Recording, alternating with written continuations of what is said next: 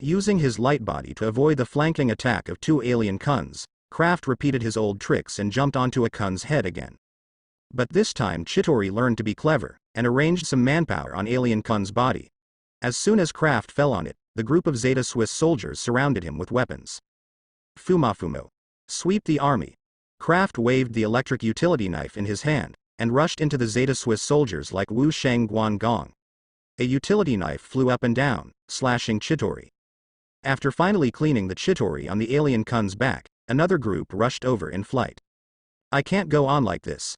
Although it takes a lot less effort to drive the driver system when cutting this group of trash fish, it can't hold up their crowds. If you don't use the driver system, the cleaning efficiency will not be so high, and you will only stay with them without stopping. The stalemate continues. After a short jump and a backflip to dodge Chittori's shot, Kraft returned to the top of alien Kun's head.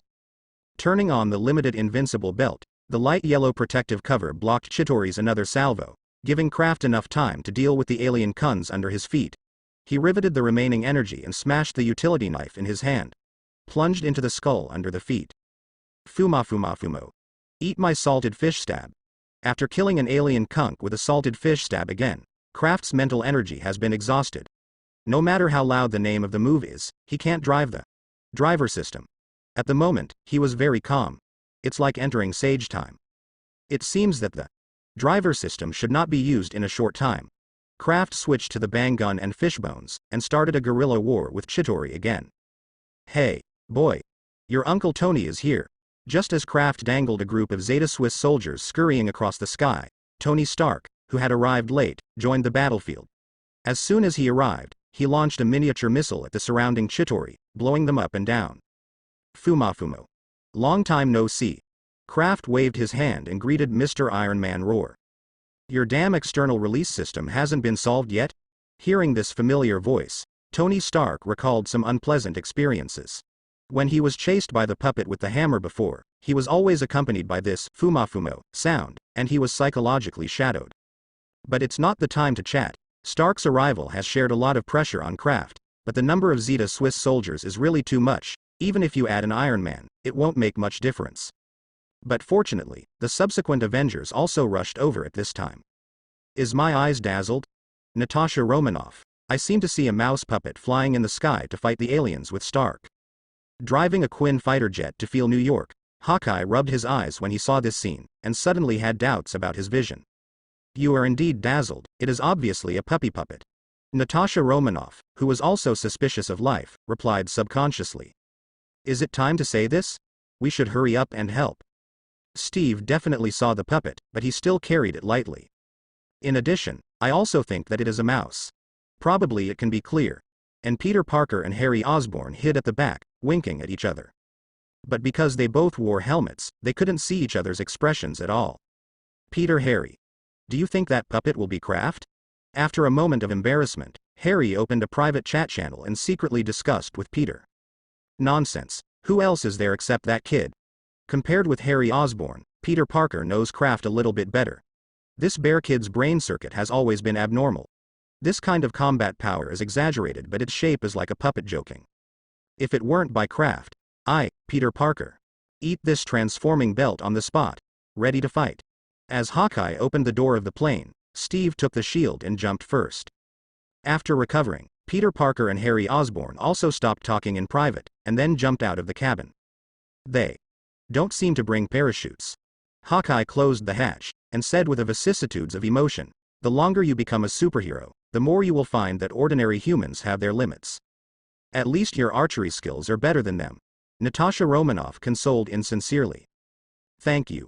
Hawkeye rolled his eyes, concentrated on driving Quinjet and Chittori into a fire. Falling to the ground, Steve led Peter and Harry to quickly clear the nearby Zeta Swiss soldiers, and then began to cover the evacuation of nearby civilians, and called the police from New York through Spider-Man, instructing them to build a simple line of defense. With the concerted efforts of everyone, Chittori's momentum of destruction was immediately stopped, but the portal was still vomiting troops to New York, and the matter would not end unless the thing was solved. Thinking of this, Kraft continued to find a way to fly in the direction of the Stark building, and everyone in Avengers also tacitly controlled the Zeta Swiss soldiers for him, but currently only Kraft and Stark can fly, at most counting Peter Parker, so the effect of containment is not very good. Gotcha. Boom. With a loud noise in the sky, Thor made his debut. As soon as the hammer god came out, he summoned a large area of thunder to turn all nearby Chidori into coke, clearing a large area of space for Kraft. The rushing lightning coupled with his red cloak flying in the wind, the scene is extremely exciting. Wind. Kraft glanced briefly. Huh? His hammer changed its shape? But now is not the time to ask about the shape of the hammer. Kraft retracted his gaze from Thor's hammer and took the opportunity to speed up to the Stark building. During the flight, Kraft was still looking around. Strange. Where did Ancient One go? It stands to reason that in this case, the supreme magician who claims to be the Earth Asgardian shouldn't be absent. I hadn't encountered it before, and Kraft thought she was going to other places to stop the aliens, but now because of Avengers. To be precise, because of the appearance of Thor, Chidori's forces are almost concentrated near the Stark building. But Kraft still didn't find Ancient One. Angela, you can help me find where the Ancient One magician is. Good brother. Angela promised, and quickly found the location of Ancient One, and then marked it on the map with a conspicuous red dot on Bo Taijun's window. Kraft looked in the direction of the red dot and found that Ancient One was not near the Stark building, but on an inconspicuous roof in the distance, guarding the building from damage.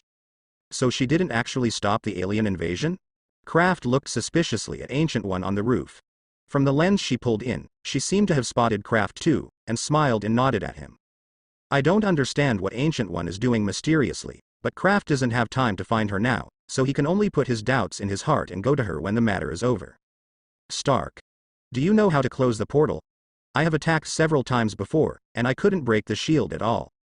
Seeing more and more aliens coming out of the portal, Kraft became a little anxious and cut into Avengers' exclusive channel to ask. I don't know either. Stark also tried to attack the portal device, but also failed. Maybe only Loki and Professor Shavig who made the portal device know about it. Barton, do you know where Professor Shavig is? Compared to Loki who can use illusions, Shavig who is definitely an ordinary human is easier to find. If my memory is correct, he should be responsible for opening the portal, so he will probably also be in the Stark building? But I didn't see him. Stark, who had passed by the roof of his own building several times, replied. Professor Shavig, you said. Couldn't he be an almost bald, somewhat chubby old man? Although it is still unknown who this young voice suddenly inserted into the channel is, Natasha Romanoff and the others are not fools, and the identity of the puppet driver is not difficult to guess. And at this critical juncture, it's not a time to entangle the real identity of the puppet driver. Natasha Romanoff directly inserted the topic and asked. Yes, it's him. Do you know where he is? If I didn't make a mistake, he was injured by mistake when I attacked the portal device. The whole person was blown out, and I don't know where I fell. Stark, Steve, Natasha Romanoff, Hawkeye, Harry. Peter Parker. It really is. Kraft is still the kid I am familiar with. What? I actually have a way. I should be able to close the portal. Kraft, feeling a little embarrassed, quickly remedied it. It just takes a certain amount of time, and I can't be distracted at that time. Someone must be there to protect me. This is not a problem. Hearing that there was a solution, Steve quickly made a decision and quickly assigned tasks to everyone. Barton, you and Natasha Romanoff go up to protect the driver of the puppet. By the way, observe the situation and report to us at any time. Natasha Romanoff, after you go up, look for the whereabouts of Dr. Shavig. By the way, we have to prepare with both hands. At this moment, Dr. Bruce Banner rode a small motorcycle, suddenly, to Steve and the others. It's messy. All we need now is chaos, Dr. Banner. Steve greeted him and said to Bruce Banner, now is a good time for you to be angry. This is my secret, Captain. Dr. Banner said with a wry smile, I have always been in anger. The green muscles broke through Dr. Banner's new clothes. Hulk, who appeared again, roared and grabbed the car beside him and threw it at Chidori in the sky. After throwing it, he beat his chest like a gorilla and roared loudly. Thor, you are responsible for blocking the portal and slowing down the enemy forces. Stark and Peter are in charge of the air, Harry and I are in charge of the ground, and Hulk. Smash me. The Avengers group followed Steve's orders and started to split up, and Kraft at the moment also took the opportunity to fly to the portal. After throwing out a few mini Octopus 8 tanks from Tong Di to protect himself, Kraft got out of Bo Taijun, and then gave its control to Angela. Kraft. Natasha Romanoff, who was brought up by Stark, saw the figure coming out of the puppet, and couldn't hold back his inner surprise, and shouted directly. Oh, it's a big sister who cooks like a meal. Kraft nodded at Natasha Romanoff, then walked over to the teleporter and reached out his hand. ZZ. When he was about to touch the device, a light blue energy shield appeared out of thin air, blocking Kraft's palm. Very good, it's still in the plan. Clough nodded his head. Although he could still feel the resistance, the energy shield was not lethal. He could put his hand on it with confidence. What is he doing? Hawkeye used a bow and arrow to destroy nearby enemies, and asked Natasha Romanoff curiously. I don't know, Natasha Romanoff shook his head. Anyway, I'll leave it to you first. I'll find Dr. Shavig. Soon, Natasha Romanoff found Dr. Eric Shavig on the platform below. However, his condition is not very good now. Those ordinary skin injuries are nothing more. There are multiple fractures all over the body, and his head has been knocked out, causing him to be in an absolute coma. Fortunately, in the misfortune, he was only lifted to the platform on the floor below. If the power of the explosion was greater at that time, he would fall directly from the upper floor and fall into a puddle of mud. After giving Shavig a brief first aid, Natasha Romanoff moved him into the room, and then quickly ran to the top of the building. How is it going? Natasha Romanoff asked Hawkeye. I don't know, the little guy just kept putting his hands on the shield since just now, and didn't do anything else. Hawkeye shrugged and began to wonder if Kraft had ability to close the portal. Where is Dr. Shavig? Severely unconscious, I can't wake up for a while. Natasha Romanoff shook his head, then looked at Kraft, who appeared to be a sculpture. Now we can only trust him, or we can catch Loki and ask how to close the portal. I doubt it. Hawkeye curled his lips, he didn't think that Loki guy would tell how to close the portal. At the moment, Kraft, who is putting his hand on the shield, is not easy. Although his super ability is the nemesis of all mechanical creations, according to the degree of complexity of the file size of the machine, the degree of difficulty of the super ability launched by him is also difficult, will rise accordingly. And there is another necessary condition for his super ability, that is, he must touch the target. Fortunately, this energy shield is also part of the teleportation device. Although the efficiency has been reduced, it can still make Kraft's super ability work. In fact, Kraft also tried to use Angela to strengthen his computing power, but I don't know if it was the conflict of dream power or other reasons. Angela's help was minimal to him. Are you sure? As the Zetaris put more and more troops, the pressure on Hawkeye and Black Widow at the moment also increased. Clint Barton couldn't help shouting to Kraft. Kraft, who was preoccupied, didn't have the time to pay attention to him, and continued to mobilize his calculation power to inject the power of Goblin technology into the teleportation device in front of him. Okay. After a few more minutes, Kraft finally succeeded, and he turned his head and plunged into the neighboring Bo Taijun. Fumafumo. Fufumafumomo. Quick. This thing is about to explode. Driving Bo Taijun to Clint and Natasha Romanoff, Kraft grabbed them one by one, and then quickly fled the roof of the Stark building. Everyone hold on. The portal is about to close. Kraft cheered everyone on the channel. Wait a minute. Someone just fired a nuclear bomb into New York. I have to send it into the portal. What the hell? Which crazy order is this? Kraft yelled at him. He had no control over when the manufacturer had replaced the Goblin Technologies transmission device. This is an order issued directly by the Council over Nick Fury. This group of bastards who will only drag their legs. Kraft gritted his teeth and cursed. But I have no way to control the exact time of the explosion of the portal device. Jarvis, maximum speed. It's already the maximum speed, sir, you will never go back. Maybe. Stark didn't back down because of this, but continued to fly towards the portal in the sky holding the nuclear bomb. The other Avengers struggled to clean the Chitauri around the Stark mansion to prevent them from blocking Tony Stark. As Stark was about to send the nuclear bomb into the portal, he heard a loud noise from the top floor of the Stark building. Boom. Before Stark sent the nuclear bomb into the portal, the transmission device exploded in advance, and as the beam of light disappeared, the big hole in the sky began to shrink until it closed. And the ecology of Chitauri didn't know what was going on. The moment the portal closed, the Chitauri troops on the Earth lost their vitality and fell to the ground. Damn it. Watching the portal close in front of him, Tony Stark also had an old blood pouring into his throat, but he did not give up, but continued to hold the nuclear bomb and flew into the higher sky. Mr. Stark. Peter shouted hoarse in the channel. Everyone guessed Tony Stark's plan. Are you going to die? Kraft screamed on the channel, and even his backhand was useless at this time. It's not that he doesn't have the technology to quickly solve the nuclear bomb, but who would have thought of throwing a nuclear bomb into the city center due to neurosis? He hadn't prepared a similar plan at all, and the methods he could use now were too late to catch up with the climbing Stark. I remember what I said to you, sometimes things are more important than life, kid. Even if he was dying, Stark did not forget to educate Kraft. How do you feel? Kraft. When Kraft was in shock, Ancient One did not know when he appeared by his side. Fumo. Fumomo. Fumafumo. By the way, you will also open the portal. Help. Fu. Bah. Now is not the time to be funny. Kraft turned on the external amplifier he had installed, and said the previous words again. Definitely, I'm here for this. Ancient One smiled and opened a portal in front of him, then raised his leg and stepped in.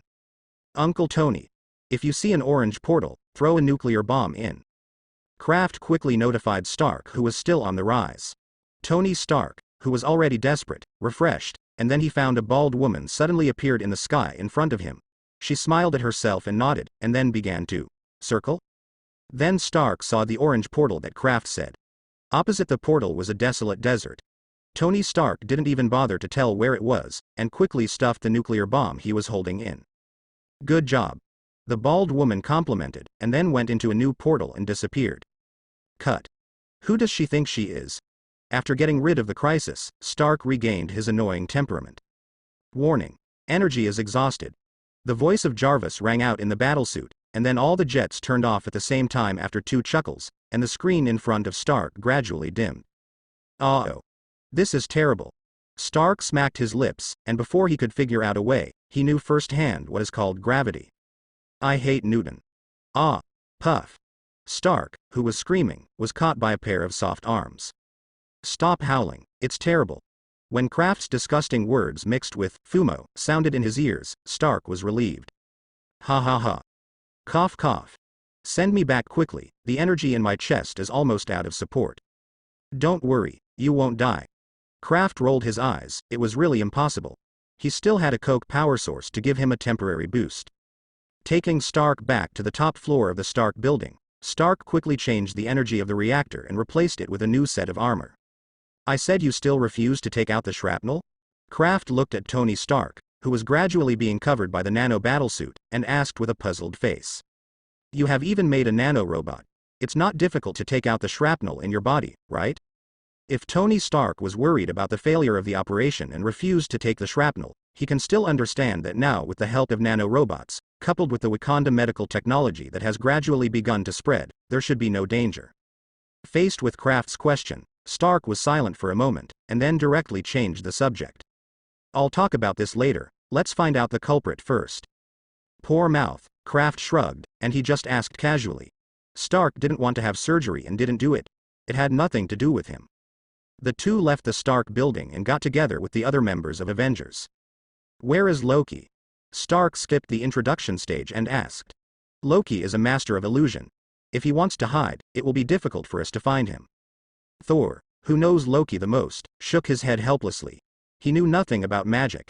Now Thor needs Mjolnir's assistance even to release lightning. No matter how difficult it is, we have to find him, Natasha Romanoff said sharply.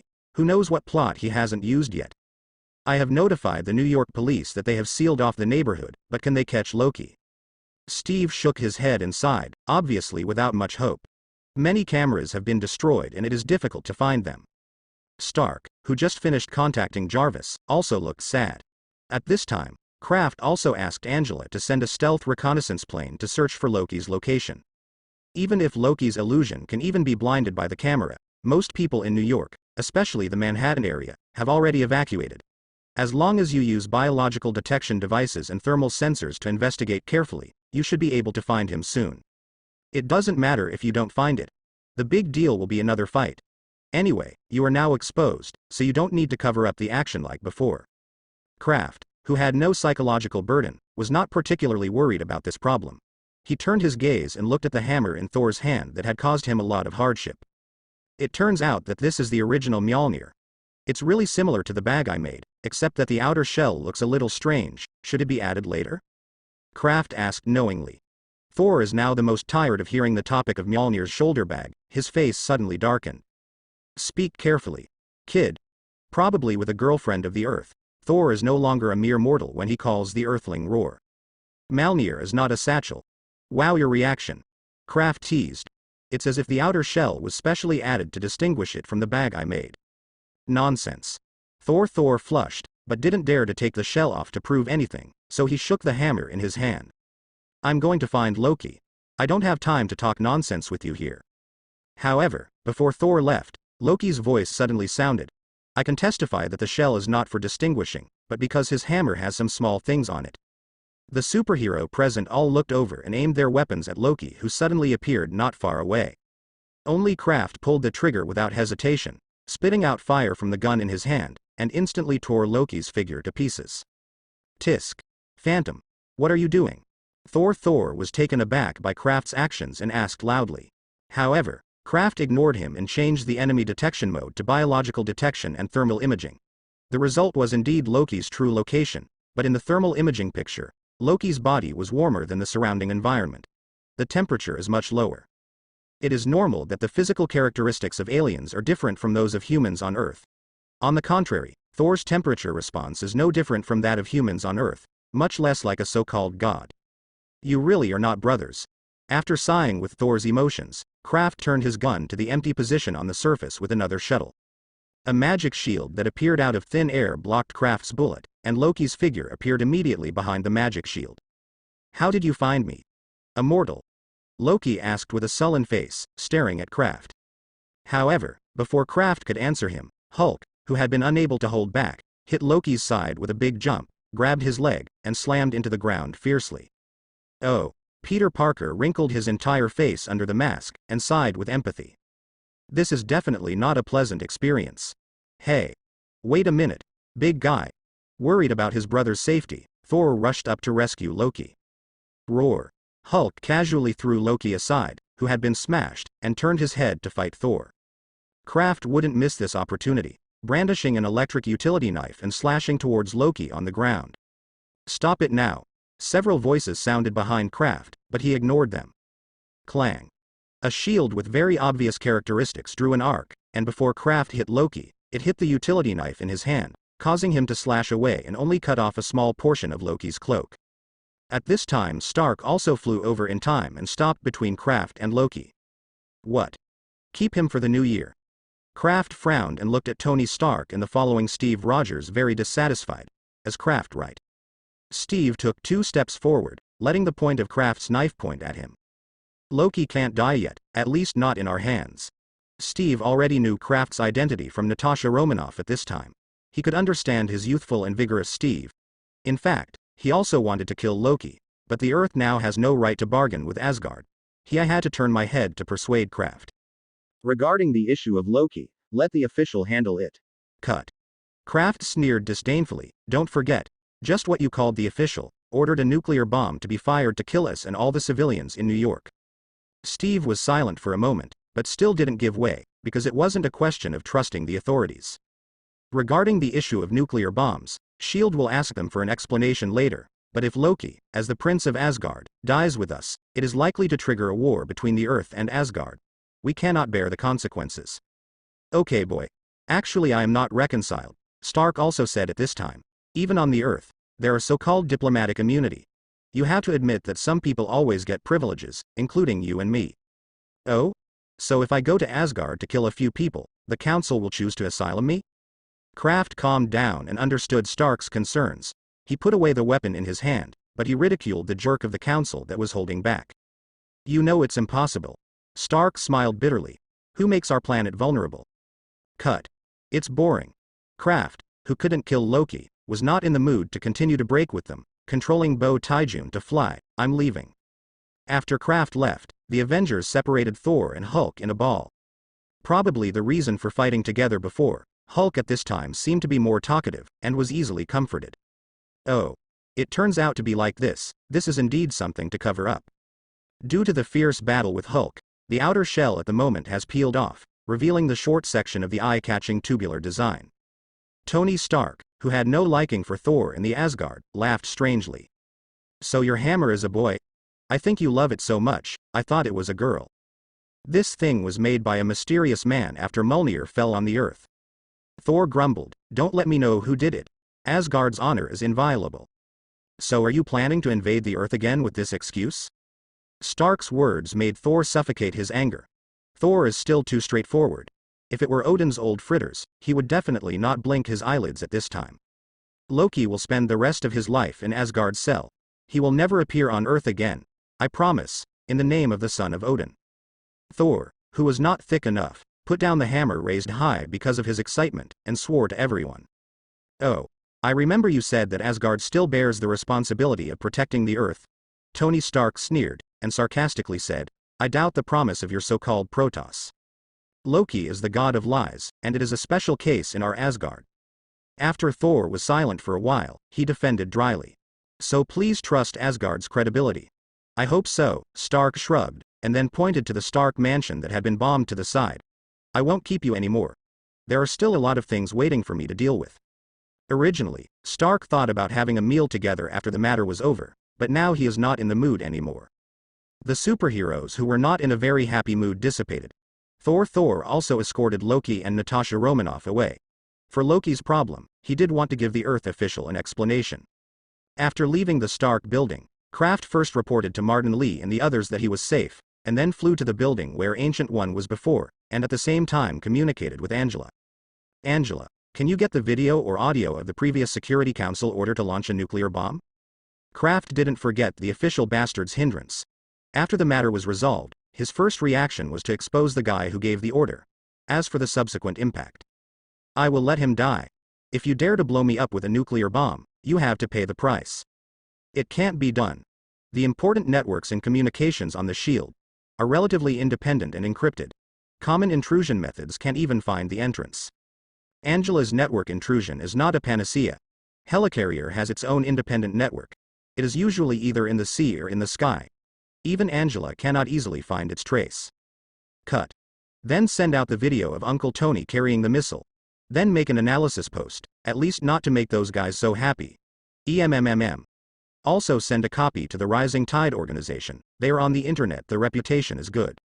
Because the Rising Tide has always been keen on exposing some secret information, coupled with the Wakanda incident not long ago, they have a large number of fans on the internet, and many conspiracy theory enthusiasts regard the Rising Tide organization as a network superhero. Therefore, throwing the news to the Rising Tide organization can spread the news more quickly, and with their group of people's computer technology, it is not so easy for officials to easily block the news.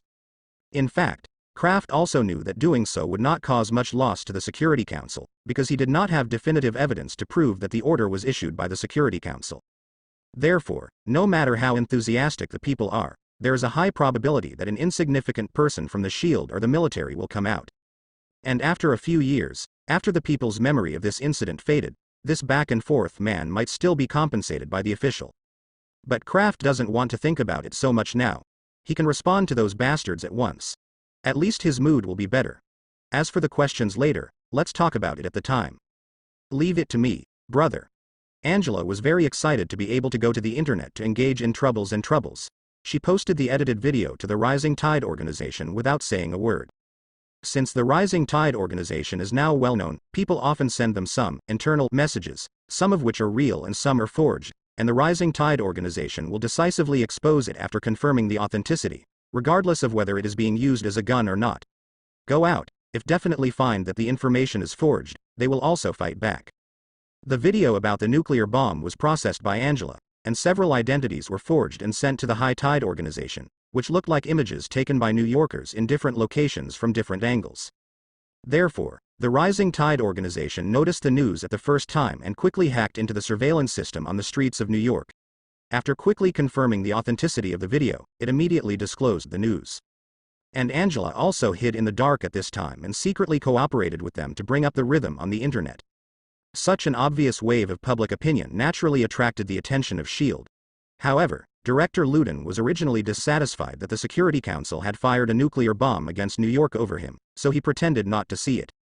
Hydra considered that maybe it could take this opportunity to plug its own people into the Security Council, so it also didn't wipe their ass for them, but began to fan the flames secretly.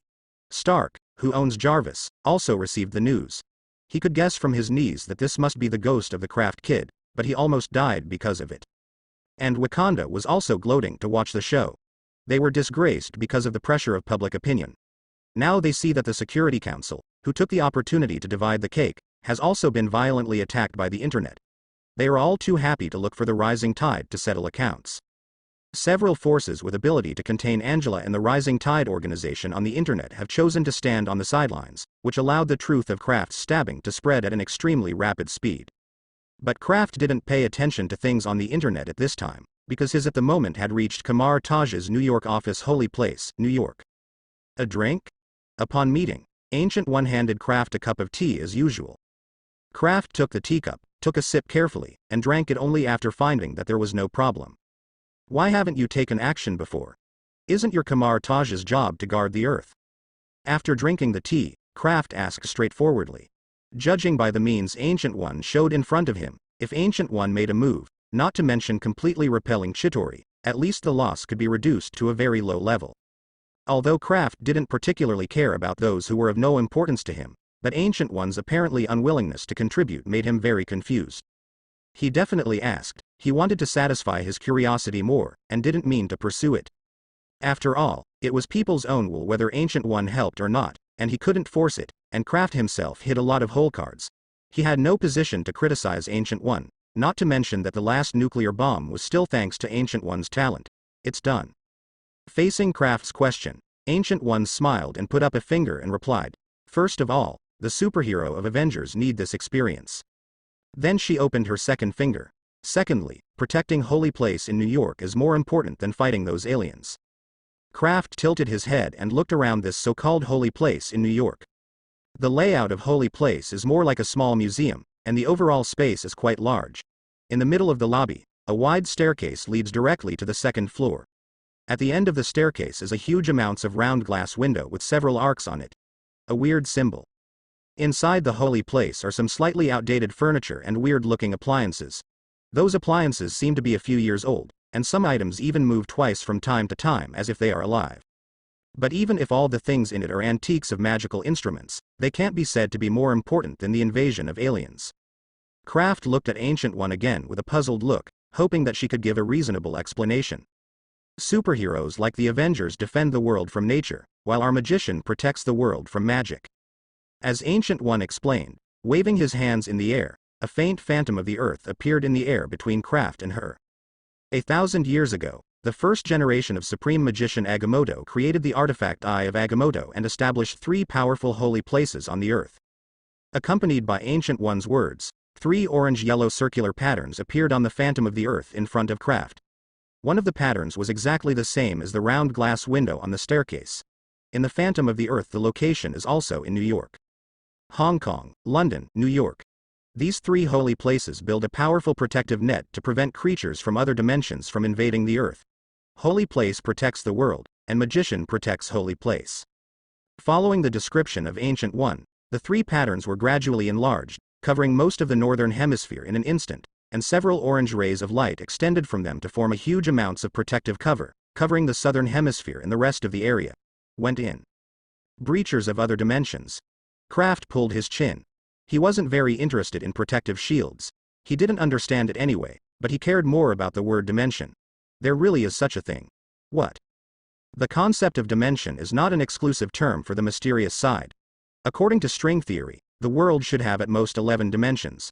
There are other similar theories, which may be different in definition from the dimensions mentioned on the mysterious side, but the scientific side also has related cognitions. But so far, Kraft hasn't heard of anyone who observes other dimensions, let alone contact and confrontation. Then again, no one has been able to find the existence of other dimensions. Maybe it is because the 3 holy places of Kamar Taj protect the earth. It's like a person hiding in an iron box, and people outside can't hit him, and he doesn't want to hit people outside. I see. Clough nodded his head. He didn't doubt Ancient One's words.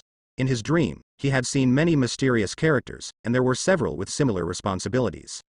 So Ancient One's statement was tenable in Kraft's view, and she had no reason to deceive herself on this kind of thing. After satisfying his curiosity, Kraft told Ancient One about his main purpose of coming here to learn Kamar Taj's spells. Mainly because of the convenient portal and mirror space, as well as mind reading. Kraft has been thinking about it for a long time, but he didn't have time for exams before. Now he is so troubled by the Zeta Rising, he has free time to study. Ends. Definitely no problem. Kamar Taj will not refuse anyone who comes to study. Well, Let me ask in advance. After I learn Kamar Taj's spells, do I have to bear accusations of protecting Holy Place? If it's just to take care of Holy Place in New York, Kraft doesn't have a problem, but if he wants to stay here for a long time like the magicians of Kamar Taj, then he would rather not study. No, we never force the magicians to stay. In fact, many magicians have chosen to return to ordinary lives after they have learned the magic. As long as we don't use Kamar Taj's magic to do evil, we will not interfere too much. Other people's choices. Ancient One paused, then added, and not everyone can learn Kamar Taj's spells. Intelligence, perseverance, ability, belief. There are too many things that can affect people's learning of spells. Didn't you say that someone in the future will become the supreme magician? So I should belong to the category with the ability, right? Did I tell you? Ancient One blinked, and then explained. Well, you do have the potential to become a supreme magician, but I should have also told you that everyone has countless possibilities. Sex, and your possibilities are far beyond ordinary people, so. Ancient One's words changed. In the future, there will be you who will become the supreme magician, and naturally there will be you who can't learn spells at all. Then. Okay, but I have to try first anyway, right? Kraft scratched his head, but he didn't particularly care about it. He originally came to learn spells because of convenience. If he can't learn it, he can only wait for similar technology to appear in his dreams in the future. By the way, there is a question before that.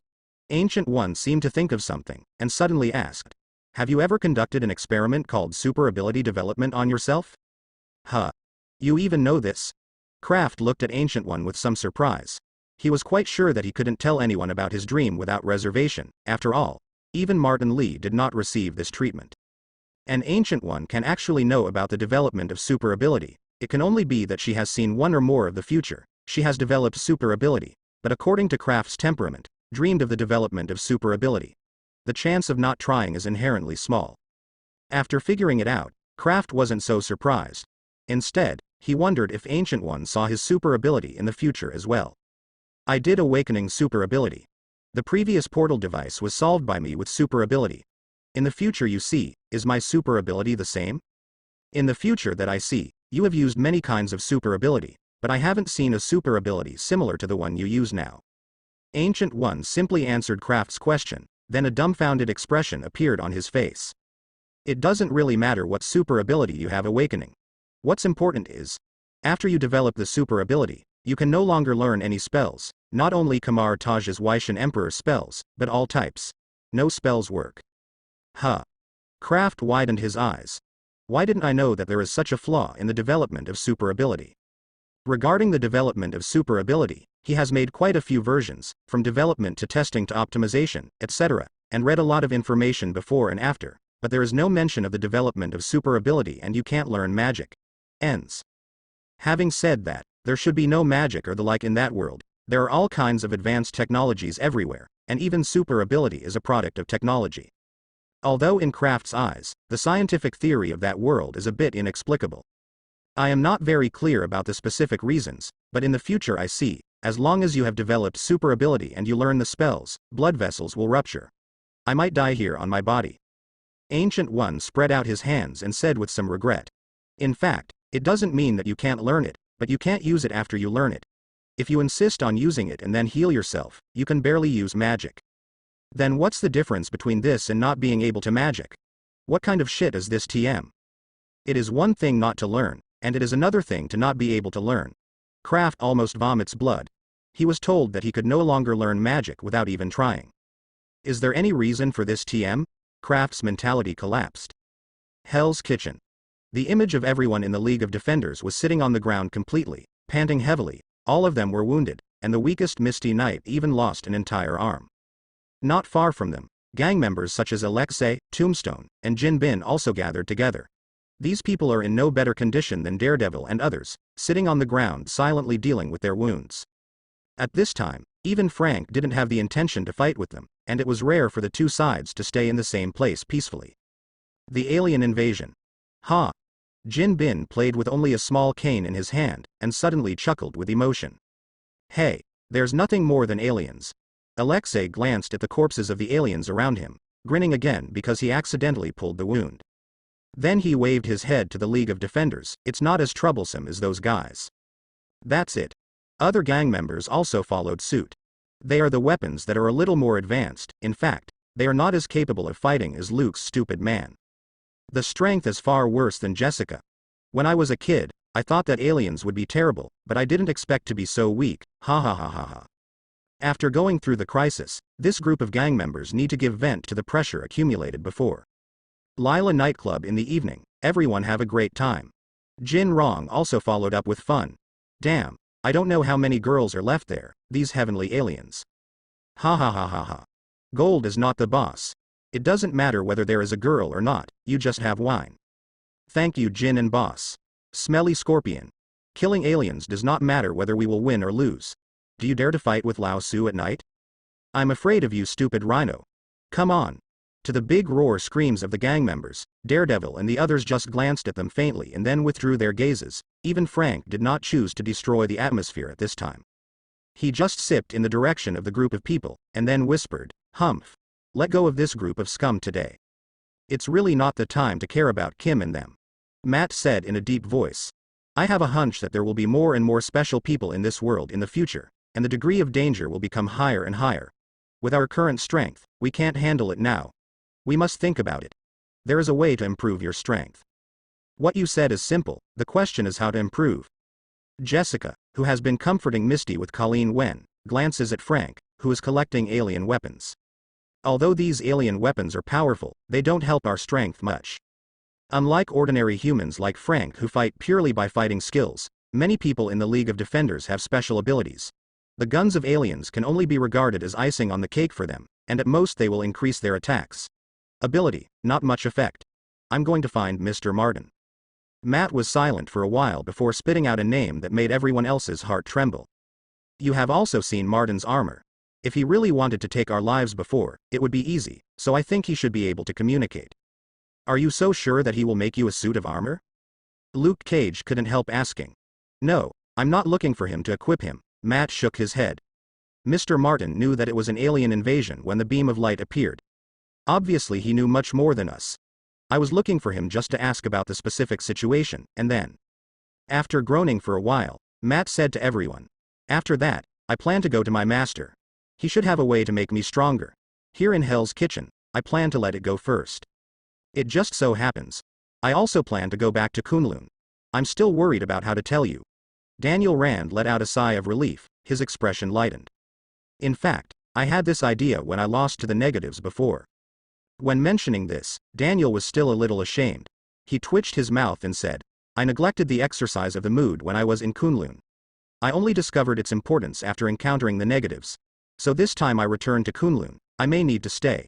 It's not a short time. Then what shall we do? Jessica couldn't help complaining. Because of the Purple Man, she actually went with the trend in her personality. There was nothing to join after Iron Fist, but Matt was one of the founders of the League of Defenders, and Jessica also went through joined only after his persuasion.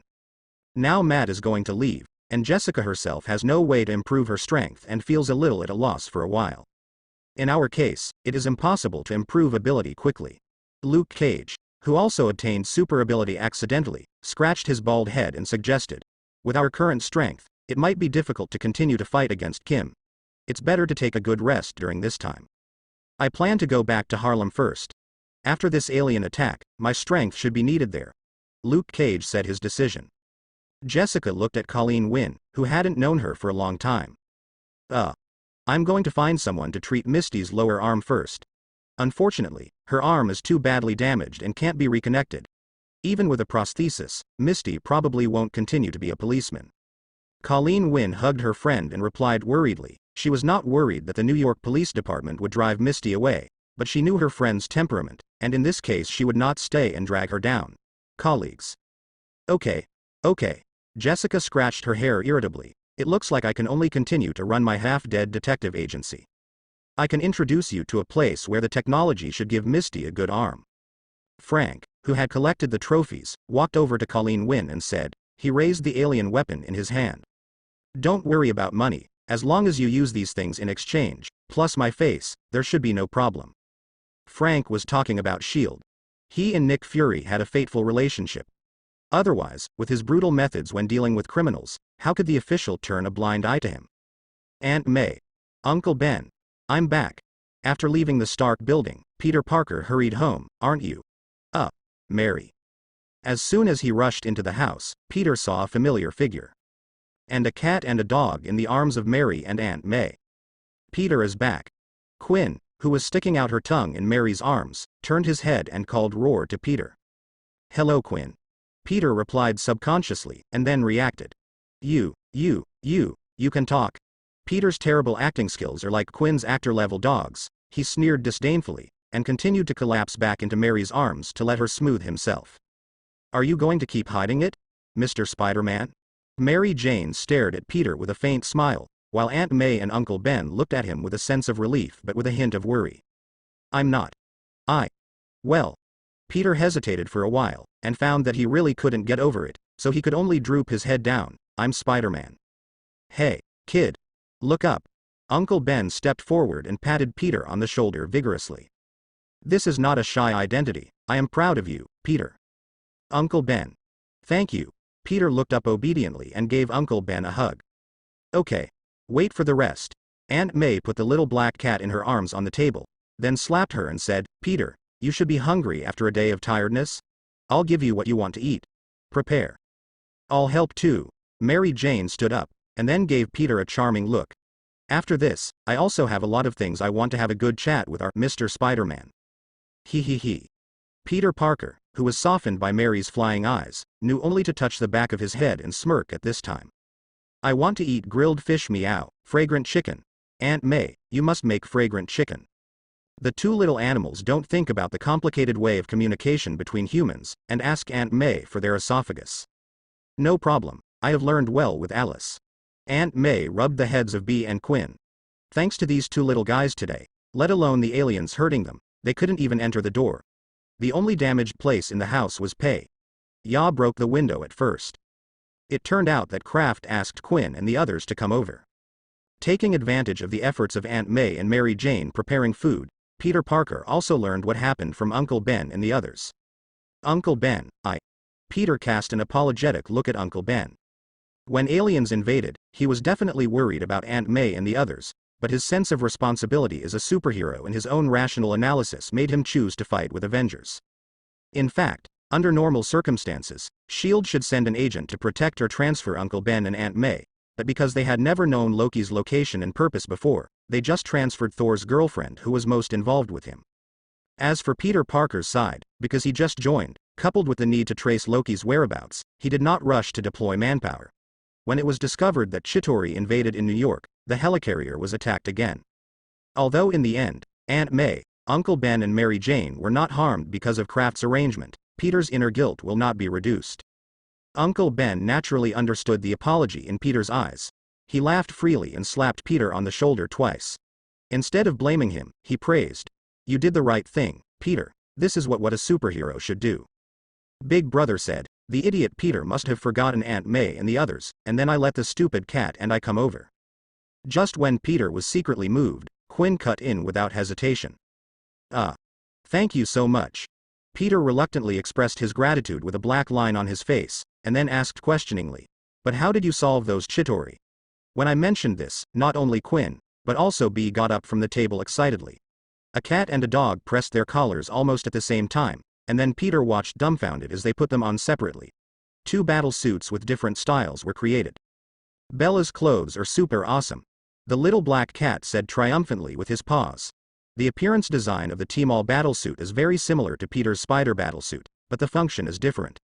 On the little paw raised by Beja, a small light blue blade appeared, and under her control, it stretched and shortened continuously, and at the same time, it spit out the same light on the tip of her tail.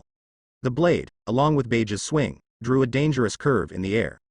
And Quinn's snarling battlesuit made Peter feel cold and sweaty.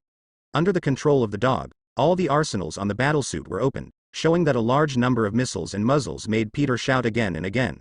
Stop, for fear that he would escape accidentally. "It's okay, Quinn, your battlesuit is also very powerful. You can put these weapons away." After Quinn and Beja showed up, put away their battlesuit, Peter then touched the cold sweat on his forehead and smiled bitterly at Uncle Ben. Before the alien invasion, Quinn and Beja both took turns to solve the problem. Uncle Ben didn't even know that they had so many dangerous weapons on their bodies, and the kid Kraft was as unexpected as ever. After another while, Mary Jane and Aunt May brought out all the prepared meals, and they asked Peter various questions as they ate. And Peter answered these questions as much as possible, but some of them are more embarrassing.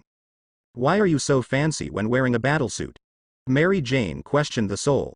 Well, this kid was made by Kraft, he just wanted to see me embarrassed. But I think you seem to enjoy it. Don't throw everything on Kraft. Aunt May is still eccentric to Kraft as usual, but her rebuttal is also very reasonable. Every time you change I'm in the crowd all the time. It is because there was too much movement when transforming. I can only choose to use a normal battlesuit to enter the stage first, and then transform, otherwise it will be too easy for people to discover my identity. He couldn't admit his own boring nature when he was killed. Peter quickly made excuses for himself. Then why don't you use the stealth mode? Quinn, who was biting the fragrant chicken, tilted his head and asked curiously. Sneak mode? What is that? Peter Parker looked dumbfounded. It's the mode that turns off the sound and light effect when transforming, meow. Beja, who has a small appetite, at the moment has finished her grilled fish, licking her paw to explain to Peter. As long as you have asked the T-Mall elf, it will tell you. What the hell is the T-Mall elf? Peter Parker's face is dumbfounded. That's the voice that chats with you in the battlesuit. It's mysterious. Quinn turned his head to look at B after he said, B's voice is called T-Mall elf, and mine is called Dark Sword. Ouch. Even if there is no such thing as a T-Mall genie, can you actually ask Kraft? So, Peter, you never thought about solving this problem, right? Mary Jane discovered the truth and looked at Peter Parker sitting on pins and needles with a smile. And Uncle Ben and Aunt May also smiled. If I said, I didn't expect to have this method, would you believe it? Peter Parker opened his face in tears, struggling to death. Quinn, who had eaten the fragrant chicken, licked the food residue on his mouth and looked at Peter. You're so grumpy. After the Battle of New York, Clint and Natasha Romanoff also returned to S.H.I.E.L.D. and reported Kraft to Nick Fury. Is it this kid? It's really tight to hide. Nick Fury twitched his mouth, lowered his head and groaned for a while, then made a decisive decision. The first is about Kraft's identity. He intends to help keep it secret as much as possible. Although many forces must have known his identity at this time, S.H.I.E.L.D. still has ability to stop them. The kid Kraft doesn't have a lot of affection for the government, especially the America government. If the group of idiots run to provoke him, it will only cause greater conflict in the end. As for the Security Council, it is estimated that they are having a headache for public opinion, and they will not care about it for a while, and even if they have any ideas, they can lie that Kraft is a member of the Avengers, just because they are too old. Little inconvenience to participate in too many tasks and the like. In addition, the relationship between Stark and Kraft is also good. The Osborn group should not ignore Peter's relationship, and his adoptive father Martin Lee has some strengths, so it is better to ensure that he will not be harassed too much. No problem. As for the techniques that Kraft showed, Nick Fury is definitely very greedy, but he knows that this kind of thing is not anxious, and he must proceed step by step and put Krafta into the camp of S.H.I.E.L.D. little by little. With the attitude that Kraft showed to Thor and Loki before, this kid's overall position is still on the human side. Although the three views are a little bit crooked, it's not a problem. S.H.I.E.L.D. has fewer weird things. And Nick Fury actually appreciates Kraft's attitude at the time. If he can, doesn't Nick Fury want to kill Loki? But as Steve and Stark said, the Earth is not qualified to negotiate terms with Asgard, and even needs Asgard's power to help them protect the Earth. Even now they still need to rely on Thor to maintain their relationship with Asgard, so sometimes they have to choose to swallow their breath. But it was a good choice for Asgard to have such a stunner Kraft to make Asgard hesitate. Nick Fury rubbed his chin and thought for a while, thinking he could use Kraft a little bit in this regard. By the way, who was the last person to solve the nuclear bomb? Nick Fury was not there at the time, and only a figure appeared in the sky through the video. He didn't know what method was used to create a portal for Tony Stark to throw the nuclear bomb in. That's a bald white woman. Natasha Romanoff and Hawkeye were beside Kraft when Ancient One appeared, so they also heard the conversation between them. The specific origin is not clear, but it should be Kraft. Someone you know very well. Natasha Romanoff frowned and said with some uncertainty, she doesn't feel like an inventor like Stark and Kraft, but a bit like a magician? In fact, Natasha Romanoff also felt that her guess was a bit unreliable, but Ancient One's ability, which created a portal at random, and her own mysterious temperament made Natasha Romanoff couldn't help thinking about magic. And even Thor appeared. Loki also showed magic from Asgard. Then there are magicians on the Earth, it should be reasonable, right? Magician? It's not impossible. Nick Fury heard Natasha Romanoff's statement, but he didn't have many expressions of surprise. He knew a little more about this kind of mysterious power. There are many members of the Spear Bureau on the other side of the ocean with similar abilities. There is also the Iron Fist Daniel Rand, who has only recently appeared in Hell's Kitchen in New York. Although his ability is not magic, it is not a product of science. This country with profound historical heritage always has some unexplainable heritage, which makes Nick Fury very envious. As for the bald woman who is suspected of being a magician, Nick Fury doesn't think she is the Asgardian hidden in America. With the length of America's history, even if there is a magician, it should be an Indian. So it is more likely that Kraft came to help because of the face of Kraft. After all, the magician portal was opened so slippery, and the passport or something was a piece of waste paper for her. In this case, the value of winning Kraft is even higher. Is there really magic? Seeing Nick Fury's reaction, Natasha Romanoff was taken aback by herself. She looked at Director Fury in disbelief. Originally, Natasha Romanoff thought it was just her own random thinking, but Nick Fury would actually agree with a serious face. Own analysis. Well, this world is really getting crazy. Clint Barton rubbed his temples, wondering if he should retire and go back to the family farm at this time. After all, Hawkeye is just an ordinary person who can shoot arrows accurately and has a little fighting skills.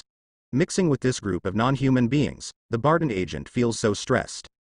About that magician, don't mention it to anyone. Nick Fury is more cautious about things like magic that he doesn't know much about. He plans to ask Thor first when that time comes, how many mythical characters like them should have something to do with magic. The depressed Kraft returned home from Holy Place in New York. The dog and cat were still eating and drinking at Parker's house. Martin Lee was still cleaning the battlefield on the Devil's Gang. The only ones at home were from school. Alice. Brother, you are back. Alice ran to the hallway to greet Kraft, and asked caringly, Brother, are you not injured? No, that Chitauri is too wasteful, it can't hurt me at all. I have to say that Alice's healing power is full, and Kraft's mood suddenly improved a lot. That's great, Alice said happily with her palms together. Brother, what do you want to eat? I'll make it for you. Fried noodles, I haven't eaten noodles for a while. Okay. Alice trotted into the kitchen happily, picked up the pots and pans, and started to play. I always feel as if I forgot something. After Kraft, who was sitting on the sofa waiting for dinner, let go of his mind for a while, he suddenly moved in his heart, and his brows gradually wrinkled. There are too many things today, and he needs a good stroke. Kraft folded his hands, lowered his head and thought for a while, before suddenly waking up. Tesseract. Originally, he first joined the battle. In addition to fighting the aliens, he also wanted to take the opportunity to see if he could get another infinite gems, but at the time there were too many things he forgot, and he didn't notice that Tesseract was finally caught by himself. Where did it go? Angela, track down that infinite gems. Although I look for it now, it is very likely that it has been recovered by S.H.I.E.L.D., but in case, maybe they are as busy as themselves and forget it. With a trace of unrealistic fantasy, Kraft asked Angela to track it with the infinite gems radar. It's a pity that fantasy is always a fantasy. When Angela projected the screen on the infinite gems radar onto the wall, the screen showed that the 2 infinite gems were about to arrive in Washington. Sure enough, it was taken away by S.H.I.E.L.D. Damn it, a step slower. Kraft still knows about the headquarters of S.H.I.E.L.D. in Washington, but 2? Kraft scratched his head, and Ancient One followed. Does she want to get that infinite gems too? But won't she draw a circle portal? Tesseract is not that important to her, is it? Regarding the ability of the 6 infinite gems, he also asked Ancient One before. From the perspective of the effect, Tesseract should be the space gem. Kraft, who has mastered a lot of space technology, is actually not interested in it. Although the portal of gnome technology sometimes pulls his hips, didn't he think about going to Ancient One to learn how to circle? Who knows that I can't learn magic? Even Kraft is not very interested in space gem, so Ancient One, which can open and close the portal at hand, shouldn't need it much, right? I always feel that something is wrong. Kraft was lost in thought again. Wait. Ancient One usually puts time gem in Eye of Agamotto, its own infinite gems radar can't detect it at all, and the previous Chitauri invasion of Ancient One was just guarding Holy Place in New York, she should be useless go to time gem. That is to say, there were actually 3 infinite gems in New York at that time, and 2 of them have now fallen into the hands of S.H.I.E.L.D.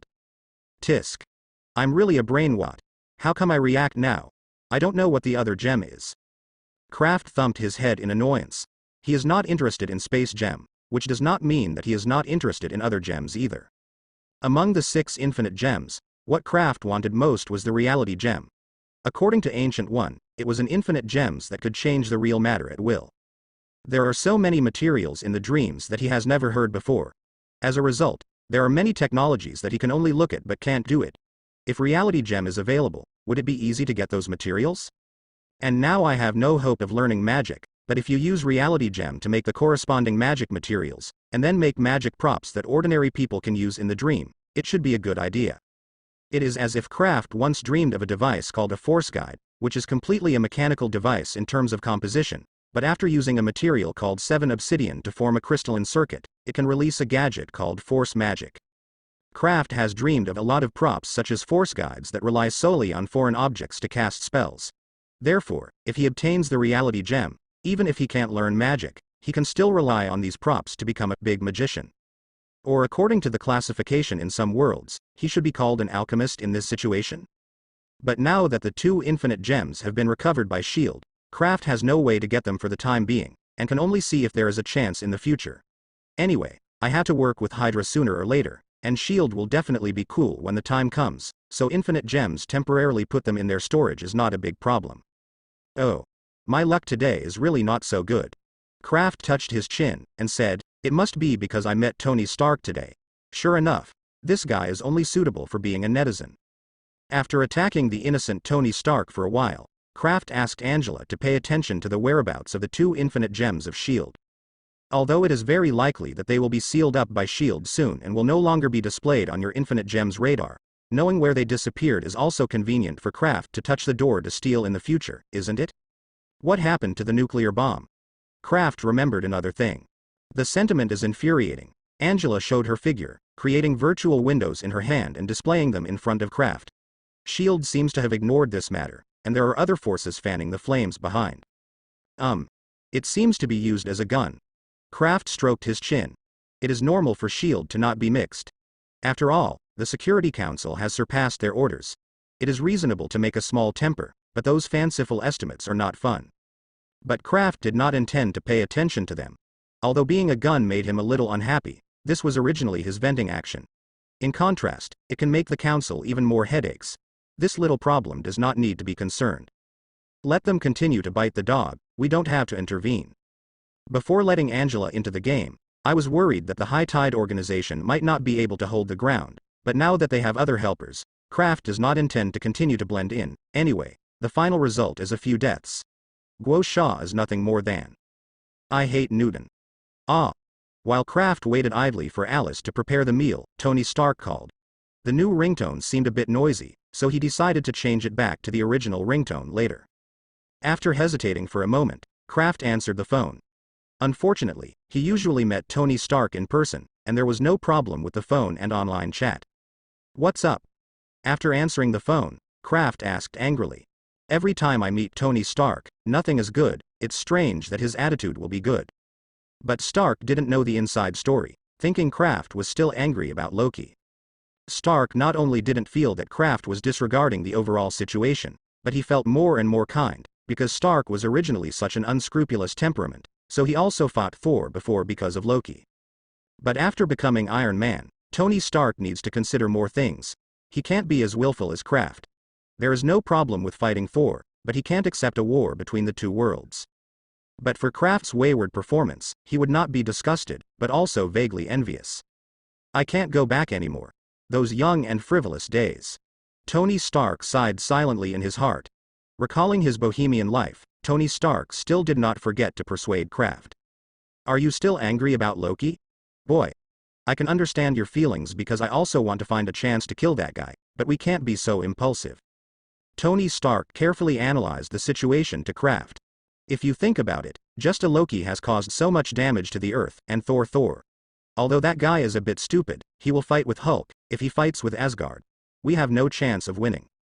In fact, Kraft calmed down when he was stopped by Steve and Stark. After careful consideration, he realized that the Earth is currently unable to resist Asgard's attack.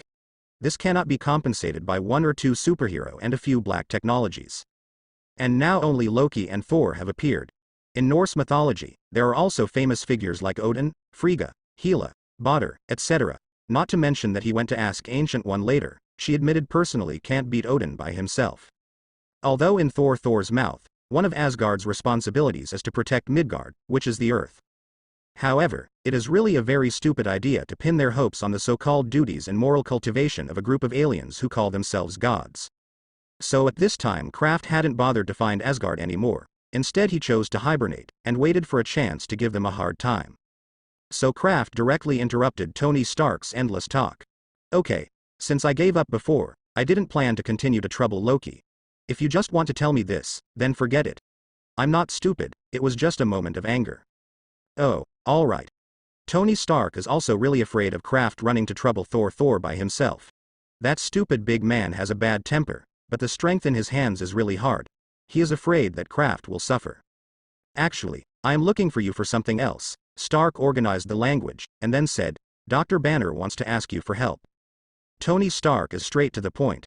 He is already quite familiar with Kraft, knowing that it is better not to talk to this kid without talking about other things.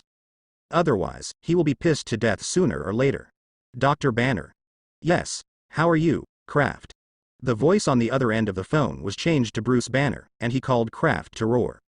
What's the matter with me? For Bruce Banner, Kraft still admires him. He is not worse than Tony Stark in academic terms, but is much better than him in personality. And after he became the Hulk, in order to prevent harm to other people, he took the initiative to live in isolation, which is a very rare thing. Therefore, Kraft's attitude towards him is relatively mild. Then Tony Stark was dissatisfied. He was bothering to guide Kraft and to help him keep secrets, but the attitude of Kraft to him has always been poor. Originally, Stark thought he had this attitude towards most non-Asian people, which was a historical issue, so he didn't care about Kraft much. But it doesn't seem to be the case now. This kid is targeting me, Fat Tiger. Hey, boy. Do you have any opinion on Uncle Tony? Tony Stark's voice reinserted and asked loudly. Every time I see you I have to be unlucky. How could I have no objection to you? Kraft chose to tell the truth, but made Tony Stark angry enough. Is this what people say? When we met for the first time, I was beaten up and scrambled.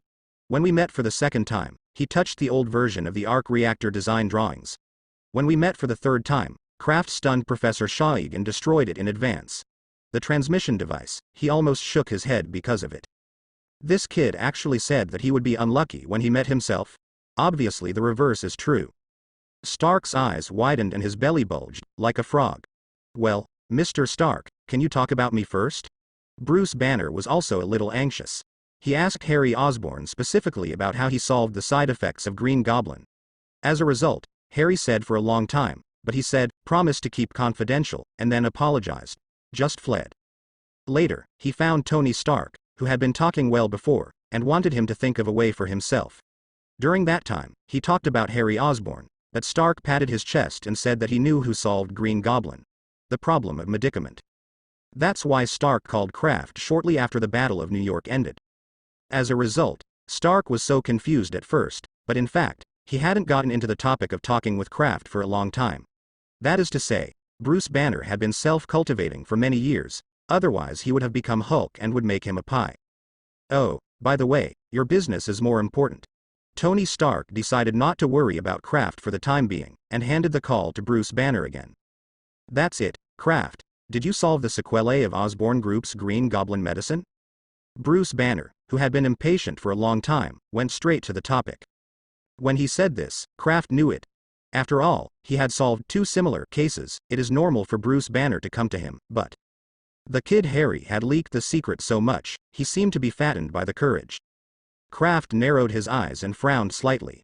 Fortunately, Bruce Banner had a bright mind and found that Kraft was suddenly silent, and he thought of Harry Osborn's scrupulous performance before. He immediately guessed the truth and quickly explained it for Harry. It's not Harry Osborn's leak. I asked him before, but he didn't say that it was speculated by Mr. Stark. Oh, I see. Kraft's expression relaxed, and there was a faint regret. He had already planned what to do with Harry Osborn, so it would be a shame to just give up. In addition, Stark really troubled himself again. I can try. Kraft was actually curious about Bruce Banner's situation. The equipment Harry used before shouldn't be removed. Let's make an appointment to meet there. Norman Osborn has not been released on bail, and Harry will definitely not tear down the laboratory. That's right, Kraft added. Uncle Tony don't go. It's always okay to meet him. Do you think I want to see you, brat? Stark yelled angrily from the side. But Kraft didn't take it to heart at all. He and Stark were familiar with him. He had already discovered that this guy was a hard-spoken tsundere. It was tsundere's setting that looked a little disgusting on an uncle. Ah. With Tony Stark's character, it is estimated that by then he will definitely come in cheeky. Kraft patted his forehead, and thought reluctantly, it seemed that he couldn't exclude the Broomstar. What do you Avengers plan to do with me in the future? After setting a schedule with Bruce Banner, Kraft turned his head and asked about himself. Tony Stark knew better about this. We are not going to do anything to you as a kid, Stark took the stubbornly. And the Battle of New York also closed the portal thanks to you. Although the guy Fury wants me to pull you into the Avengers, I think you should know interest. You know me quite well. There is one thing to say, Stark is really good to him, but they don't seem to be very good at each other, Kraft thought helplessly. But you also understand the virtues of those politicians. I can't guarantee that they won't harass you. Although Nick Fury also said that she would use S.H.I.E.L.D.'s power to help you stop them, you have seen the situation before. The nuclear bomb said launch and launch. That's enough. Clough nodded his head. The reason he asked about this was purely when he came back, he saw that many acquaintances in Chinatown were physically defective because of Chitauri's attack. So he wanted to take out the mechanical prosthetic technology in the world with alchemy to help them. When he talked his thoughts to Stark, he burst into laughter. Ha ha ha. I know what you're worried about, so feel free to leave it to me. With Stark Industries supporting you, those hyenas will definitely not dare to do anything with your technology. Stark is always relieved, he feels that he is right, Kraft is still a good boy, although it may be a bit racist. But you are only installing for acquaintances in Chinatown. I'm afraid it won't work. That would make them a target of public criticism. Whether it's selfish or public, Stark intends to persuade Kraft. You can order a high price, or a limited supply, but it is best not to directly cut off the hope of other people to install prostheses. After all, there are not a few people you want to assemble, and you cannot use the excuse of mass production. I definitely know this. I'm just a preliminary idea. I will discuss the specifics with Martin and then come up with a charter. Kraft originally intended to make mechanical prostheses as the next product of Dreamland. Anyway, as long as the restrictions are set, the problem should not be big. It's a coincidence.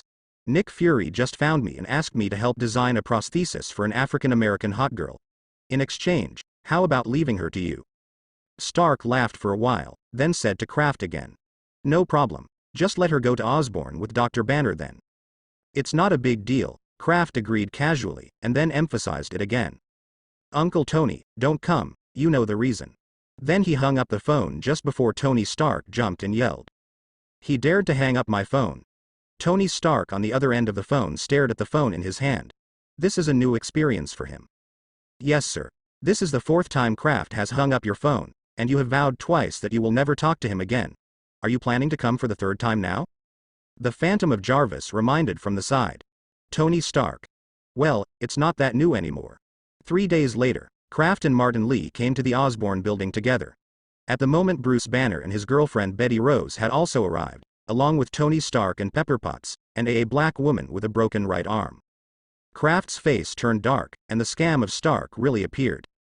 Perceiving Kraft's unkind gaze, Stark raised his eyebrows at him triumphantly, with a defiant look on his face. As the host, Harry Osborn led everyone to the laboratory and took the initiative to introduce their identities to both sides, although most of them have known or heard of each other. Martin Lee? Aren't you the negative? Because Martin Lee didn't wear a mask and Asians looked similar to foreigners, Misty Knight didn't recognize him until then, and immediately took a step back and put on a guard posture. I'm not here to trouble you. Martin Lee glanced at her casually, turned his gaze to Tony Stark, and shook his hand. Thank you for taking care of Kraft, Mr. Stark. Ha ha ha, you must have a headache with such a child? Martin Lee could only respond with a wry smile. But Kraft was very upset. When was he taken care of by Tony Stark? And he was obviously pretty good, and he repelled the aliens and saved the world a few days ago. Kraft stared at Stark without knowing it. After a simple greeting, everyone walked into the laboratory where Harry Osborn and Martin Lee had been solved before. Peter Parker has been here for a while, mainly debugging the machine. Compared with before, there are some more equipment in the laboratory, mainly to prevent Hulk from destroying, and to install an arm for Misty Knight. After letting Dr. Banner lie down on the test bench, and after giving him a detailed test, Kraft and others looked at the data and seemed a little silent. Is Bruce's problem serious? Betty Rose asked cautiously. This is not a serious problem, Peter Parker explained, waving his arm. From the results of the inspection, Dr. Banner's situation is different from Harry's and Uncle Martin's. What should I say? Peter organized the language before continuing to explain to Betty. Green Goblin and the negatives, to put it bluntly, amplify the negative emotions, or evil thoughts, of Harry and Uncle Martin. Although they look like dual personalities, they are actually the same person in essence, and they are the masters. The situation of Dr. Banner and Hulk is the real dual personality. They are two relatively independent individuals, so the previous method we used to solve Harry and Uncle Martin may not work wonders for Dr. Banner. You're not quite right, Peter. Martin Lee interrupted Peter Parker's explanation. In the beginning, Martin and the film were completely separate personalities, but they gradually integrated later. Martin took a look at Kraft, and then continued, so if Dr. Banner and Hulk can be further integrated, then the methods we used before can also be used on him. Yes, and I think there is a possibility of integration between the two. Kraft, who had been meditating before, pointed to Betty Rose. The reason is that Hulk can be soothed by Miss Rose, and the battle a few days ago Hulk is also actively helping. Then he turned his head to look at Bruce Banner. The biggest problem at the moment is actually Dr. Banner's rejection of Hulk, and because of your rejection, it is likely that Hulk will not cooperate. There is such a thing in my body, how can I accept it with peace of mind? Bruce Banner asked with a wry smile. His life has become a mess because of the existence of Hulk, and now he has to get along with Hulk in his heart from the bottom of his heart. This is not something that can be done with just a word. I even tried suicide, but Hulk spit out the bullet again. Oh. How about you try this potion? Hearing Dr. Banner's complaint, Kraft's eyes lit up. Then he took a test tube with green liquid from his pocket and handed it over. What is this? Bruce Banner took the test tube and took a look in front of him curiously. The liquid in the test tube didn't look like a potion, it looked like some kind of vegetable juice. He opened the stopper and sniffed it, but he couldn't smell it. What is this? Harry Osborn on the side twitched his mouth. He was familiar with the medicine in the test tube. He glanced sideways at Peter Parker beside him, and saw that he was pursing his mouth, watching his nose and nose, his head lowered. Obviously, he also recognized what the medicine in the test tube was. Harry thought for a while, thought it would be nice to have another victim who was sick with him, and then decisively chose to remain silent. You'll know if you drink it. Kraft didn't answer Dr. Banner's question directly. It's not poison anyway. Well, it doesn't matter even if it is poison. With Hulk, the poison won't kill me at all. Dr. Banner narrowed his mouth. He guessed that the test tube might be some kind of tranquilizer, but he had tried that thing a long time ago, and it didn't have any special effect. Dr. Banner, who had not reported a glimmer of hope, raised his head and drank the liquid in the test tube. The taste is not bad, it's refreshing. After drinking, Dr. Banner commented on the taste. As soon as he lowered his head, he saw that his skin was turning green, and his face changed suddenly. Be careful. Hulk is coming out. Eh? Dr. Banner soon discovered that the situation seemed to be wrong.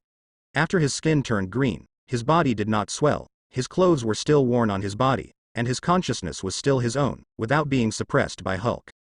This is solved.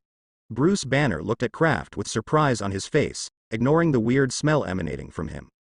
How can it be? Kraft rolled his eyes. He knew that Dr. Banner had misunderstood it. After all, the color was really easy to confuse. And probably Dr. Banner didn't want to commit suicide because of external factors, so the texture of the cucumber on his skin did not fade like Harry did, but remained on his body. It's just that his despair was probably not enough, so he didn't completely become a cucumber, but a cucumber man. I briefly explained the effect of the previous potion. The really disgusting Dr. Banner was a little bit dumbfounded. He didn't think that Kraft's potion could really turn people into cucumbers, because it was too unscientific. So, have you ever successfully turned people into cucumbers? Stark on the side also sneered at this. He felt that this was the prank of the bear kid Kraft. No, Kraft shook his head helplessly. It's too hard to find people who are crazy to escape from reality and desperate for everything. Under normal circumstances, such people have already committed suicide. If there was no Betty, I would probably meet your requirements. Dr. Banner shook Betty Rose's hand and looked at her affectionately. However, the few people around either have girlfriends or are regulars at nightclubs. The only single dog, Kraft at the moment, hasn't gotten up yet, so this bite of dog food is not eaten at all. By the way, since this potion is useless, should I change Bruce back? After Betty Rose and Dr. Banner looked at each other for a while, They suddenly came back to their senses, mainly because Bruce's cucumber green face was too glaring, which made her a little unable to concentrate. "Don't worry." Kraft waved his arm, then turned his head and shouted to Martin Lee. "Father, give Dr. Banner a shot of salted fish energy." "How many times have I said it? Don't give my abilities some messy names." Martin glared at Kraft fiercely, then raised his index finger to Bruce Banner with a desperate force. A small group of black and white light energy penetrated into Bruce Banner's body before he could react, and then Dr. Banner, who was already rather mournful, was instantly depressed. "Ah. I want to die." With the constant desperation, Bruce Banner felt that everything around him seemed to be magnified, but what does it have to do with him? He just wanted to die now. Bruce Banner's clothes were scattered on the ground, and he himself became a cucumber with facial features, held in his hand by the bewildered Betty Rose. Ooh. It really becomes a pickled cucumber. Kraft didn't know where he took out his camera, and took a picture of Bruce Banner who had turned into a cucumber.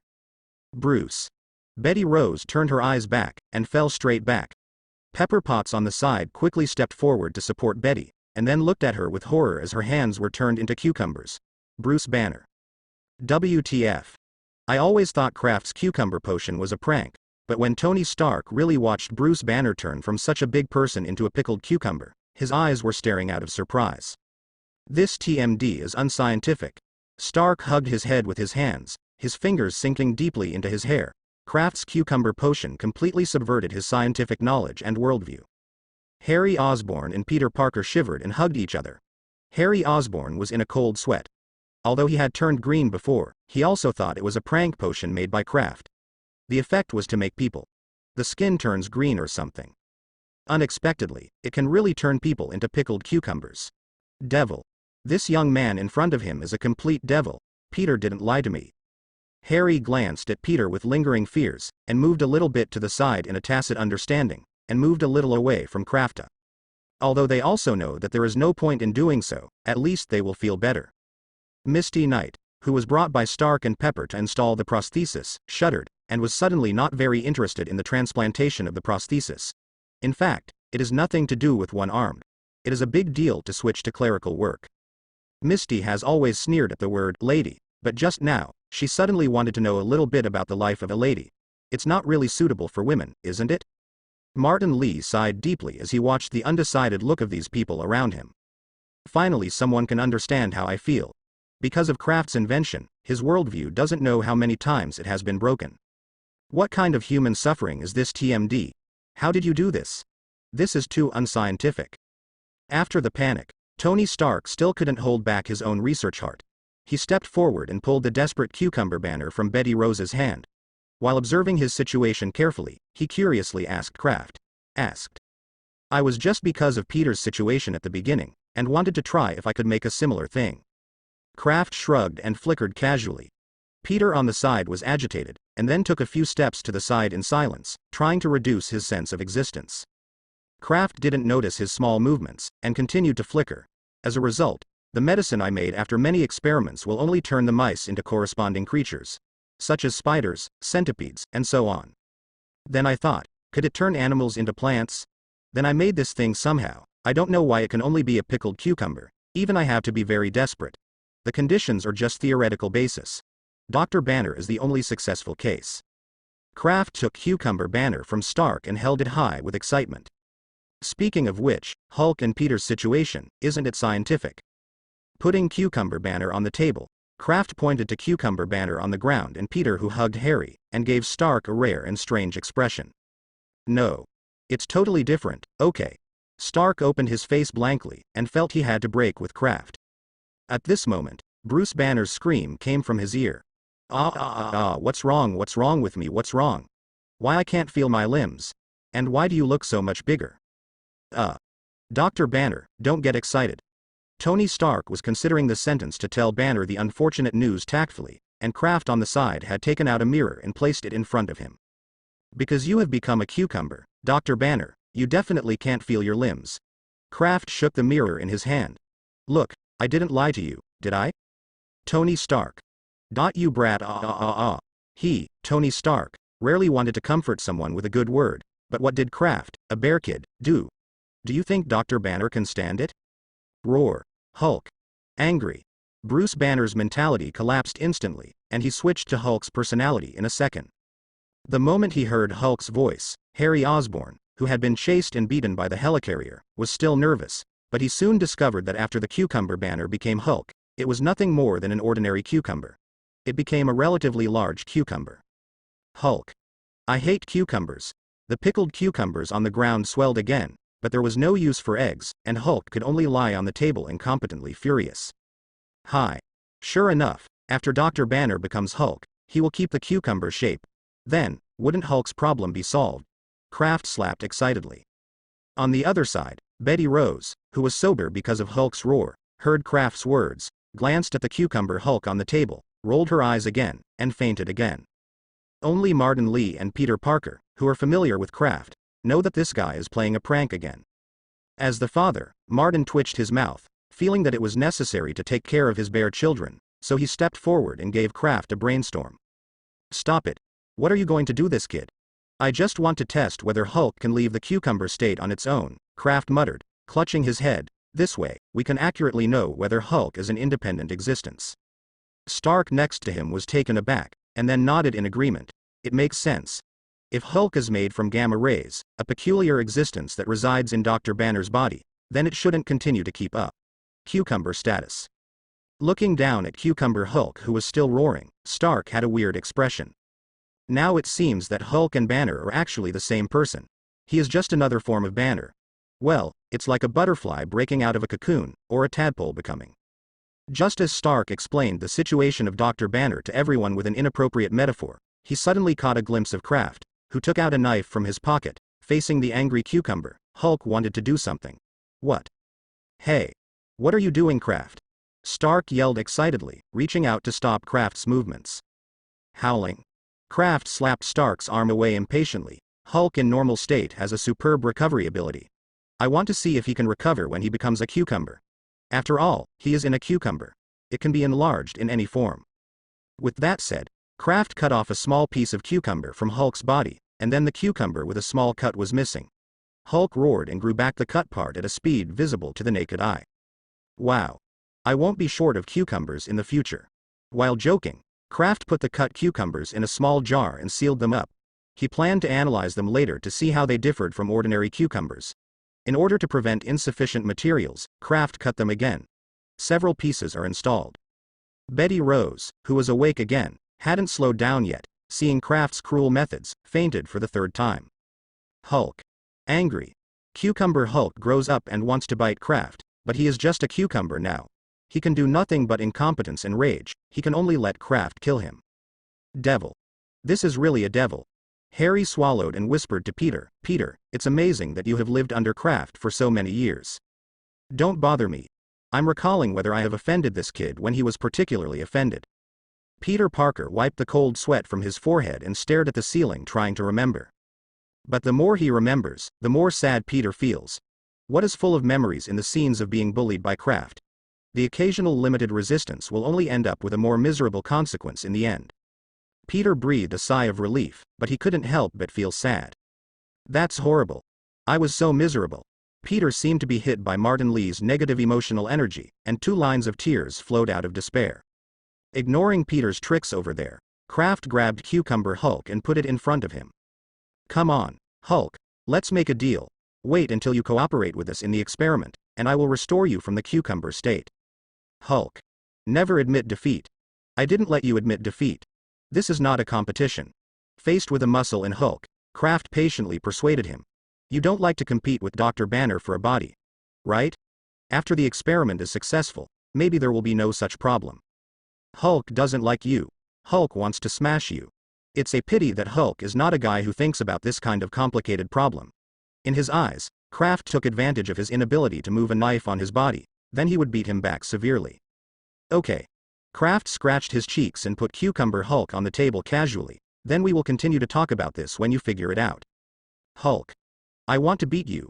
Hulk, who had become a cucumber, still yelled restlessly, and Kraft thought he was really noisy, so he turned him over. Hash at %. Face down at Cucumber Hulk on the tabletop, he let out a vague growl.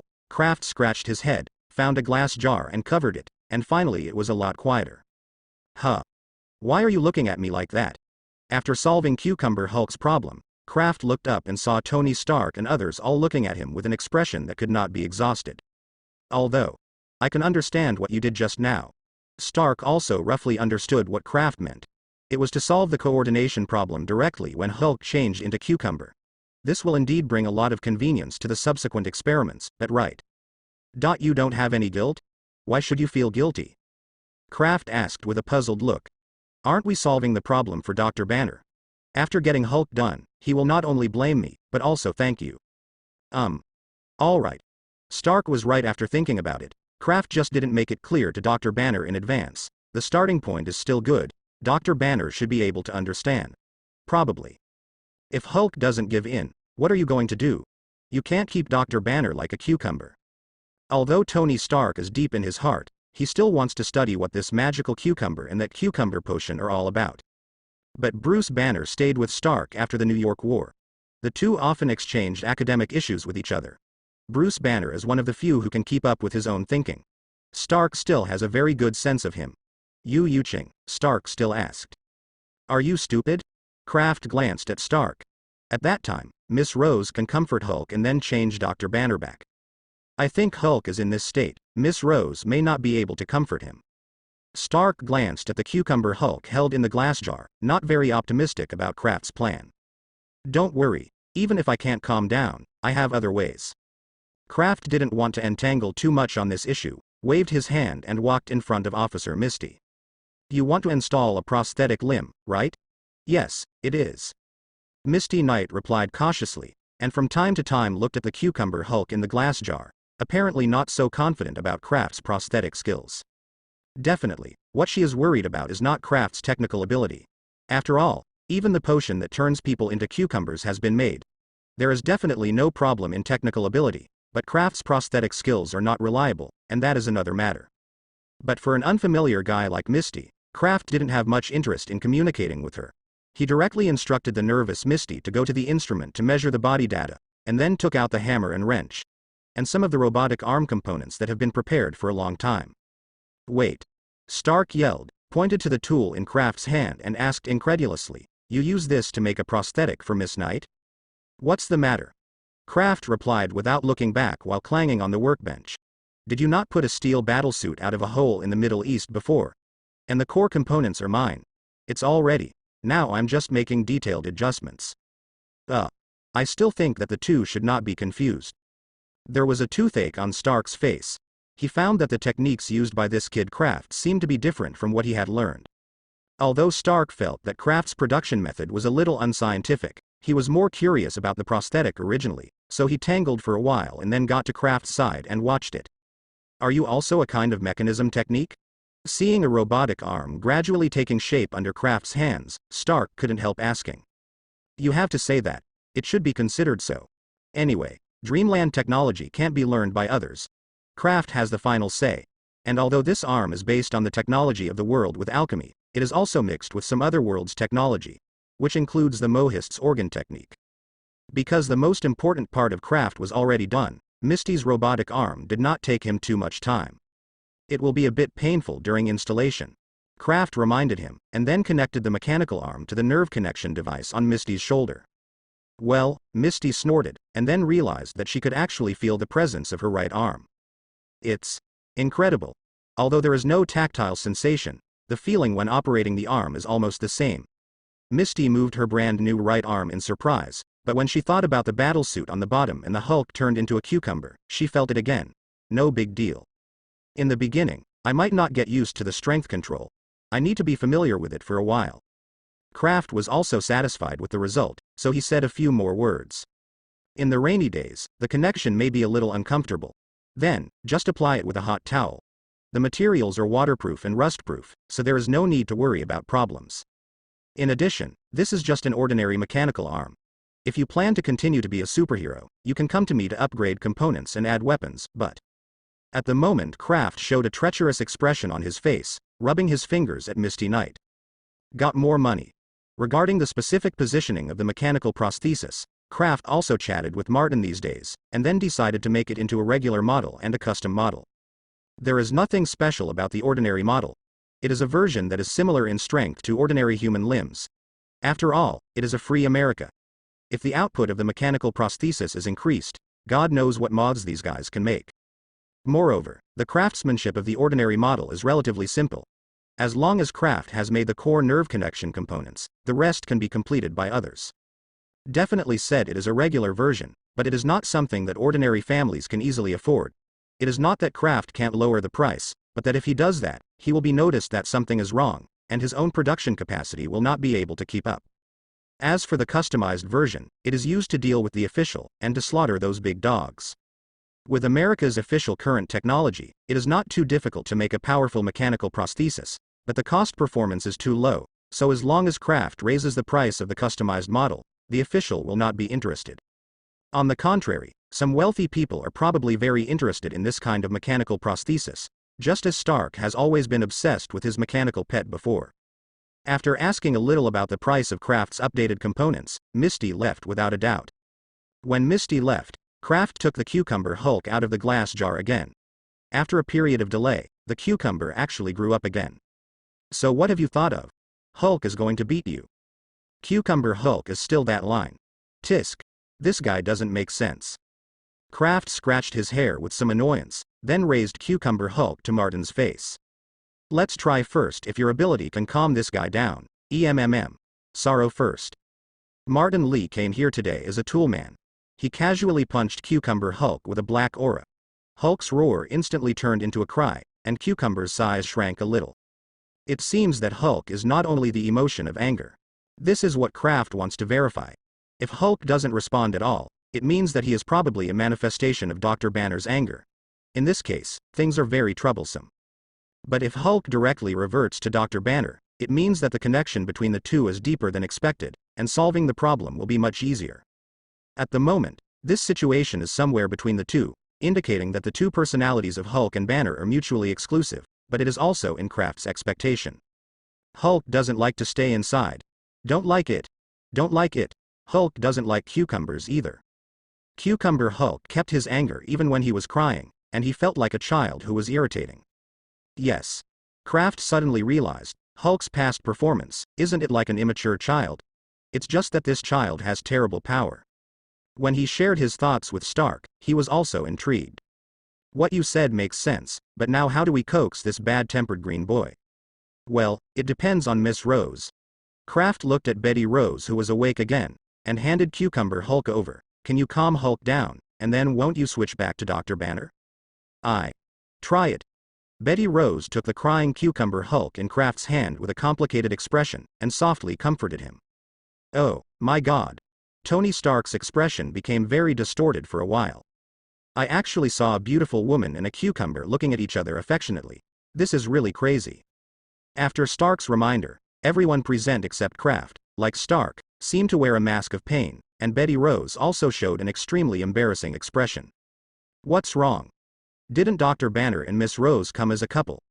Kraft failed to get what Tony Stark meant, and looked at the group of adults who suddenly seemed to be poisoned. This question, you will understand when you grow up. Under the darts of Miss Pepperpotts, Mr. Stark can only bite the bullet and explain to Kraft. Grow up a little bit. Oh. I get it. In any case, Kraft was taught by Senior LSP Fatty Liao. He just reacted slowly to this aspect, but he didn't understand it.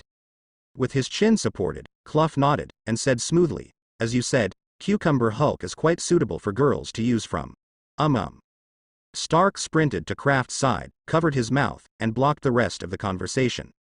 How can you say such things casually? The eyes of little Chili next to him almost burst into flames, and Stark, who was the instigator, had to pay for what he had said before. But didn't you just mean that? Kraft, who broke free, glared at Stark, then rubbed his sleeve on his mouth with a look of disgust. Let's continue talking about Hulk. Tony Stark felt that continuing to talk with Kraft, he was afraid that he would be sleeping alone tonight, so he directly changed the subject forcibly. And Betty Rose also suppressed the embarrassment and continued to appease Hulk, but unfortunately, as Martin's sorrow power disappeared, Cucumber Hulk calmed down under Betty's reassurance, and directly became Cucumber Banner. Betty. Dr. Banner, who just came out, was still a little dazed, but he soon realized his current situation. I haven't changed back yet. That's right, if Hulk comes out, it's still safer in this state. After recovering from Cucumber Hulk, Dr. Banner also wanted to understand Kraft's reason for turning himself into Cucumber, so although he was still a bit resentful, he was able to suppress the anger in his heart and prevent Hulk from reappearing. He was not kidding the self-cultivation skills he exercised to restrain Hulk. "Why don't you stop here today?" It was not too early for Kraft to see that it was too early. He also had to arrange the mechanical prosthesis. Not much time was spent here, so he took out a needle and gave it to Betty Rose. "Give Dr. Banner this one to recover, but remember to find a private space." Kraft pointed to the clothes that Bruce had fallen on the floor when he turned into a cucumber. He was not wearing clothes when he recovered. Thanks. Thank you." Betty took the antidote of the cucumber potion and smiled awkwardly at Kraft.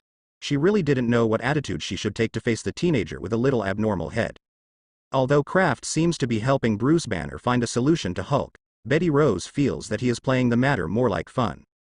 It can only be said that a woman's sixth sense is indeed very keen, and Kraft is indeed studying Hulk's problem with a playful mood, but this does not mean that he has not tried his best, but he has not treated Martin Lee in the same manner as before. It's just that serious. After Betty left with Cucumber Banner, Kraft and Stark discussed about the mechanical prosthesis. After some discussions, they decided on the final cooperation plan. Kraft's Dreamland Company is responsible for the production of the core components in the regular version, while the customized version that needs to be dealt with by the official is handed over to Stark Industries. And the Osborn Group is not idle, because Kraft's mechanical prosthesis needs to be connected to peripheral nerves, but many disabled people have necrotic peripheral nerves. At this time, they need to use the lizard medicine developed by Peter. The lizard potion, named Regeneration Potion, cannot completely restore the limbs, but it does not have a problem to repair the necrotic peripheral nerves. As for Martin Lee's companies, it is just a pure investment. Although it is different from Kraft's original idea, it is clear that this arrangement is more in line with his wishes. With the vigorous promotion of the three capital predators in the new company Dreamland, Kraft's mechanical prosthesis quickly spread throughout New York. Because the core components used to connect the nerves must be done by Kraft himself, even if he has made a lot of inventory before the sale, he can only temporarily meet the needs of the New York area. Anyway, apart from New York, there are very few cities where super crimes or alien invasions occur twice in 3 days. Moreover, Kraft's main purpose of doing these things is to help those old neighborhoods in Chinatown, so he doesn't care much about expanding production, and even the lowest end version, not everyone has the money to buy. Originally, Kraft wanted to install mechanical prosthetic limbs directly on the neighborhoods in Chinatown for free, but Martin Lee was dissuaded, not to worry about worries and unevenness. Kraft's doing so would only make the Chinese people who were targeted be more targeted. In order not to be so obvious, Martin suggested that he engage in a lottery or discounted charity event. The personnel can definitely be controlled secretly, but not only the Chinese in Chinatown. Although Kraft, who didn't want to make things more troublesome, was reluctant, he still pinched his nose to do it, which inadvertently made his Dreamland Company's reputation among the people even higher. On the other hand, Dr. Banner's situation has also made some progress. At any rate, it is also a gathering of Tony Stark, Bruce Banner, Peter Parker, Harry Osborn, several scientific geniuses, and Kraft Lee, an unscientific player, to get together to solve a problem. If there is no result at all, then it's a hell. Dr. Banner's biggest problem was actually his rejection of Hulk, so after he slowly adjusted his mentality and began to actively communicate with Hulk, the connection between him and Hulk gradually deepened. It's just that Dr. Banner's dislike of Hulk can be solved by ordinary adjustment of mentality, and although Hulk is like a child, it is not that easy to deceive, so the progress of the integration of the two is not very fast. However, after Dr. Banner became Hulk, he was able to observe the outside world through Hulk. Although he could not communicate with Hulk yet, it would not have any effect on his behavior, but it was a little better anyway. But in the same way, when Hulk is sleeping in Dr. Banner's body, he can perceive the situation outside, which makes the nightlife of Dr. Banner and Betty Rose not so convenient. Another problem is that after Hulk was able to perceive the outside world, Kraft was not so good to meet with Dr. Banner, because as soon as Hulk sensed the existence of Kraft, he would definitely run out to beat him. It's really a dog-biting Lu Dongbin. Kraft, who was guarded by Martin and others, was very upset. It was clear that he was solving the problem for Dr. Banner. Why did Hulk target himself so much? So he raised his middle finger at Hulk, who was stopped by Peter and Harry without hesitation, and succeeded in making Hulk more angry. Hulk is going to beat you. Ha! You will get this sentence over and over again. You have grown so big a head. With Iron Man, Spider-Man, Locust Man, and Mr. Negative across, Kraft provokes Hulk wildly. "You kid, don't make trouble here." Martin Lee's emotional power did not affect Hulk as much as expected. Although it would also make Hulk feel sad, his main emotions were still occupied by anger, and Martin's ability could only be weakened to a limited extent. Lost a small part of Hulk's power. "Don't worry, I still have something to do." Kraft took out the dwarf brainwashing cap he had made before, and shot the mind control at Hulk, who was roaring in the distance. The result naturally failed without suspense. Kraft, whose mental power was bounced back, held his head for a while and then gradually regained consciousness. Damn. This guy looks stupid, he didn't expect his spirit to be so tough. Kraft, whose brains were still humming, pressed his temple and cursed. "But it's okay, I have other preparations." Kraft took out another rifle that seemed to be pieced together with a water pipe, and then aimed at Hulk, who was holding Peter Parker in his hand and turning it into a windmill. "Watch out." The dwarf becomes a chicken. A blue ray shoots from the barrel. It happened to hit Peter Parker, who was pushed in front of him by Hulk. Gluck, daw. While Hulk was staring at the chicken in his hand, Kraft grabbed Martin Lee and ran away. Since then, Kraft has withdrawn from the experiments conducted by Dr. Banner and Hulk. Anyway, the experiment is on the right track, and the follow-up plan is not much different from Green Goblin and the Negatives, so Kraft is happy to throw these work to Stark and the others.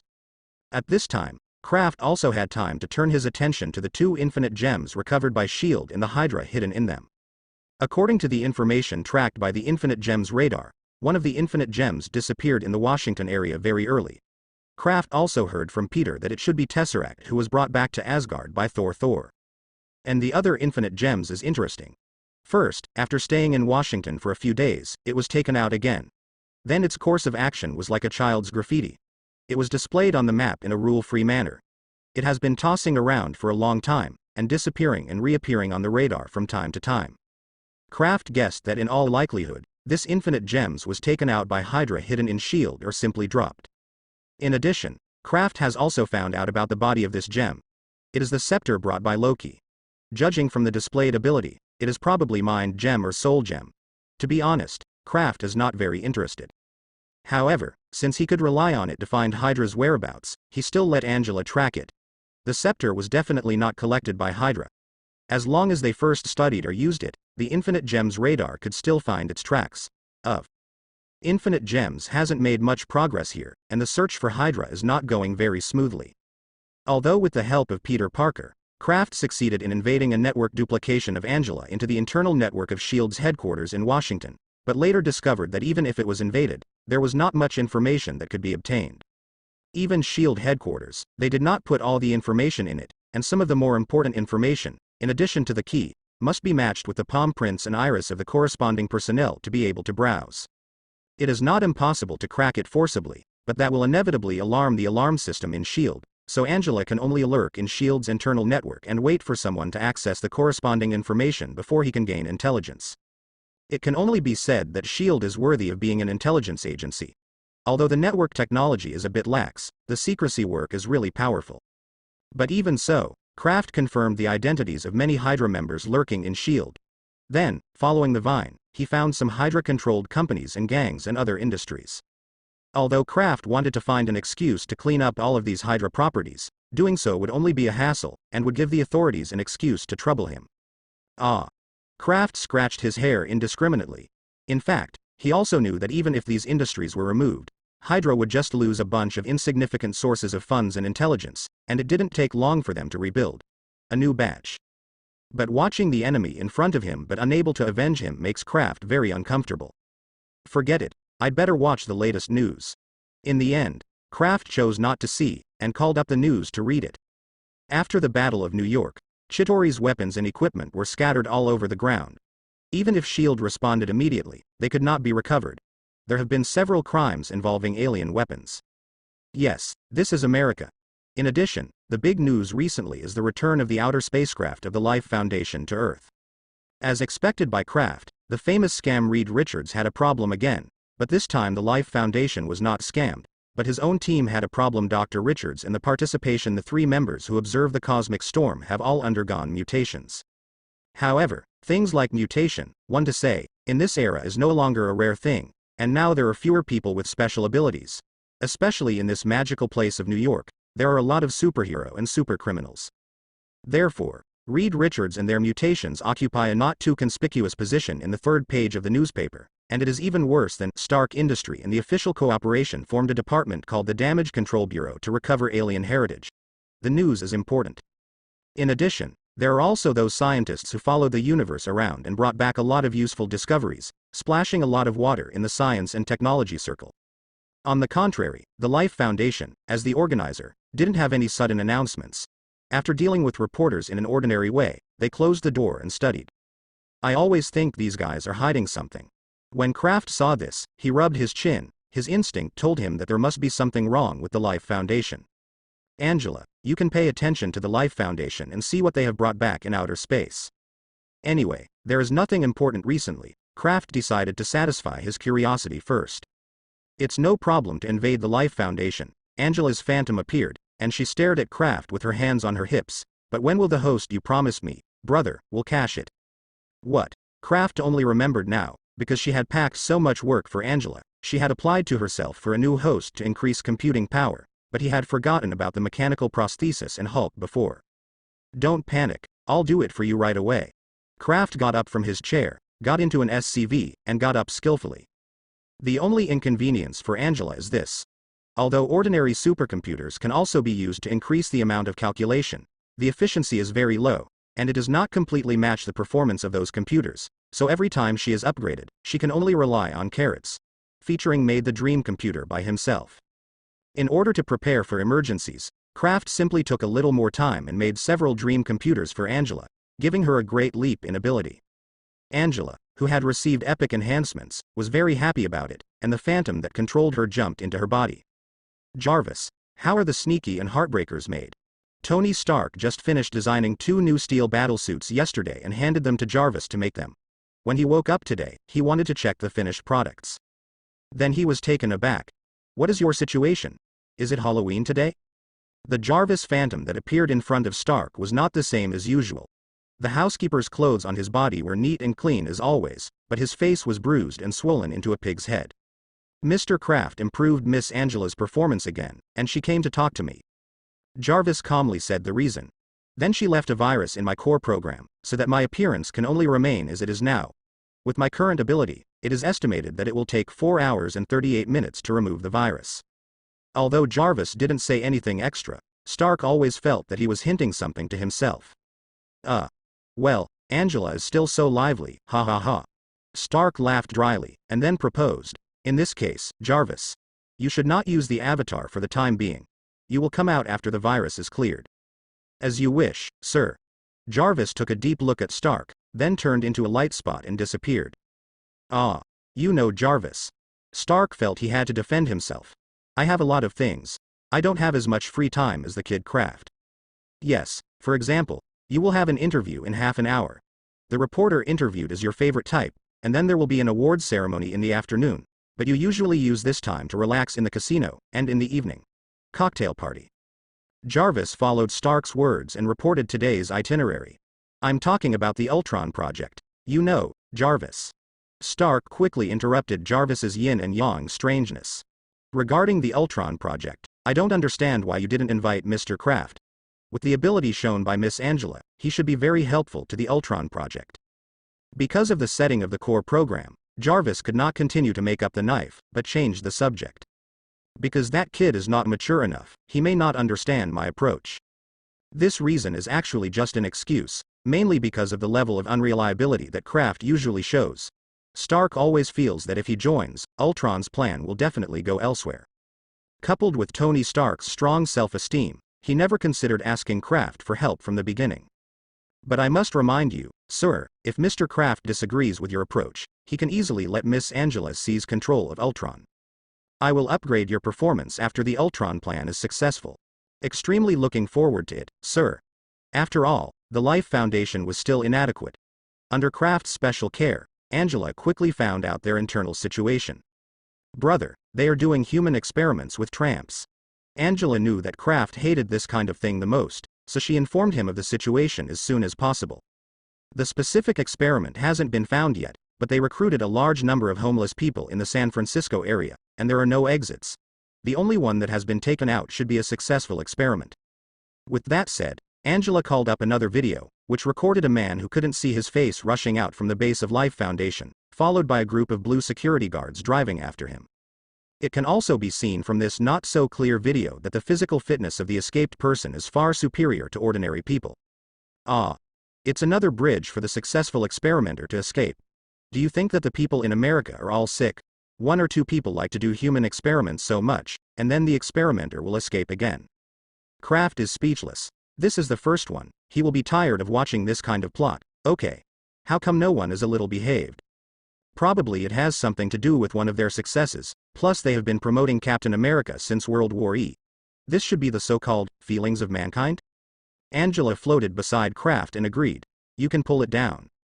Kraft rolled his eyes. Human experiments can be regarded as feelings. How ghosts are these researchers? Can the escaped subject be traced? No problem. The person's anti-tracking ability is terrible, and the Life Foundation has also locked the identity of the subject. Angela called out a phantom of a driver's license and placed it in front of Kraft. Eddie Bullock. I seem to have seen this name somewhere. Kraft scratched his head, but he couldn't remember. Angela reminded him. Not long before the aliens invaded, I stopped my brother from wanting to interview you, and then you chased the reporter away. Oh. Yes, it's him. Clough nodded, then wondered again. How could he be a reporter who was arrested as an experimental subject? Sure enough, he was lying to me at the time. Thinking of Eddie Bullock's downturn when he stopped him, he seemed more like a tramp. Can't be regarded as lying to you. Angela had found all the information about Eddie Bullock at this time. Eddie Bullock, originally a reporter for the Global Journal, is right, and he is also a small well-known one, but he was fired because of a work error before, which also caused him to want to continue to be a reporter. It is difficult to find a newspaper that is willing to ask him. At that time, Eddie Brock came to Kraft just to try it out. If he could get an interview with Kraft, and then apply for other newspapers, he might be able to succeed. Unfortunately, he was finally caught by Kraft. Rejected.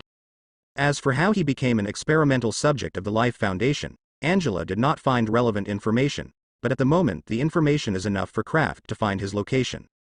Although it's a bit bad to say that, thanks to the alien invasion and the holidays approaching, all schools in New York are now closed.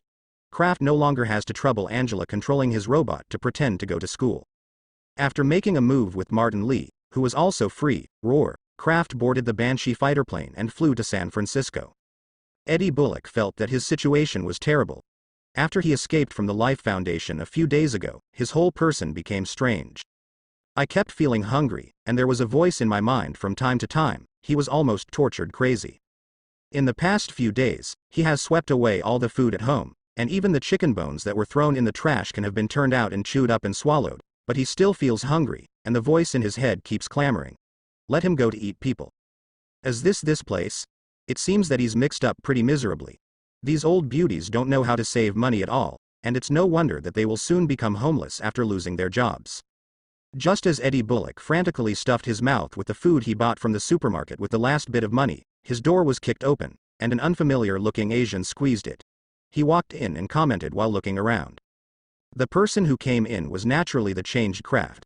He turned his attention to the protagonist who was stuffing cornflakes in his mouth after he complained about Eddie Brock's current situation. Who are you? Eddie Bullock swallowed the cornflakes in his mouth and asked with an alert look. It doesn't matter who I am. I just want to come to you to find out what the hell is the Life Foundation doing. Are you an enemy of the Life Foundation?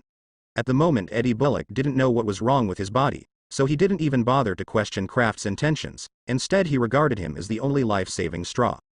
Listen to me, dude, Carlton Drake is crazy. He's taking a stray. Well.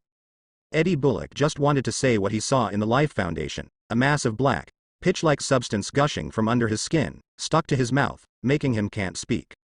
Then Eddie was horrified to find that his body suddenly acted uncontrollably. He could only watch as he shook his fist and hit the mysterious visitor. Is it another Hulk? This behavior was somewhat similar to that of Dr. Banner, but not exactly the same.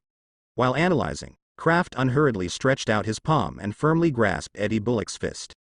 He dared to appear in front of Eddie Bullock without wearing the armor. Naturally he had other reliances. In addition to the electric current stimulation device of Dr. Aha's series, Kraft's body is also equipped with a clockwork bandage from Academy City and a close-fitting nano inner armor developed by him. plus Angela's auxiliary control to enhance the reaction speed, his current combat effectiveness will not be much worse than Spider-Man. After catching Eddie Bullock's fist, Kraft kicked him on his stomach, kicked him out, and then raised the watch on his wrist to give him an anesthesia needle. He doesn't have so much time to spend with Eddie Brock here, he should feint him earlier and then drag him back to ask slowly. Eddie Bullock passed out without any suspense after being hit by the anesthetic needle, but a large amount of black viscous substance gushed out of his body, wrapping Eddie who had passed out, and then removed it again. Stand up on the ground. Standing in front of Kraft again was a big black man with a sturdy stature. All over his body was the kind of strange black substance, a pair of large crescent-shaped white eyes plus the long tongue and full body. It's a big mouth with sharp teeth. No matter how you look at it, it won't look like a good talking guy. Eyes, lungs, pancreas, are all my favorite foods. This guy's lines do not live up to his fierce appearance, and he is a master who is not very taboo. It's such a plot again. I'm so tired of watching. Kraft at the moment also thinks that Eddie Bullock is another subject who has awakened an evil personality due to human experiments. While vomiting, he took out a stun gun and pulled the trigger at the venom. The electric shock shell hit the body of the venom, bursting out a burst of electric light, but the venom just screamed in pain, and did not suffer much damage. Well, is the electric shock useless? Kraft put away the stun gun, and then automatically took a step back under Angela's control, avoiding the venom's claws. Then he took out a Gauss pistol. Anyway, this kind of guy is quite resistant. It shouldn't be that easy to kill. Kraft shot Venom in the shoulder. Ah! The shot Venom let out a scream, then rushed towards Kraft without hesitation. The Gauss pistol opened a large hole in the shoulder of the Venom, but there was no blood flowing out, but was quickly filled with the black substance. When the Venom pounced on Kraft, the wound had already returned to its original shape. Wow! Kraft's eyes lit up. Isn't this the biological tissue with strong resilience he is thinking of? The material for the strong colony armor is gone. While retreating quickly, he continued to shoot several shots at the big black man, and the position of each shot was closer to the point than the last shot, and even the last shot made a big hole in his heart, still able to recover. And when this big black guy was attacking, he also showed the ability of shapeshifting. Not only could he transform his arms into various forms such as whips and blades, but he could also stick out that black substance from any part of the body. Perform attack, defense and restraint. Kraft was shot several times without checking, but fortunately, his nano inner armor was strong enough to prevent him from being injured. Just as Kraft was thinking about how to catch the big black man in front of him, the guy had a bad vision and smashed through the window next to him. Is that so embarrassing? The Green Goblin and Hulk that Kraft saw before were all confident of his own strength. How could he run away so easily? So he was totally unprepared. But the problem is not big. Now that he has found the target, it is impossible for Kraft to let him run away. On the other side, the Venom that escaped from Eddie Bullock's house jumped between the buildings at an extremely fast speed. After escaping to the roof of an apartment building, it quickly retracted into Eddie Bullock's body. I'm hungry. Go find me food. Venom ordered Eddie Bullock, who was sober. What the hell are you? Eddie Bullock was frightened. He saw a big hole in his chest with his own eyes, and then somehow recovered from it. This kind of experience could not be withstood even for a tried and tested journalist like him. The Venom stretched out of Eddie Bullock's body, forming a head floating in front of him and staring at him. My name is Venom, and your body is mine now. Listen to Eddie, it's not that you found us, but we found you. You are my mount now. Where do you want to go? Faced with this weird existence, Eddie Bullock obtained intelligence from it based on the reporter's instinct. I want to catch Drake's rocket, do you remember him? How did you know this? I know everything about you because I am in your head. Maybe I think Eddie's waste is not threatening, so Venom knows everything. We came to the Earth for food. Only by cooperating obediently will I save you a little life. This is my condition. So you are not the result of some human experiment, but you were parasitized by extraterrestrial organisms?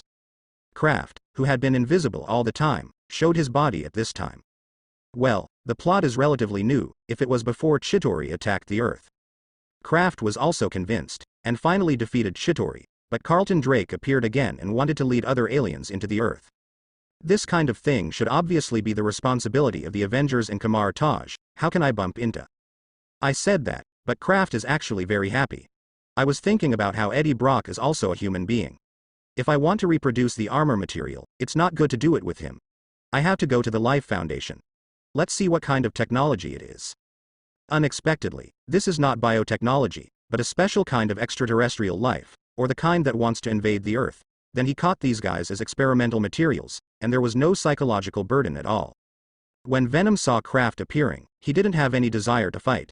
The energy he had obtained from eating before had been consumed almost, so he quickly controlled Eddie Bullock's body and wanted to escape, but was covered by a transparent layer. The film was blocked. The trouble barrier, one of Tongdi's black technology products, looks like a plastic wrap on the outside, but its toughness is not even inferior to that of the earliest version of Luna titanium alloy, and it is even better in terms of toughness due to the material. Very good. When Kraft was invisible before, he had used an annoyance barrier to set up traps around him, and the venom had also plunged in without noticing it. Pulling the silk thread in his hand tightened the trouble barrier. No matter how the venom was shapeshifting, he was firmly trapped inside. Taking out a few retractable harnesses from Dr. Ari and tying the struggling venom to death, Kraft threw him into the Banshee fighter plane that had been waiting for a long time. This Banshee fighter has accompanied Kraft for a long time, and the configuration inside has long been different. It shut Eddie Brock into the energy cage inside the fighter, and Kraft retracted the retractable strap that had tied him, and trouble barrier. Come on. Let's have a good talk. Kraft moved a chair and sat outside the cell, and said to Eddie Bullock and the venom inside him. Venom naturally wouldn't give in so easily. Facing Kraft's question, he sneered disdainfully, and then controlled Eddie Bullock to hit the energy barrier in front of him. Ah!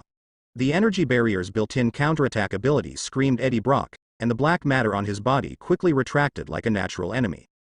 Eddie Bullock, who had regained control of his body, stepped back a few steps, fell to the ground, and then watched the black mud gush out again, quickly repairing his burned part. Oh, you are afraid of high temperatures. Kraft squinted his eyes and smiled ill-intentionally at the venom in Eddie's body. Wait. What do you mean? Eddie Bullock quickly raised his hands to dissuade him. Kraft's mind is not difficult to guess. The problem is that the venom is in his body now. Not to mention that venom is originally afraid of high temperatures. Even if it is not afraid, it can heal its injuries, but that feeling is absolutely uncomfortable. Okay. Please rest assured, I will slowly interrogate this alien creature under the premise of ensuring your safety.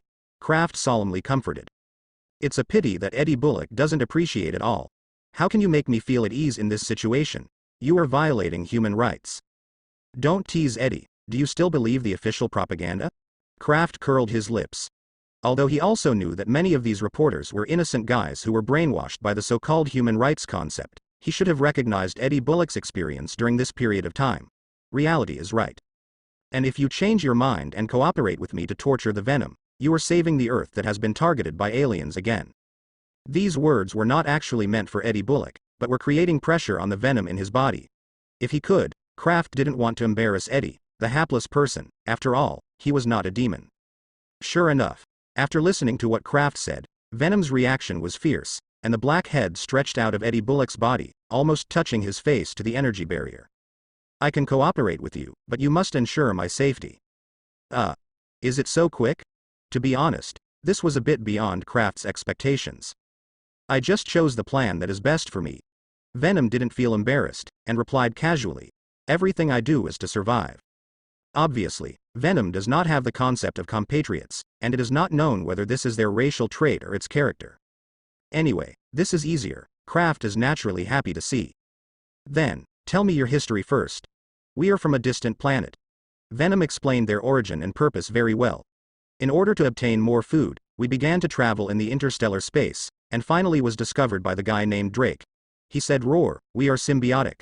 Symbiosis, it's quite appropriate." Clough nodded, and then asked, how many symbioses have come to the Earth now?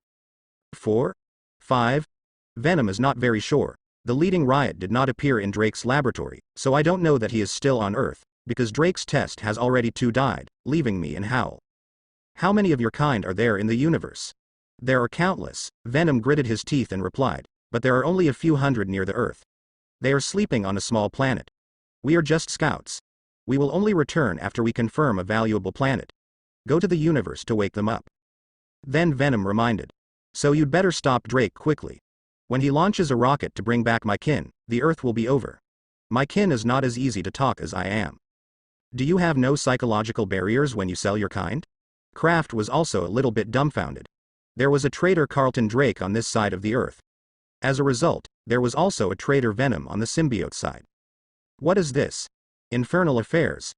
Huh. What is infernal affairs? Another strange knowledge popped out of Kraft's mind. If other symbiotes come, I will fight for food with them.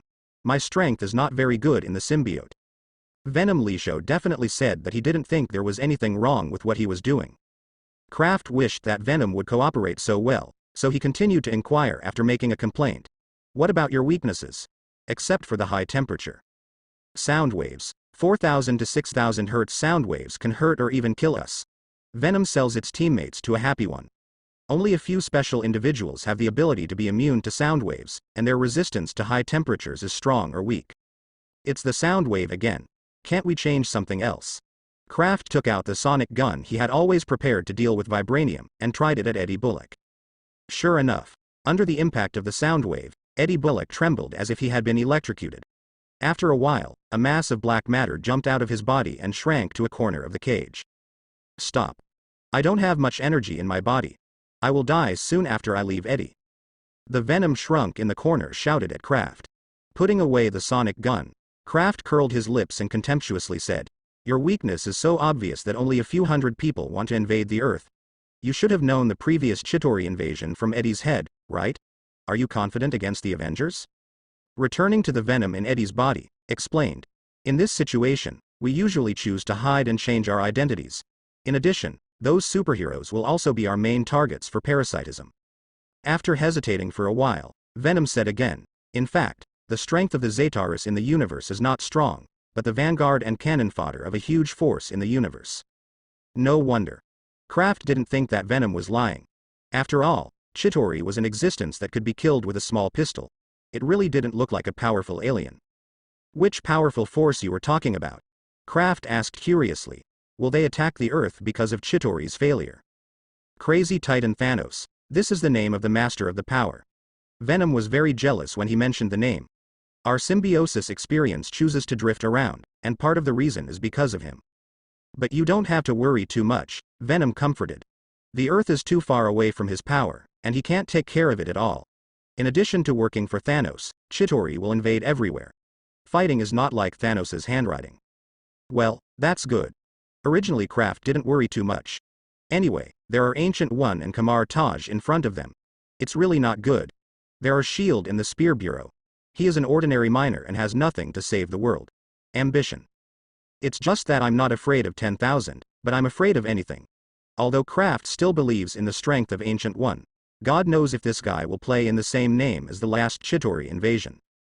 So after Kraft decided to solve the symbiote problem, he had to prepare himself a little more self-protection hole cards. "Originally, I thought about making a strong colony armor, but now that there are so many symbiotes in space, the giant colony suit can also be considered." Kraft rubbed his chin, then looked up at the Venom head floating beside Eddie Bullock.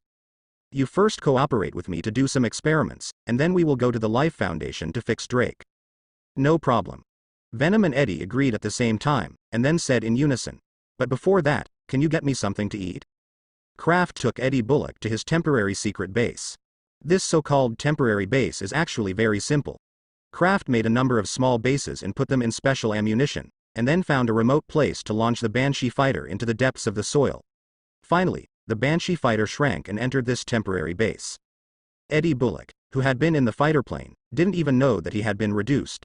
He thought it was a secret base that Kraft had built long ago. And after Kraft left, there is no need to recycle it specially, just start the self-destruction program to destroy it, which is extremely convenient. Although it is only a one-time item, the equipment in the base is relatively complete. The block assembly technology from Tyrant allows Kraft to add and modify various plans in the laboratory at any time. Brought Eddie Bullock to the kitchen. There are some foods pre-stored here. Although there are some canned food and dry food, Eddie and Venom at the moment will not be picky about anything. Just pick up the food and feast on it.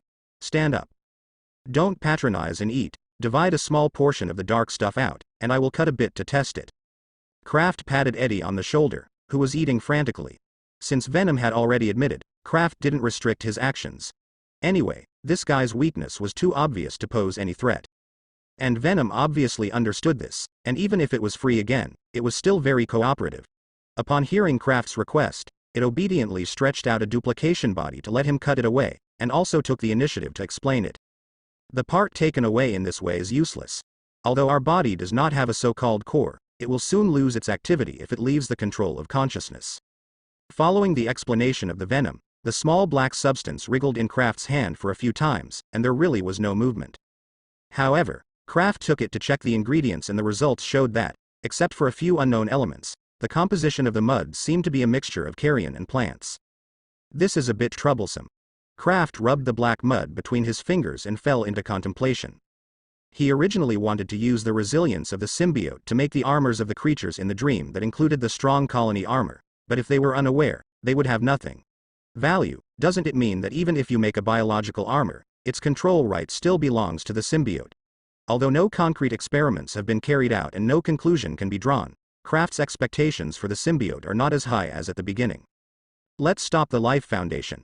Eddie Bullock found Kraft after eating and drinking. You have hatred with Life Foundation. Kraft glanced at the very positive Eddie strangely. He had already learned from Eddie that Eddie was not a tramp who was tricked into by the Life Foundation, but just like interviewing himself. The news sneaked in by itself, and then was parasitized by the venom inadvertently. Kraft is sometimes weird. You say you have this level of penetration, is it not good to be an agent? As a reporter, or when the Life Foundation was conducting such anti-human experiments, it didn't even do a good job of confidentiality? Isn't this preventing aliens from invading the Earth? Eddie Bullock said excitedly, it's like an Avenger. Oh. You're still a fan of the Avengers. Kraft knows that this group of old beauties who have been baptized by Captain America's deeds since childhood have a special preference for individual heroism. That definitely. I grew up watching Captain America comics. Don't worry. The actions of the Life Foundation have been under my surveillance. They are now frantically looking for your whereabouts.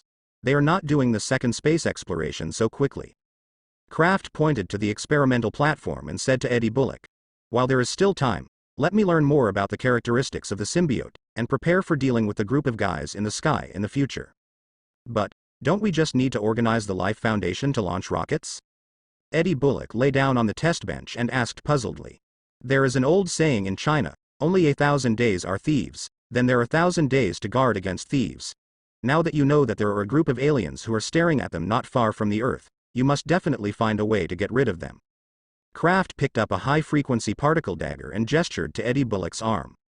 I want to test your recovery speed and the corresponding energy consumption now.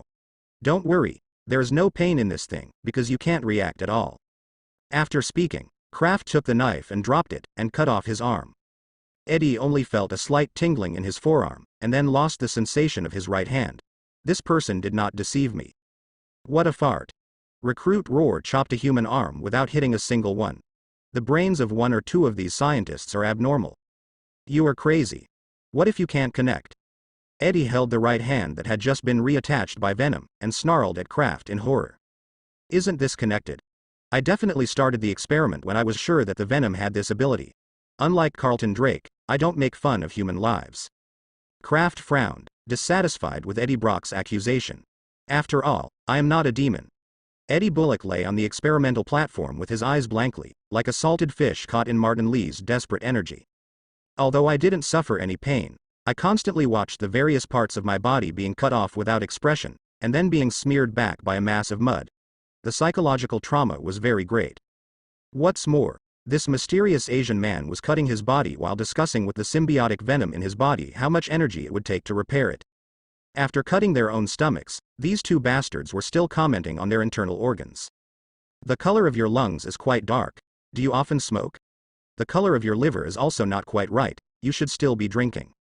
The taste of this kind of offal is generally not very good, I still like to eat fresh. I'm really sorry that my internal organs are not fresh. Eddie Bullock glared at Kraft and Venom with his dead fish eyes, then accidentally caught a glimpse of his open belly, and closed his eyes in fright. You can actually control his wounds to not bleed and heal. Kraft fiddled with Eddie Bullock's internal organs, lamenting the miracle of the symbiote, just relying on food to restore the ability. If the shortcomings are not too obvious, the symbiote is really difficult to deal with. This is also because Eddie's body fits well with me, Venom explained. If the affinity is not good, the host that is parasitized by us is likely to die directly, and our ability will also be greatly restricted. There is such a restriction? Kraft frowned deeply. Wouldn't it be more difficult to make his own biological armor? Venom doesn't know that their symbiosis has been regarded as experimental material by Kraft. It closed Eddie Bullock's stomach and controlled him to get up to eat. The energy of the food he ate before was the experiment just now has almost run out, and it must be refilled. Just when Eddie started eating again, news came from Angela, and Carlton Drake suddenly began to forcefully advance the second space program, and even stopped foreign investment, but directly harmed the company's interests. Mobilize all resources in a way. Drake must have been parasitized by my family. Venom said with certainty. It's okay if it's a howling, if it's a riot. I can't beat him. As long as he is as afraid of flames and sound waves as you, then there is nothing to worry about. Kraft shrugged. The trouble with such creatures as symbiotes lies in their vitality and concealment. It is not difficult to just find the right way to defeat them. Leading Eddie Bullock into the Banshee fighter plane, Kraft asked Harrow to fly it towards the Life Foundation, and this temporary miniature base was naturally quietly destroyed. At the rocket launch station of the Life Foundation, Carlton Drake is directing his staff to prepare for the second rocket launch. Drake at the moment has been parasitized by the riots, but this guy with a brain hole not only does not think that the symbiote is invading the Earth, but thinks that the combination of humans and the symbiote is an evolution. After searching for Venom to no avail, he and the riot decided to awaken the hundreds of symbiotes hidden on a small planet not far from the Earth, and then split their hands to the symbiote planet to bring millions of them. All symbiotes are brought to Earth. Mr. Drake, the pilot crew of the spacecraft is not ready yet. You don't need them, I will drive it myself. Carlton Drake, eager to go to heaven, omitted all the steps that could be omitted. There is no need to do the detection, just start the launch program. Arbitrarily, he ordered that the employees of the Life Foundation, look at me and I look at you, finally obeyed Drake's instructions. Who made him the payer? They don't want to lose their jobs. As the rocket entered the countdown to ignition, Kraft drove the invisible Banshee fighter to the vicinity of the launch pad. We should find Drake as soon as possible and stop him from launching the rocket. Eddie Bullock suggested. Why bother? Kraft curled his mouth and stretched out a finger to gently press a button on the joystick. Two missiles dragged a long tail flame out from under the wing of the Banshee fighter plane, instantly blasting the rocket on the launch pad into a ball of scrap iron. Look, isn't this solved? Simply and rudely to deal with the rockets of Life Foundation, Kraft patted some Eddie on the shoulder. Let's go. Where to go? Eddie Bullock asked subconsciously, and was robbed of control of his body by Venom. Definitely go to Drake, you idiot, Venom said, question and answer, and then jumped out of the Banshee fighter plane with Kraft. How is this going? Watching his rocket being blown up, Carlton Drake jumped into a rage, but what was even more angry was the riot in his body. The silver-white mud instantly covered Drake's body, becoming almost indistinguishable from Venom. Silver-white monster. This sudden change caused the employees of the Life Foundation to scream loudly and fled around in panic. The angry riot turned their hands into two huge amounts of sickles and chopped them off at those running humans. There was nowhere to be angry. He can only anger these people. Snapped. A black tentacle flicked over from above, wrapping around the rioting arms so that he could not hurt others. Venom. What are you doing? The riot raised his head, and on the second-floor corridor of the launch center stood the Venom that he hadn't been able to find before. Definitely is stopping you. Venom grinned with sharp teeth and said to the riot, I won't let you destroy this world. Then go to death. The riot waved and cut off the tentacles that the Venom had wrapped around him, and then kicked his legs and rushed towards the Venom. Kraft found that the riots did not seem to be surprised by the Venom's betrayal, which made him affirm that aliens and Earthlings are fundamentally different in thinking and concepts. Riot deserves to be the leader of the symbiote team. His combat effectiveness is much higher than that of Venom. Not only does his strength and speed suppress Venom, he even has more means of change than Venom. Venom is nothing more than change-point tentacles, sharp claws and spikes, while the riots are all kinds of cold weapons at hand, such as knives, guns, swords, halberds, axes, hooks, boring sticks, wands, whips, hammers, and meteors. The weapon racks of the comprehensive martial arts gym are refined. Aren't you coming to help? Seeing that the Venom on his body was about to be torn off by the riots, Eddie Bullock, who had already revealed his face, couldn't help shouting towards Kraft's position. At this time, the riots discovered that there was still an ordinary-looking Chinese youth standing in the corridor on the second floor, but he did not show a look of fear like the others, but was observing himself with interest. Both the riot and his parasitic Drake are not fools, and Kraft's confident attitude is obviously not an ordinary person. Who are you? If it weren't for Drake's memory, except for himself and the Venom, the other symbiosis had died because there was no parasite energy exhausted, and the Riot would even think that Kraft was also the host of a symbiosis. But there are many people with special abilities in this world. Riot learned through Drake that there are special existences like superhero on Earth, which is why he is eager to go to space to wake up his companions. Seeing the Riots put their attention on Kraft, Venom quickly took the opportunity to retreat to the side, and then the Riot saw the calm-looking Asian pick up a weird-looking pistol at him. What? Under the sound wave of 5,000 Hz frequency, Riot hugged his head in his hands and fell to the ground. The gray material on his body was surging wildly, revealing the figure of Carlton Drake who was wrapped in it. The unbearable riot of sonic harassment had to be separated from Drake's body and turned into a ball of silver-white mud flying to the side to watch the play Venom. Then Venom watched the riot with a gleeful look like he used to be, and bumped his head against the trouble barrier arranged by Kraft. Venom rushed up and quickly tightened the barrier of troubles that had been trapped in the riot, and completely wrapped it inside. Even a riot in a parasitic state could not break the barrier of troubles, let alone a puddle of mud. No. Give me back the riot. After leaving the symbiote, Carlton Drake was no longer afraid of the sound waves created by Kraft. He saw that the riot was caught, and rushed towards the Venom without hesitation, completely forgetting the relationship between himself and the symbiont, the strength gap. He doesn't belong to you, but your body belongs to him. Venom grabbed Drake's head with one hand, raised him in front of him, and laughed in a deep voice. It's just that you were just abandoned. Why are you stopping me? The combination of symbionts and humans, what a great evolution this is. Drake asked hysterically. He didn't understand Venom's way of doing it. Evolution. Ha ha ha. Venom laughed in a low voice. Are you thinking too much? In the eyes of our symbiont, humans are no different from other creatures.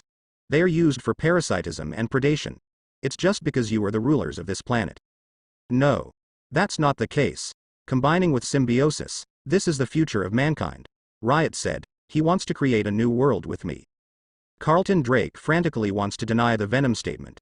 In fact, with his IQ, it is impossible to fail to see the real intention of the symbiote, but he is blinded by his own ambition. What can I say about this kind of neurosis? Kraft walked over and took the packed Riot from Venom. Get rid of him quickly. I have to settle the Riot quickly, or he will it's dying. Even if there is no parasitic other life, the symbiote can survive, as long as there is continuous energy to supply them. But in the case of non-parasitic, the energy that the symbiont can store is not much, and it consumes fast, otherwise the other three the living body will not be tossed to death by Drake so easily. No problem. Venom opened his mouth very obediently and was about to gnaw at Drake, but was stopped by host Eddie Bullock. No, no. You can't eat people. Eddie Bullock roared at Venom in his heart. The action of stuffing Drake into his mouth.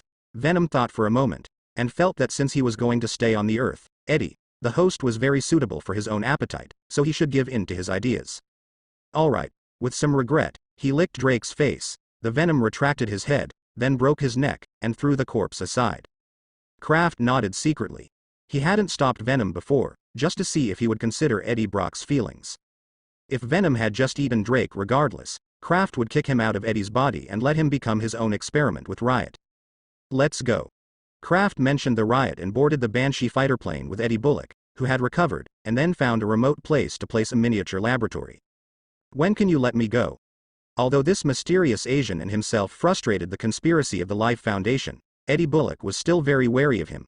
After all, Kraft's appearance was not a righteous person.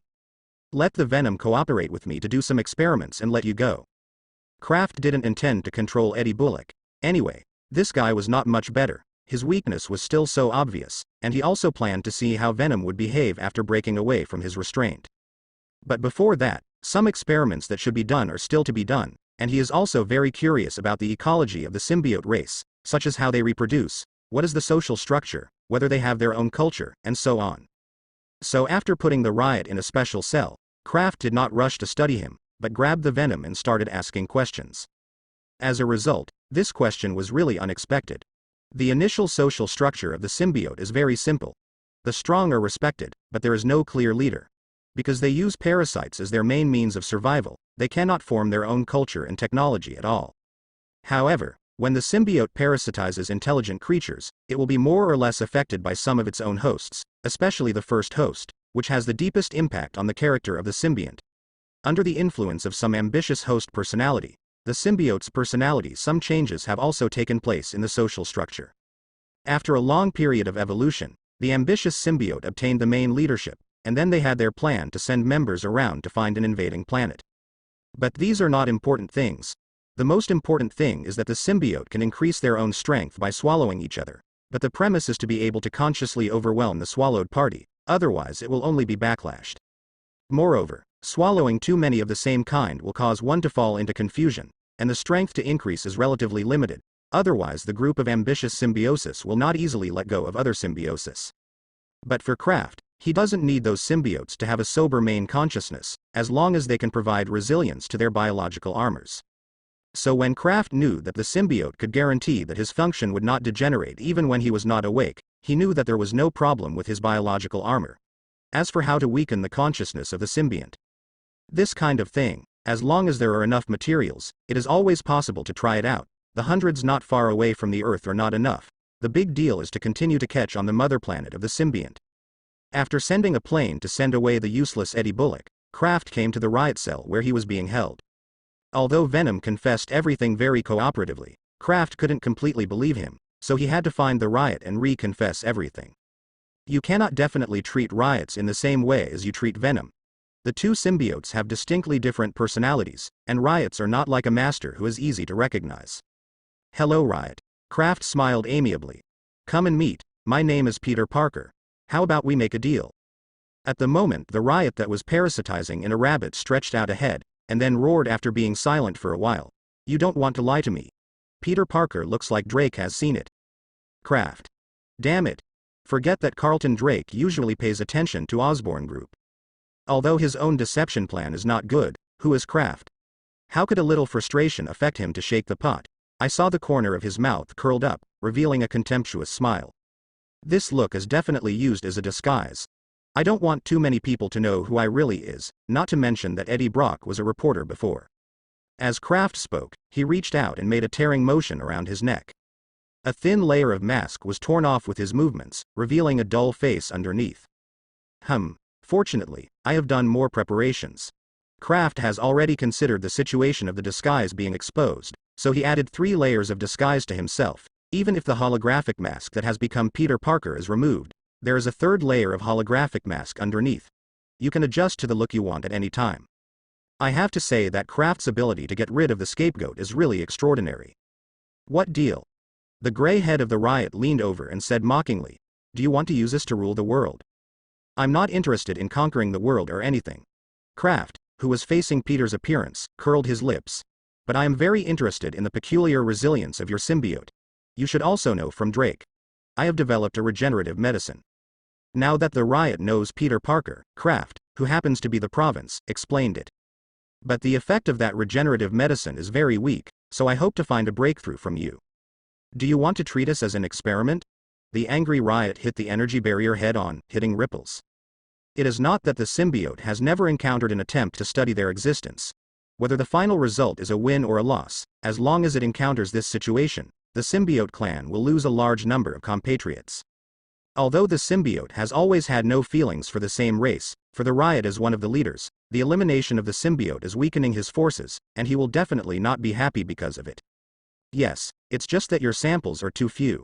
Kraft turned a blind eye to the anger of the riot and continued to flicker. Venom told me that the Life Foundation has more symbiotes here, and also took the initiative to lead the way, so I spared his life. If you can't provide me with more materials, then I have to send you to the experiment table first. Ends. Do you think I will be controlled by you like the Venom waste? Unsurprisingly, the riots did not mean to cooperate. I regret. Kraft shook his head slightly, then snapped his fingers, and the sound waves that could harm the symbiote suddenly filled the entire cell. The rabbit who had died due to the parasitism in the riots let out a scream, and flopped frantically in the cell, the gray-white ooze surging frantically. Seeing that the mud that had escaped the rabbit went from frantically around to barely move, Kraft turned off the sound wave and threw a rabbit into the cell again. The dying riot quickly entangled the live rabbit, and then swallowed the corpse of the previously parasitic rabbit with his big mouth open. How are you thinking? I have enough time to discuss with you slowly. Kraft said flatly to the riot. Don't you want me to give in? The violent maniacally controlled the new rabbit's body to hit the energy barrier, and then he was so hot that he screamed. It's okay, we have a lot of time. With another snap of his fingers, the riot was ejected from the rabbit again, and when he was dying, Kraft threw in a new rabbit. After repeating this several times, the Riot succumbed. Although Riot is a bit tougher than Venom in character, the nature of the symbiote determines that they always put survival first, and because they are parasitic everywhere, there is no clear racial concept. So after the Riot succumbed, it was very natural, like Venom, that they began to sell their teammates. Similar to the Venom, the Riots also told Kraft the location of the little planet sleeping with hundreds of symbiotes, and he gave a more specific number, 336, which is enough for Kraft to use for a long time. Comparing the two, it seems that neither Riot nor Venom is lying. Even if there are some concealments, Kraft can't find other symbionts to verify the truth, because the rest of the symbionts have been the prodigal thing of Drake. Tossing to death. Therefore, Kraft no longer wasted time, and directly took out the spacecraft made before, and went to space with the Riot. The craft that Kraft piloted was also based on Zeon's technology, and was mainly used to make a war weapon called mobile armor. But the Moss in the Dream are too big. Kraft can't use such huge amounts of spacecraft by himself, so he made a smaller one according to his needs, but the appearance has not changed much. After all, Absol is he still liked the round shape. It's not that he didn't dream of small spaceships, but they were only dreamed of after he made the miniaturized Asparas. Kraft felt that there was no need to make new ones, so he didn't make them. Ends. In addition, like the spaceship of Dr. Zawan that was modified from a car, even if he built it, he would not dare to drive into the universe. Looks too unreliable. As Kraft flew to the universe, Eddie Brock, who was released, was a little confused. I was parasitized by alien life. This was originally a very miserable thing. Think about science fiction movies such as Alien. How many of them can survive after being parasitized by alien life? But Eddie Bullock had good luck. Not only did he reach a consensus and live in peace with the extraterrestrial life in his body, he also saved the world with others and thwarted the conspiracy of the Life Foundation and the symbiote. However, what worries Eddie is that the mysterious Asian who saved himself, defeated Riot and Carlton Drake, does not look like a good person, but he does have a life-saving grace for himself. The gratitude to the savior and the professional ethics of being a journalist put Eddie Bullock in a tangled state. What's the use of worrying here? You don't even know who he is. Venom laughed in Eddie's heart. But I can at least inform the Avengers to make them a little bit psychologically prepared. Eddie Bullock's main concern is that the mysterious man once said to solve the hundreds of symbiosis on the little planet, but if he is not to solve the symbiosis, but to turn them into his own power and use come to commit a crime? As a reporter, Eddie has come into contact with too many people with sinister hearts, so he had to think about the mysterious man with the worst of thoughts. But you have no evidence. Venom continued to pour cold water on Eddie. He had no idea about human justice. He only knew that the mysterious human being could easily defeat the symbiote and ate him a lot of food, so Venom did not want to provoke him. Aren't you the evidence? You just have to show it at that time. The superhero of Avengers should believe it? Ha ha ha ha ha. I see, you want to join the Avengers too. Venom laughed in Eddie's mind. What's wrong? Can't it? Eddie Bullock, who was thought of by the Venom, flushed, and retorted in annoyance. Don't forget what it's like to be parasitized by the symbiote. I'm afraid the Avengers will catch us as monsters when they see me. The Venom that acquired Eddie's memory definitely understood how his dignity would react among humans. This was another reason why he didn't want Eddie to be troublesome. After finally regaining his freedom, he didn't want to be locked up anymore. This. When Venom reminded him, Eddie Bullock also wilted. Venom's crippled appearance made him sentenced to death before his superhero dream began, but Eddie still asked without giving up. Can't you shapeshifting? Can't you make your appearance better? Don't dream of Eddie. I don't even have a bad weapon. Do you want me to change my look? Simple adjustment of the Venom can be done, but the change is not obvious, and even if it can become the Venom, it is not interested, because it is a very troublesome thing to keep the appearance after shapeshifting. Well, Eddie Bullock finally gave up. He gave a long sigh, and decided not to report the mysterious man for the time being. Eddie. What's wrong? I'm hungry. Wait. Didn't you just eat a Big Mac burger? I want to eat foie gras. I saw it on TV just now and it looks pretty good. It's pretty good, but I can't afford it. Oh, you are such a trash, Eddie. Thanks for your reminder. Feast Homeless Shelter. Martin Lee brought Alice and a cat and a dog here to help. Now Alice doesn't have to go to class, and she has stopped invading the Hell's Kitchen, so she has more free time. As Kraft's mechanical prostheses were rolled out in New York, many wealthy people with disabilities rushed to New York, and Martin Lee's homeless shelter, as a charity, also set up prosthetic installation points. Moreover, The cost of prosthesis and installation here is the lowest in New York. Even if the conditions are set to give priority to residents in the area, many people still come from far away to line up to order, so the staff and volunteers of the shelter since this time they are all too busy to touch the ground. It even unexpectedly caused a wave of nearby housing prices. Alice, Martin, you are here, and Quinn and Beja, how are you? Aunt May smiled and greeted Martin and they called roar. Where's Kraft? I haven't seen him for a while. Brother has something to go away, Alice replied, and followed Aunt May to help. He said he wasn't sure when he would be back. Going far away. Aunt May was stunned, and she leaned into Alice's ear and asked in a low voice, what happened again? Do you need me to ask Peter to help? Since seeing Quinn and Beja's cat and dog equipment, Aunt May no longer treats Kraft as an ordinary child. She thinks Kraft is going to save the world again. Ah ha ha. It's not necessary. Alice laughed dryly, and didn't tell Aunt May about Kraft's run into outer space. If my brother needs help, he will directly contact Brother Peter and Brother Harry. They dare not be disobedient. That's what my brother said. Ah. It's true. Aunt May still knows how weak her nephew is in front of Kraft, but did Harry have a handle in Kraft's hands? Obviously a person who looks quite shrewd. Aunt May couldn't help but shook her head and sighed. It seemed that she had wronged Peter before. It was not that he was disappointed, but that the kid Kraft was too powerful. However, as an elder brother, it should be a little bit younger, and Aunt May has no guilt about her favoring Kraft in the past. After a brief conversation, Alice and Aunt May were engaged in busy work, but for these two people, being able to help others was originally a very happy thing, so they didn't feel too tired. After busying for a while, Beja suddenly jumped on Alice's shoulder and reminded in a low voice. Alice, there is something wrong with the guy over there. The stupid dog said he smelled strange. Alice was stunned for a moment, then followed Beja's little paw and looked over. It was an ordinary-looking white youth. He was sitting on a chair in the rest area, staring at the ground in a daze, as if he was indifferent to everything around him. In addition, he is still a little out of character with the people around him, his limbs or sound. Since the asylum opened the prosthetic installation point, most of the people sitting in the rest area are physically handicapped people, and occasionally some physically sound people are also relatives and friends who accompany the disabled, like the white people who are alone. This was the first time I saw it after opening an installation point. In addition, Beja said that something was wrong with him, and Alice thought for a while and walked towards the man. On the other side, Martin Lee, who also received Quinn's reminder, was also coming here. He didn't understand what Quinn said was strange. He thought it might be someone like a drug dealer. Look here. There are so many people, I want to expand my business or something. It seems that the site needs to be cleaned up.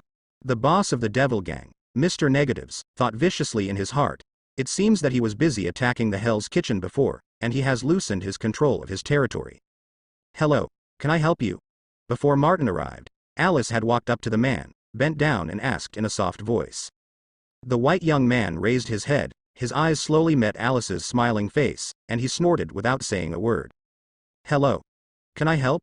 Seeing that there was no answer, Alice tilted her head questioningly, but still asked patiently. On the other side, Aunt May noticed the situation here and walked over. What happened? Alice. This gentleman seems to need help, but he refuses to speak. Alice turned around and replied, this kind of person is not uncommon in the asylum, and came to the asylum to survive, but because of shame, she refused to ask for help. Alice at the moment has completely forgotten Beja's previous reminder, thinking he was just a tramp who came to ask for help. However, just as Alice turned around, a trace of cruelty flashed in the white young man's eyes, and then a faint red light appeared under his skin. Alice, be careful. Aunt May noticed the strangeness of the white youth and reminded her loudly. Alice didn't look back, because the sensor device Kraft installed in her body also detected a violent energy response in the body of the person behind her. Under this circumstance, Alice didn't care about hiding her identity, and fought back at Aunt May who was running towards her. At the same time, she opened her back and unfolded several metal plates to protect herself and Aunt May. Defense mode. Martin Lee, who also came nearby, instantly summoned a defensive film battlesuit, poured negative energy into a huge amounts of shield, and protected everyone behind him. Quinn and Beja also acted at the same time. Quinn created a bubble-like force field to protect some of the people that Martin could not protect. Beja's armor was not good at defense, and she used the fastest speed, as much as possible to throw others into the protection of Quinn and Martin. Boom. Everyone's eyes were filled with dazzling firelight, and the earth-shattering explosion turned the entire interior of the asylum into ruins. Although Martin and the others have tried their best to rescue them, there are still some people who were too late to rescue and died in the explosion. Martin Lee looked at the ruins in front of him with an ugly face. Although this shelter was originally built as a talisman, after a long time, this is another piece of spiritual Pure Land besides Kraft, even now his own. The sequelae have been resolved, but Martin still cares about this shelter. Nowadays, not only was it blew up inexplicably, some people who knew him died in the attack, and even the whole body was not left behind. Aunt May, are you okay? Alice put away the defensive device on her back and lifted up the frightened Aunt May. I'm fine. Aunt May, who was relieved, looked at Alice, but was not curious about the shields that just appeared. Even cats, dogs and dogs have armors. Kraft prepared a little protection for Alice. It's not very good, is it normal? Just now in a panic, she didn't realize that Alice was actually a robot. Because Alice doesn't like fighting, Kraft added a lot of defensive methods to her. In addition to the defensive wall she just unfolded, the stress system in her body also automatically turns on an energy shield. Aside from being a little frightened, there was indeed nothing. Let's see if there are any survivors first. Looking around the tragic situation, Aunt May sighed. She actually knew that there was little hope of surviving in this situation, but now they can only do their best. I'll find someone to investigate what's going on, and I'll leave it to you here. After briefly confessing to Alice, Martin Lee walked outside quickly, with a sinking face. How dare to make trouble on my film site, TM is really tired and crooked. Because of his emotions, Martin Lee's body even revealed a faint black aura. Hello, Mr. Lee. Driving to the Demon Gang headquarters, before he could walk in, a bald white man stopped Martin Lee. Phil Coulson, from S.H.I.E.L.D. Facing Martin's cold gaze, Phil Coulson quickly reported his identity. You should have heard of us from Mr. Parker. Okay, I know. Martin's pupils shrank slightly, he narrowed his eyes and lightly nodded his head. S.H.I.E.L.D., which was pierced by Hydra, he definitely knew. What? Do you S.H.I.E.L.D. want to protect the culprit of this terrorist attack again? Martin curled up his mouth mockingly and squinted at Phil Coulson. Phil Coulson looked bitter. Martin and Kraft are worthy of being father and son, and their attitude towards the authorities is exactly the same. We don't mean that. Phil Coulson didn't want Martin to misunderstand him, and quickly waved his hand to deny. I am here just to inform you that our S.H.I.E.L.D. is already investigating this matter, and if there is new progress, it will be immediately. Contact you, so please don't make too much noise, Mr. Lee. Phil Coulson also knows that it is impossible for Martin Lee not to investigate. In addition, if he conducts investigations here, he may be able to make a noise. So S.H.I.E.L.D. just hopes to limit his actions, so that Martin will not do more things out of impulse. After all, he has a criminal record. Definitely, I don't want to be scared. Although Martin was angry, he did not lose his composure. He asked the members of the Demon Gang to investigate it as a pretense. In fact, he had to rely on Angela, the second sister made by Kraft. I know that neither you nor your adopted son have a good opinion of the government, but in fact we have blocked a lot of troubles for you secretly. Much prejudice. Phil Coulson saw that Martin's attitude was still compatible, so he said a few more words, wanting to change the impression of S.H.I.E.L.D. in the hearts of the father and son. Then you should handle internal issues first. Martin Lee gave Phil Coulson a meaningful look. Phil Coulson thought Martin was talking about the fact that the Security Council skipped their nuclear bombs before, so he gave a meaningful smile. It's already being processed, otherwise the internet won't be so lively, right? It seems that the bald head in front of me is not Hydra. Martin Lee nodded noncommittally, losing interest in continuing to talk with Phil Coulson, and wanted to push him away into the headquarters of the Demon Gang. Wait. Phil Coulson stopped Martin Lee again. I still have something to ask Mr. Lee. This is the main reason why Phil Coulson stopped Martin. There have been several similar explosions, but no explosives have been found. Martin and the others are the only witnesses who saw the explosion at close range. They didn't use explosives, but turned themselves into bombs. Martin thought for a while and chose to tell the truth. After the worried Phil Coulson left, someone on TV took the initiative to say that he was responsible for the recent terrorist attacks. 10 Rings, an old friend of Tony Stark. At the moment their leader, an old man who calls himself Mandolin, talked on TV and publicly declared war on America. But Martin Lee scoffed at it. This guy is not a Mandarin. Martin, who has always been in contact with the Spear Bureau, can tell at a glance that this guy who calls himself Mandolin is a fake, because in the mission entrusted to him by the Spear Bureau, one of them also found a guy named Mandolin. Then he immediately notified them, so Martin still knew something about the real Mandolin. Mandolin is indeed his external name. The exact real name can no longer be confirmed. He originally lived on the other side of the ocean, but because he refused to obey the discipline, he always wanted to rule the world. As a result, he was beaten up by the Spear Bureau. Had to flee abroad with his 10 rings. I have to say that this pretender has done his homework. He is also of Asian European mixed blood. He also wears 10 rings on his fingers. If Martin hadn't seen a photo of Mandolin himself, he would have been fooled. There shouldn't be 10 rings in it. Martin Leto analyzed his chin. Based on his knowledge of 10 rings, they had always admired Mandolin, and it was absolutely impossible to find someone to pretend to him, unless Mandolin ordered him. And this kind of unprofitable terrorist attack at the moment is not like Mandolin's handwriting. If this is just a bunch of idiots borrowing Mandolin's name, then even if I don't intervene, 10 rings will not let them go. But other people have blown up to him. Martin Lee definitely won't wait for 10 rings to avenge him, so he still asks Angela to find out the real black hand behind him. Just after talking to Angela, Martin's phone rang. The caller was from the Phil Coulson agent, who had just separated from him, and they were talking about it, and they would call to notify Martin Lee as soon as there were new developments. Looking at the phone number displayed on the phone, Martin smiled contemptuously. If it hadn't been for the 10 rings to jump out, he wouldn't think S.H.I.E.L.D. would be so sincere. If you want to talk about 10 rings, then you don't have to. After Martin answered the phone, before Phil Coulson could speak, he said directly, I've seen that Mandolin's speech. Good. Good performance? What do you mean, Mr. Lee? The notice was just by the way, because it could not be kept secret. Phil Coulson called mainly to appease Martin Lee, because S.H.I.E.L.D. wanted to find out information about 10 rings and Mandolin, and didn't want anyone to sabotage their plan. But he didn't expect that Martin would expose them an anecdote when he came up. Because that person is not the real Mandolin, Martin Lee said with a smile. I have seen the real Mandolin, not the one on TV. As for whether the terrorist attacker was the real 10 rings, I have to trouble you guys a little harder. Can you tell me how you know? Phil Coulson naturally couldn't easily believe Martin's statement. He asked in a deep voice. Mandarin is from the other side of the ocean like me, but he can't get along there. He was forced to escape by the Divine Spear Bureau, and I have a little relationship with the Divine Spear Bureau, so know his true appearance. Martin Lee deliberately chose to expose his connection with the Spear Bureau after careful consideration. After the Battle of New York, Kraft's identity is no longer a secret in the eyes of those senior executives. Although there are 2 allies, Stark and Osborn, he and Kraft are always yellow-skinned Asians, and they have interests in America. When it comes to related matters, these 2 allies will not necessarily come forward to help.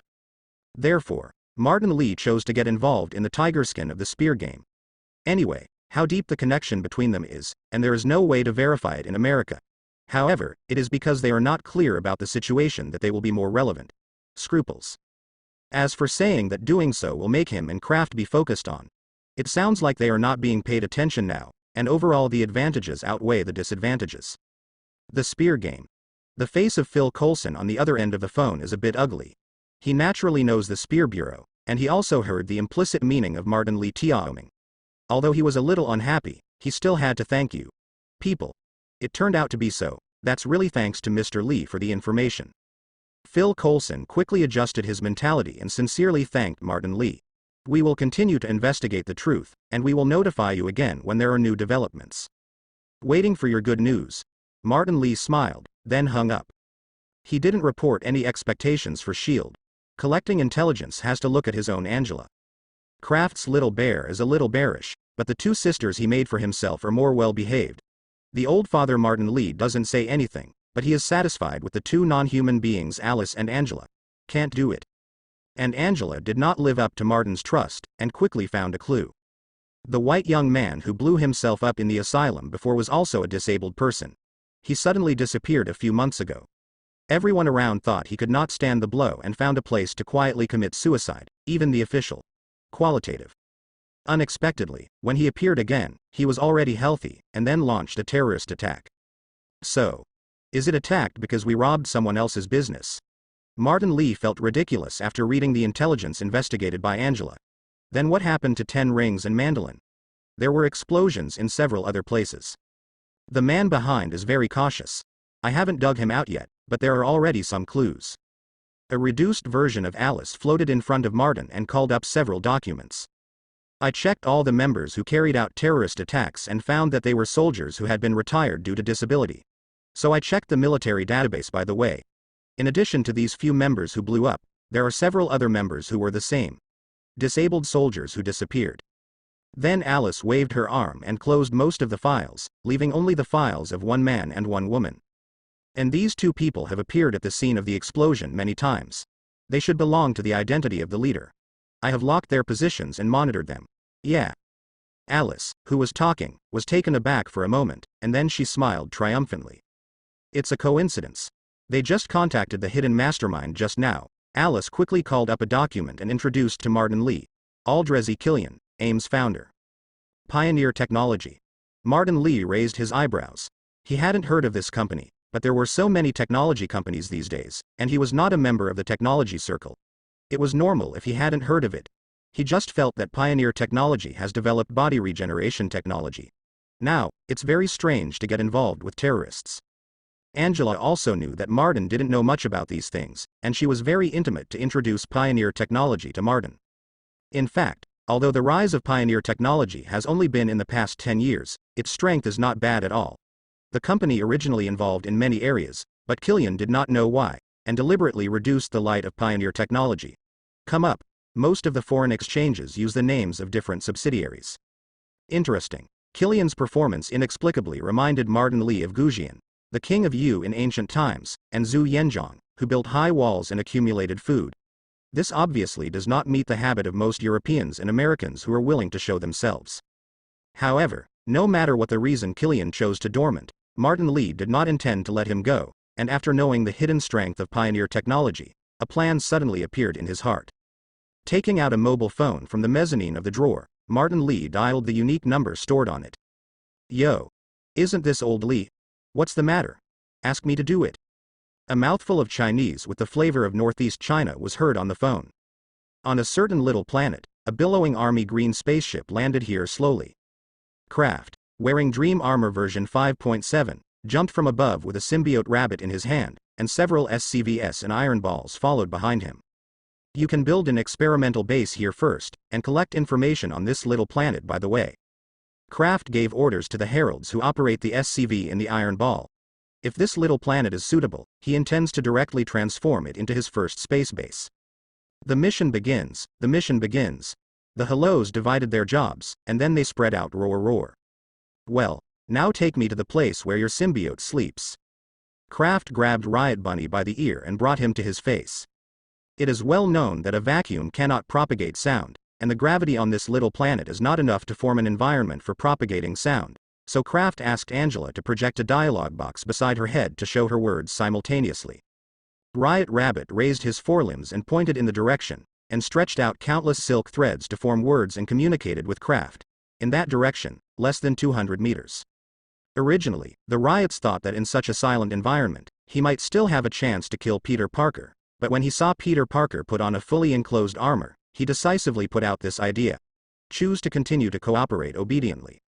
It is so tightly sealed, even if he wants to be parasitic, there is nothing he can do about it. Although the Riot can try to attack, see if you can break this armor, and then parasitize into Peter Parker's body. But what if Peter Parker is angered and he burns himself down? The Riots don't want to be so dead. It's better to be a rabbit than to be wiped out. The symbiote is a kind of creature that is very good at bending and stretching, both physically and psychologically.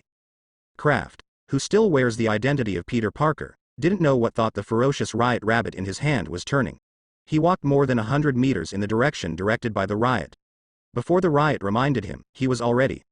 I found a stone with huge amounts of special. This is it. Kraft pointed to the stone that was the same as the surrounding, but very conspicuous. Yes. Riot Rabbit nodded his head and replied, our spaceship is hidden under that rock. Kraft did not rush forward, but turned on the scanning device of the Dream Battle Suit and probed the stone. I have to say that the hidden ability of the symbiote is really strong. Even if Kraft used the instrument to scan it again, there was no difference. You should be able to hide better. Why do you make this stone so conspicuous? If something goes wrong, it will be a demon. Kraft shook the Riot Bunny in his hand and stepped back cautiously. Even if our symbiote is asleep, it needs to consume energy.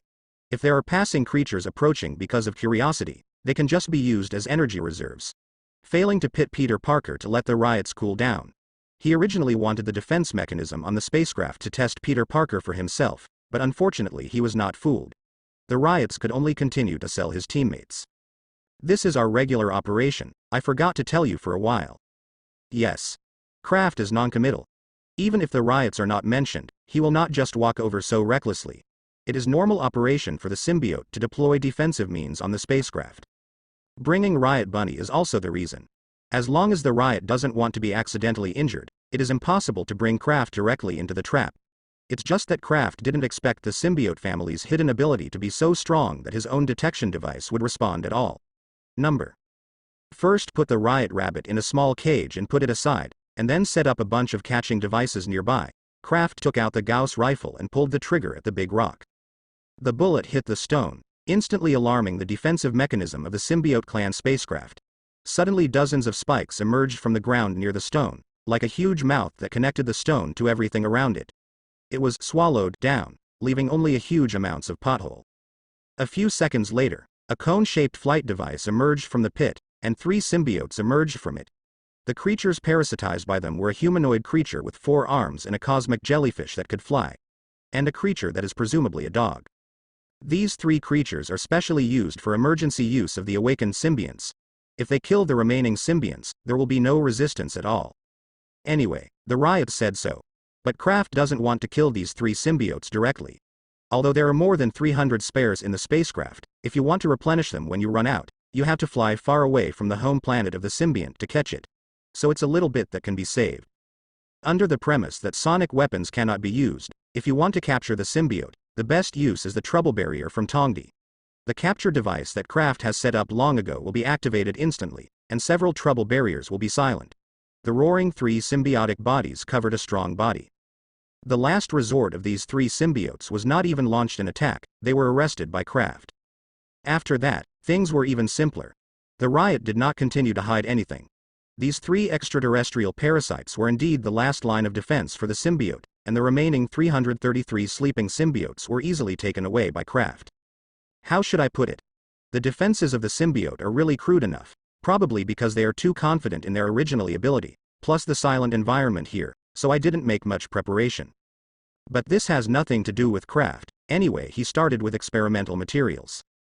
In addition to these symbiosis, Kraft also took away their spacecraft. Compared with the technological products in the dreamland that he had to make by himself, after these alien technologies were cracked, he could start mass production. In the case of the Zeta Rising, Kraft can directly choose to summon the fleet. He returned to his spaceship with a bunch of trophies. The experimental base has not been built yet, and Kraft can only raise the symbionts in the spaceship first. First use sound waves to drive out the 3 parasitic symbiosis, let them go to be rabbits with the riots. Kraft stored the corpses of these 3 alien creatures, and took an SCV to start building with the Haro base. The experiment is not in a hurry. Kraft still knows the truth about sharpening a knife and not a woodcutter. On the Earth, the real 10 Rings have already known that someone is borrowing their name to carry out terrorist attacks. If this is the case, how can they care about it? As a sacred warrior, it is already a routine operation to be held in the dark. But that guy who knows nothing about life and death shouldn't find an idiot to play the great mandolin. This is a great offense to their 10 Rings. They hadn't moved before, because they couldn't find out who the guy who dared to fake mandolin was. In fact, 10 Rings had already mobilized the manpower hidden in America and started investigating. And today, they finally know who that arrogant guy is, and the members of 10 Rings can't wait to teach the man named Aldrezi Killian and his pioneering technology. Quiet. A tall and thin Middle Eastern face stood up and suppressed the noise at the 10 Rings meeting. The hidden power of pioneer technology is not small, we better not make our own decisions.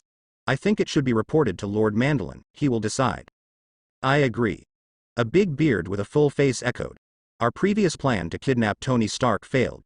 Although the strength of this pioneering technology is not as good as Stark Industry, it is enough as a substitute. And look at the live bomb they developed, how suitable for us. The bearded eyes stared at the part of the document about the terrorist attack, and sighed very yearningly. His words convinced the others that they no longer agitated, but waited quietly for Mandolin's instructions. On the other side, Killian, who had launched several terrorist attacks, began to advance his next plan. Tony Stark was as he planned before. Because his driver and friend's shelter suffered a terrorist attack, he directly provoked 10 rings on TV, and Killian also launched an attack on his villa according to the plan. What Killian didn't expect was that his attack was discovered early by Jarvis. In the face of the heavily armed Iron Man, Killian's subordinates not only returned without success, they were almost caught by Tony Stark. The failure of Stark's attack did not make Killian feel too irritated.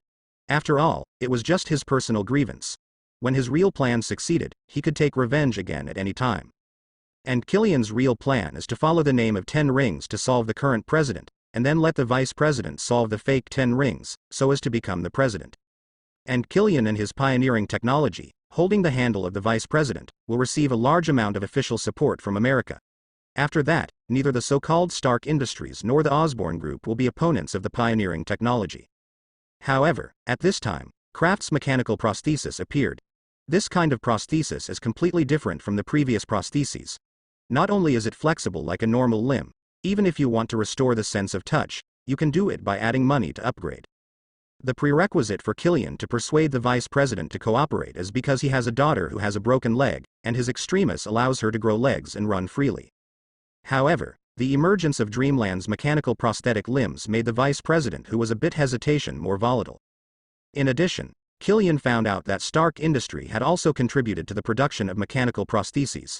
This would arrange for someone to attack Martin Lee's shelter. It was also to anger Tony Stark, and at the same time, it was a shock to regret. Vice President. As for the Dreamland company that almost broke its plan. Oh, a toy seller, can they still find revenge at the door? Driven by Killian's threat and his own ambitions, the vice president decided to continue to cooperate with Killian's plan and help them do something in the Iron Patriots of Colonel Rhodes. However, when Killian's subordinates brought the captured Steel Patriot to him according to the plan, he found that there was also an old man with a clean face and a large and simple robe with him. Who is he? Killian looked at his men, but they were all silent. Realizing that something was wrong, Killian turned his attention to the old man again. Who are you? Killian narrowed his eyes, a faint red light shining under his skin. The old man chuckled and slowly said, I borrowed the names of 10 rings and me, but don't you know who I am? Your Lord Killian. As the old man opened his mouth, his hands came out from the wide sleeves. The 10 phalanxes were distinct, and they all carried a strangely shaped ring, which was more gorgeous and eye-catching than the ring worn by Trevor Slightly's fake. Much. Mandarin. Killian understood the identity of the person in an instant. Meeting for the first time, Lord Killian. Completely ignoring the hostile attitude of Killian and his men behind him, Mandolin still maintained his demeanor and nodded to Killian unhurriedly. Don't be so nervous, I'm just an old man without the strength to hold a chicken. Mandolin's left ring finger trembled slightly, and the sapphire on the ring seemed to be more dazzling. I think we should sit down calmly and talk, is not it? Yes, you are right. A trace of trance flashed across the faces of Killian and his men at the same time, and then they unanimously put down their guards. Killian opened his hands with a big smile, and walked forward and hugged Mandolin. It turns out that Mr. Mandolin, nice to meet you. Wow, who is this? When everyone came to Killian's private villa, Trevor Slater, who was pretending to be Mandolin, greeted him with a can of beer in his hand. When his eyes caught Mandolin's ring on his hands, his heart suddenly shook. So, this is the new Mandarin. Slater didn't want to lose this excellent job, and naturally wouldn't have a good attitude towards Mandolin, who was suspected of being his competitor. Without hesitation, he began to count Mandolin's shortcomings. I have to remind you, Lord Killian, this old man in front of me is definitely not good at playing mandolin.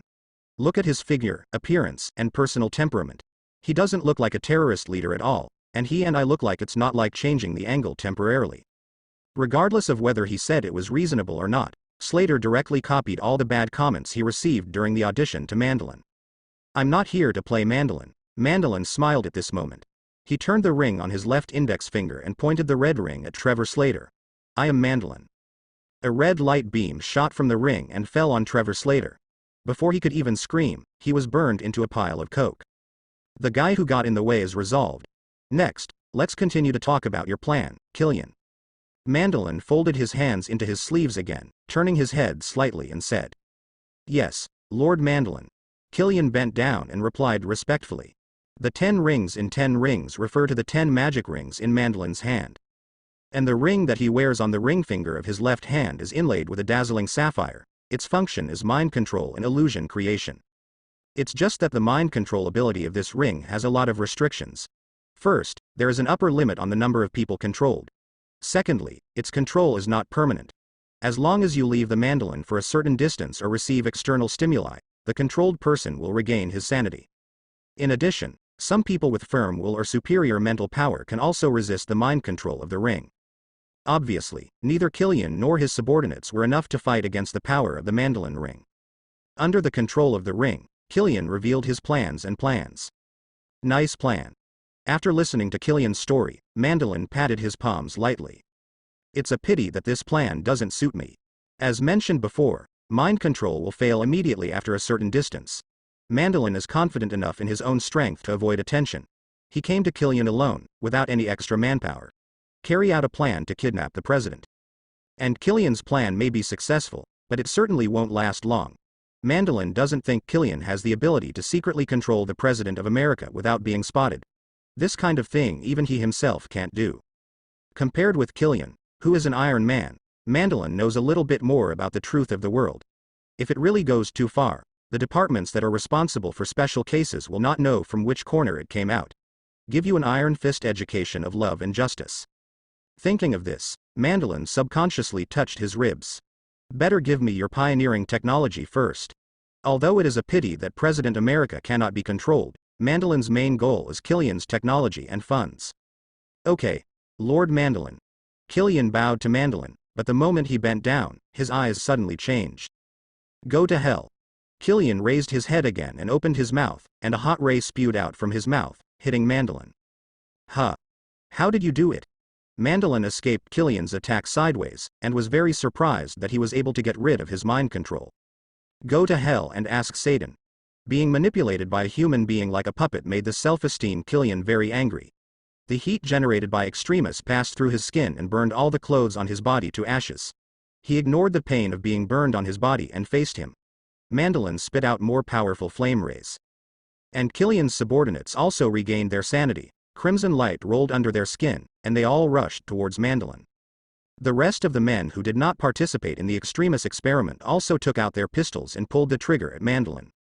Now Mandolin felt that something was wrong. If Killian and the others were able to get rid of the mind control of the ring because of the transformation called extremis, how did these ordinary people recover their sobriety? Mandolin has been able to lead 10 rings for so many years. He is definitely not a stupid person.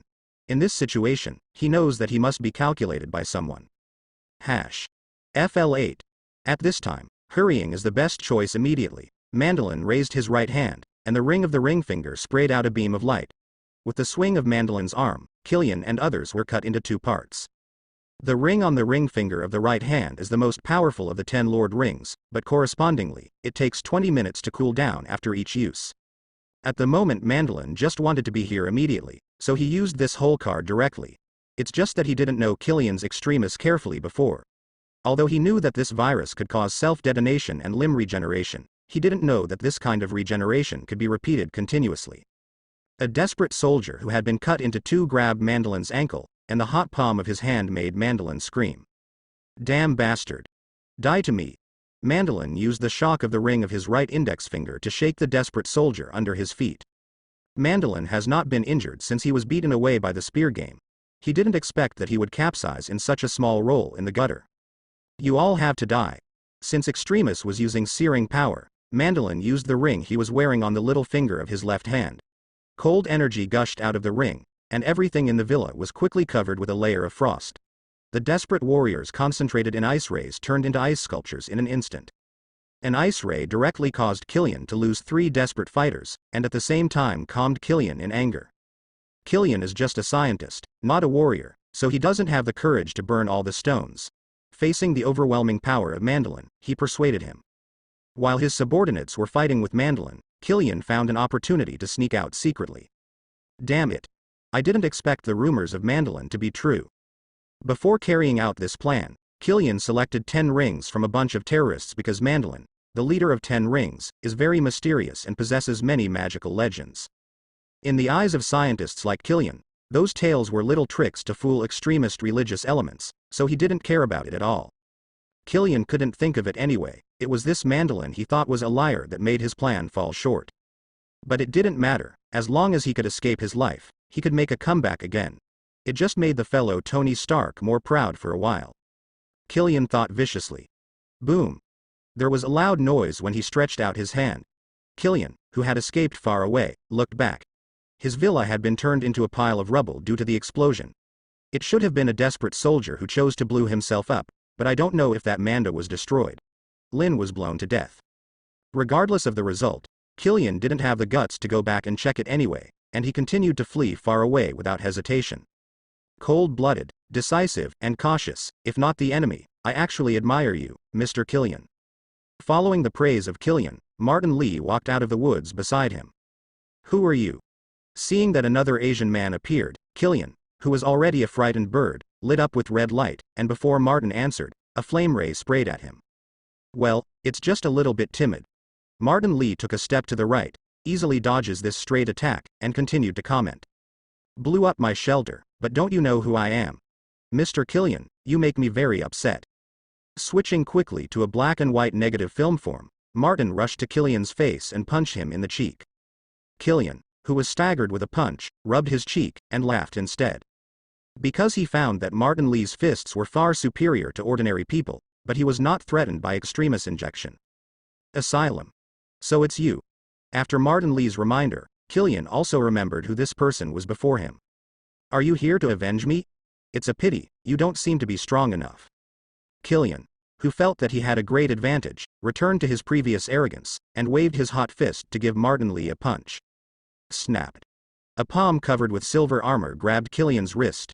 Martin Lee, who put on a film battlesuit, opened the mask on his helmet and exposed Killian's teeth. What happened to my strength? Martin grabbed Killian's wrist in one hand, clenched his fist in the other, and smashed him at Killian like a storm. Ah ah ah ah ah. Killian was screaming screams when he was smashed by Martin's head-to-face fist.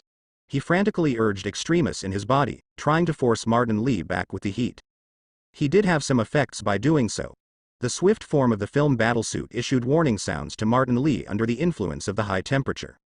Switch defense mode. The black heavy armor instantly replaced the previous white armor. The high temperature of extremis is not worth mentioning in front of the defense specialized film battlesuit. On the contrary, Martin's fist has become heavier. Boom. I don't know how many times the huge black fist hit Killian's body.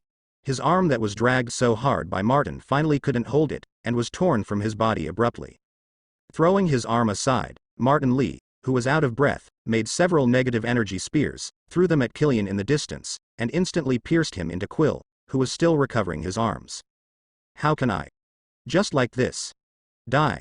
Killian unwillingly grabbed a negative energy spear, trying to pull it out of his body, and then a black light flashed across it, and his head fell from his neck. Ridiculous. Killian's head exploded with 1 foot. Martin Lee put away the negative energy long knife and turned his gaze to the direction of the villa. At the moment, above the ruins of the villa, 3 figures were flying up and down with lightning and thunder. It was as if Thor had appeared on the earth again. In fact, these thunder and lightning have nothing to do with Thor, but are caused by the lightning ring on Mandolin's left-hand finger and the ability of the Weather Witch of the Spear Bureau.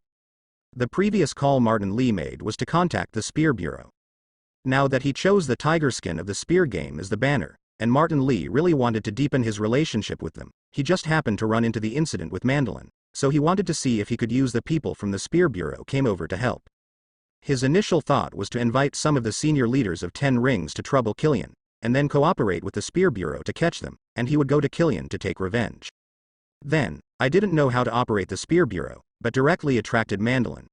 The people who were sent to America were not ordinary members, but the famous Weather Witch and Saber in the Spear Bureau.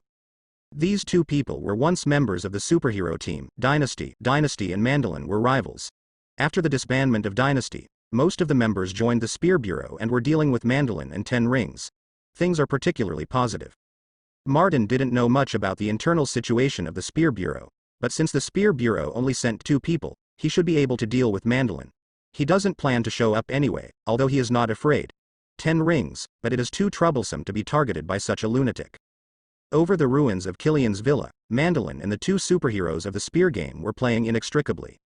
Originally, Mandolin's ability, just the Weather Witch and the Saber, was not too difficult to deal with, but unfortunately, because he had dealt with Killian and his desperate warrior before, several of the rings had entered the cooling time, and he himself it was also consumed originally.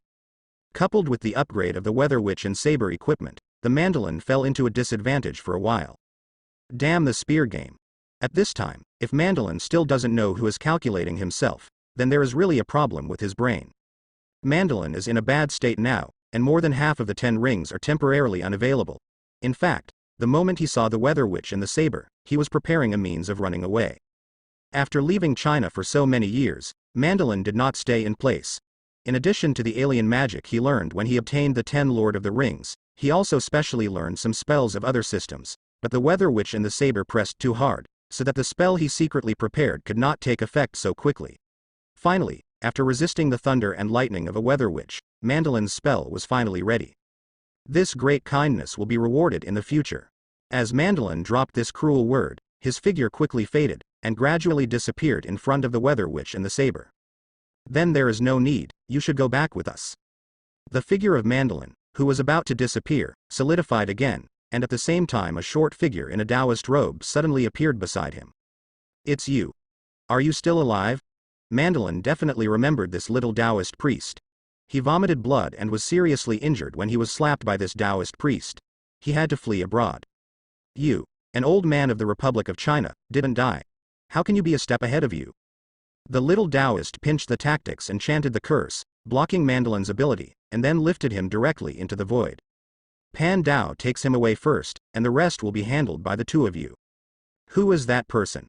Martin Li, who had been watching from a distance, saw that the matter was over. He rushed over and asked curiously. The special advisor of the Spear Bureau, Long Hashan's Daochang Zhang, his identity is more sensitive, and he can't stay here for more. After giving a vague introduction, the Weather Witch glanced at the film battlesuit on Martin's body, and asked greedily, your sequelae have been resolved, don't you plan to return to China? I still have a big grudge, Martin shrugged, and then replied, and I'm used to staying here. I don't really want to go back and be restrained. As for craft, let's talk about it then. Martin definitely understands the subtext of the Weather Witch, but he does not intend to make a decision for craft, and he has a saying that the ability of the Bear Kid is better than staying here to harm America. The door of the motherland is always open to you. The Meteor Witch did not force it. After saying an official order, she left with her saber. It is not a trivial matter for the Spear Bureau to enter America. They have to go and call the American official to call roar. Fortunately, there is Killian, the unlucky ghost. It won't be very troublesome. Martin Li didn't plan to stay longer. He took out the wormhole generator with a touching success rate and tried a dozen times before opening the portal at home. About half an hour later, Tony Stark came to the ruins in his steel battlesuit. WTF? What happened here? He obtained information from Maya Hansen, a female scientist who had a relationship with him, and finally found this place, but after he rushed over, it was in ruins. Right. Where is Ronnie? Stark was stunned for a while. Colonel Rhodes and his Steel Patriot suddenly disappeared not long ago. The last place Stark tracked was also here. Jarvis quickly showed the location of the Iron Patriot on the screen. Stark hurried to the marked location and dug out Colonel Rhodes, who was buried below. Ronnie. Ronnie. At the call of Stark's roar, Colonel Rhodes opened his eyes in a daze. Tony? Why are you here? Rhodes looked around. Where is this TM? You don't know? Tony Stark looked at Colonel Rhodes with a dazed expression. What should I know? Rhodes looked back dumbfounded. Cape. With Kraft's roar call, a football file size shaped like a fingertip spinning top and a bit like a nuclear logo appeared behind him, and a large black strangeness emerged from the gap.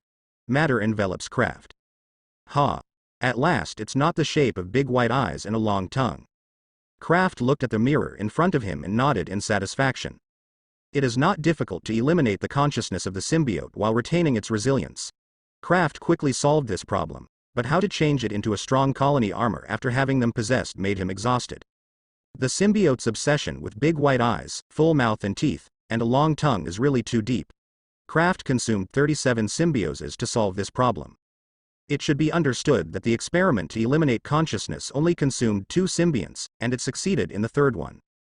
But the symbiote is really an excellent material. In addition to its strong resilience, their shape-shifting ability and body strengthening have also been inherited by Kraft's Dreamland War Armor version 6.2.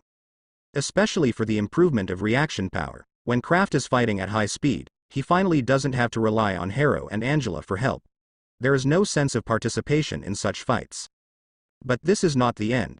Although Kraft's Dreamland Battlegear version 6.2 is made with a symbiotic body that is not afraid of sound waves as the main body, and then integrates other stronger symbiotic bodies, it is still helpless against high temperatures. So Kraft had to add a heat-insulating shell to this suit. This is not difficult for Kraft. There are too many high-temperature resistant alloys in his hand, and he can also add energy shields and other devices to the Dream armor. Kraft thought about it for a while, and finally chose the Super Alloy Z, which he only dreamed about recently. There are some metals indefinitely that the world does not have, so he replaced it with others. However, judging from the test results, the Kraft version of the Super Alloy Z is no worse than the Dream. But in terms of defense, Super Alloy Z should be Kraft's strongest alloy at present, but in contrast, its weight is heavier, so this thing is actually not suitable for making a battle armor. It should be made into a large-scale war machine like in a Dream. And Kraft's ability to make it into a battle armor arbitrarily, thanks to the physical fitness of the symbiote. After upgrading to the version 6.3 version of the Dreamland War Armor with the Super Alloy Z shell, Kraft took a look at the remaining symbiote inventory, which was enough for him to make an advanced version of the Dreamland War Armor according to the giant colony in the Dream. There is even a balance. So after making the giant's colony, he made a set of armors based on a creature called Tigaman in his Dream. Definitely, there is no alien creature called Radam in this world, so Kraft only but using their shape, it is essentially no different from his Dream armor. After doing this, there are nearly 100 symbiotes in Kraft's hands, but there is only one that is not afraid of sonic waves. Kraft, who originally wanted to get another animal god general, gave up after thinking about it. What if there is a need in the future? The planet of the symbiote is so far away, it's better to save some for backup. Kraft, who has no more needs for the time being, simply let these symbiotes fall asleep again, leaving only the more familiar riots, and when there is free time in the future, let this lead party take itself to copy the symbiote's hometown. Having settled the symbiote problem, Kraft did not intend to return to Earth in a hurry, although he felt that whether it was Chitauri or Thanos behind them, it should be the people of Ancient One and the Aegis Spear who were worried. But this does not prevent him from making more preparations. At present, the little planet he is on has been tested and is not suitable for use as a space base, so he plans to find a nearby planet first to see if there is a suitable little planet for modification. In Kraft's vision, he wanted an entire base similar to the Death Star in Star Wars. Although he hadn't dreamed of the Star Wars series of dreams, he would only be able to transform a small planet. That is not too difficult. And he also wanted to see if he could find some special ores in space to replace some of the materials in the dream world. If it weren't for the Hydra on the Earth, Kraft would also try to capture a small black hole. Can you really fiddle with GN particles? Although the theory of generating energy through the black hole's topological defects and the use of energy differences sounds like a fantasy, is there still less technology in the fantasy of Kraft's dream? He didn't still fiddle with a lot of things. Do you know any small planets suitable for transformation around here? Kraft asked an Asian young man beside him. This Asian youth is naturally a riot, and it is not a human being parasitized by him, but a bionic person made by Kraft. Human clones, artificial humans, bionics. Kraft has dreamed of a lot of similar technologies, so I won't mention human cloning. Kraft has no interest in this kind of technology. Most of the artificial humans are made based on the inhumane way of reshaping the human body. It is definitely impossible to catch people for transformation. Only the technology of bionics is special. Although they are also completely artificially manufactured, they are different from robots. All parts of the body are made of organs close to humans, such as artificial internal organs, artificial blood, and even artificial ones. Nerve. Except for the chips used to direct actions in their heads, they are basically no different from humans. Ordinary humans can even use those artificial organs of bionics to replace their own organs. Except for the brain. So Kraft made a temporary riot to try it out, and it turned out to be able to parasitize, and it can also enter the state of that hideous monster. According to Riot, because Kraft did not make a brain for the bionic, he was more handy in controlling it, and he didn't even have to consider the problem of matching with the host. On the surface, the Riot seemed to have given up resistance like Venom, but Kraft would not believe him so easily. After all, unlike Venom, the Riot did not have a host restraining him. Now that there are no other creatures around, it's good to say, what if he parasitizes other people secretly when he returns to the Earth? Although Kraft could find him out, that would be too much trouble. So Kraft consumed a few more symbiosis, and successfully produced a bionic person that could lock the symbiosis in the body. Even sound waves and high temperature could not force them out. Instead, the symbiosis could be retracted. A way to resist sound waves and high temperatures in a bionic human body. Definitely, if Kraft wants to, he can directly destroy the bionic person with the symbiote in his body. This is where he dares to bring the bionic person parasitized by the riots with him. In addition, Kraft also made a symbiote radar just in case, even if the riot accidentally ran away, he could find him in the first place. Small planet suitable for transformation. The riots that have been around Kraft for a while naturally understand what his requirements are. He replied after recalling. There are a lot of Kuiper belts that suit you. Require. It's a bit far. Because he had never thought about coming out of space before, Kraft hadn't had time to learn the interstellar transition technology and quantum communication technology in his dreams. These technologies can't be done in a short while. He hasn't got Hydra on Earth.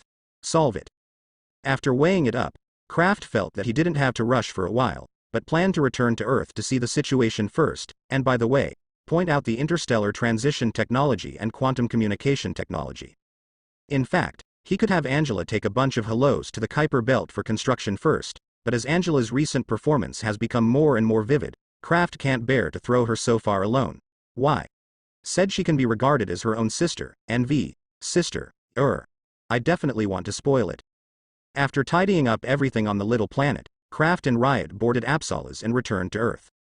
As soon as Asparas entered the atmosphere, Angela on Earth passed the recent events to Angela in the spacecraft, and then she relayed it to Kraft. The shelter was bombed? Is there anyone I know among the victims? This is what Kraft is most concerned about. Although the group of acquaintances in Chinatown should have installed the prostheses long ago, there are still many staff in the shelter who are familiar with him. No, most people have been protected by Uncle Martin and the others. Those who die are customers who came from other places. Oh, that's all right. For those people, Kraft sighed at most that they were bad luck. Other than that, there would be no extra feelings. Anyway, Martin helped them get revenge, right? But that extremis, there seems to be something. Yes, the stability is too bad. Now Peter is trying to solve its side effects. If it succeeds, your mechanical prosthesis won't sell well. Isn't that better? Kraft curled his lips and asked him to do it himself for each link core of the mechanical prosthesis. Even if it didn't take much time, the repetitive work was really boring, and he wished that the market would be saturated soon. And Kraft doesn't think that his mechanical prosthesis will be completely replaced by the body regeneration technology. After all, many people like the fashionable and highly valued shape of the mechanical arm. And even if the power of prosthetic limbs is similar to that of ordinary people, metal is always harder than meat, so there are still some in the market. When the time comes, the ordinary type will be cut off and only custom-made ones. Kraft will make 2 of them when he has time. In fact, the military actually knows about the extremist technology. After all, they have cooperated with Pioneer Technology, but Killian is dead, and Maya Hansen who can host this experiment is protected by Tony Stark. Up.as for the relevant information in Pioneer Technology. It was quietly touched by the people of the Spear Bureau, so even if the American officials are greedy, they can't help it. When they know that Pioneer Technology is cold, let alone drink soup. Now, I can't even smell a trace of scent. The only thing Kraft regretted was that he didn't see the people from the spear game in the 10 mandolin rings. He actually wanted to touch one and play around. In addition to the extremis problem, Eddie Bullock, who was parasitized by the venom, has also been in Angela's attention. With the ability endowed by the venom, he collected a lot of big news, and then successfully became a reporter again. In fact, the existence of venom has also been recorded by S.H.I.E.L.D., but they saw that Eddie Brock was relatively harmless, so they didn't specifically contact it. This is also because Angela's previous information about Life Foundation was manipulated. S.H.I.E.L.D. didn't even know the existence of the symbiote, and was misled by Angela, thinking that Eddie was just a hapless experiment. With a lot of predecessors out there, Angela's forged information seems very credible. Then Dr. Banner was running away when he saw Kraft. His recent situation is pretty good. He has gradually reconciled with the Hulk in his body, basically being able to switch between the 2 states freely. Definitely if Hulk is too angry, he can still take the initiative to run out, such as seeing Kraft's photos and videos. But it was much better than before that Dr. Banner couldn't control Hulk at all. He even started discussing marriage with his girlfriend. What, am I so hated? Kraft felt that he was wronged. Bruce Banner is now able to solve Hulk's problem. Doesn't he have his own credit? Why treat yourself differently? Mumbled and cursed Bruce Banner, who was revenge. Kraft looked at the last piece of information, and the most important piece of information about Loki's scepter, that is, the whereabouts of Mind Gem or Soul Gem. In order to prevent Chitauri from invading again, The space gem was brought back to Asgard by Thor, and the Loki scepter with another infinite gems was secretly taken away from S.H.I.E.L.D. by Hydra, so Kraft has been tracking its whereabouts. And Hydra took Loki's scepter not to collect it, so they started researching it shortly after Kraft left, and it was discovered by Angela, who had been driving the Infinite Gems radar. Sokovia, an inconspicuous small country in Eastern Europe, if it weren't for the Infinite Gems radar to show Loki's scepter had been there, no one would have thought that this small backward country in Eastern Europe would hide a world-class villain's base. In addition, I also found that suspected members of Hydra sent homeless people in black households from all over Europe to Sokovia. Angela at the moment reminded. Kraft couldn't help but narrowed his eyes when he heard the words. In other words, they are most likely the batch of Hydra I want to find? Even if it is not, the relationship should not be shallow. Angela analyzed. A huge organization, letting different people be responsible for different affairs should be the norm. Contact Daddy Martin, we are going to take revenge. Aunt May, I'm back. Peter Parker opened the door and walked in while shouting. Recently, he was perfecting extremis with the biologist named Maya Hansen. He wanted to make the perfect regenerating potion. For this reason, he even had a heroic activity. Reduced. After all, if the potion is successful, it will help more people than he helped in hero activities. Brother Peter is back. But the person who greeted him today was not Aunt May, but little sister Alice, and a cat and a dog following her. Alice. Quinn. Beja. Why are you here? Peter took a defensive posture subconsciously, then looked around, guarding against Kraft who didn't know where he would jump out. Look at what you look like. Aunt May, who came out behind Alice, instantly saw her nephew's mind, rolled her eyes and laughed. Kraft and Martin are both going to travel, so send Alice, Quinn and Beja over for us to take care of. Roar. Peter Parker subconsciously breathed a sigh of relief, and then asked suspiciously, Uncle Martin also went out together? My brother said he was going to find someone to settle the account. I don't like fighting, so I stayed. Alice lowered her head and replied embarrassedly to her fingers. It's right to stay. What are the girls fighting at home? Aunt May smiled and touched Alice's head. She has always liked this sensible girl. After Alice came to Parker's house for a long time, she liked it even more. How could she be so sensible, kid? Glancing disgustingly at Peter Parker who was still standing there stupidly, Aunt May couldn't help but scolded. Why are you standing there stupidly? Go and tidy the table for me. I'm going to eat soon. Oh, good Aunt May. Peter Parker regained his senses and ran to the restaurant frizzily. He wiped the table while secretly analyzing. According to Alice's explanation just now, it is estimated that Kraft went to find Hydra, who did human experimentation this time. Now he should find the righteous master before bringing Uncle Martin with him. With the strength of Uncle Martin and Kraft, I shouldn't have to worry too much. They will send Alice over, probably because they are afraid that Hydra will jump over the wall in a hurry and come to Alice for trouble. Peter Parker suddenly felt that he was very responsible, and vowed to protect Alice secretly. In fact, our Mr. Spider-Man really thinks too much, let alone Alice's own sturdiness, and the armor of Quinn and Beja. If you really want to protect Alice, arrange for her to hide in the laboratory. Enough. The reason why Alice and the others are sent here is purely because Quinn's dog was clamoring to fight with him, but Kraft felt that it was a bit weird to let his pet run and kill people, so he thought of being with Peter. Superhero was an excuse to fudge the dog over. As for Alice and Beja, just by the way, Brother Peter, Alice took out a few coins from her pocket and handed them to Peter Parker, who was madly replenishing his brain. Brother asked me to give these coins to you, saying it was my reward for staying here. Let you and Brother Harry watch the points. What? Kraft must be worried that I am not strong enough, and specially sent me new equipment. Peter took the coin and continued to brainstorm. Seeing Peter Parker, who was moved by herself, Alice tilted her head suspiciously. Then she gently decided not to disturb Peter, and quietly left the dining room and ran to the kitchen to help Aunt May. Alice, thank you for me. How about people? After finishing his brain replenishment, Peter looked around and found that Alice had left without knowing when. He scratched his head, and then carefully looked at the coin in his hand. Alice gave Peter a total of 6 coins, a spider coin and a locust coin. Of course, needless to say, he and Harry had already seen it when they exchanged coins. Then there are 2 coins engraved with motorcycles, which should be prepared for them to match that night, in the belt, but I don't know what is special. Peter is still very much looking forward to this. Few boys don't like motorcycles, let alone a special version made by Kraft. The last 2 coins are quite special.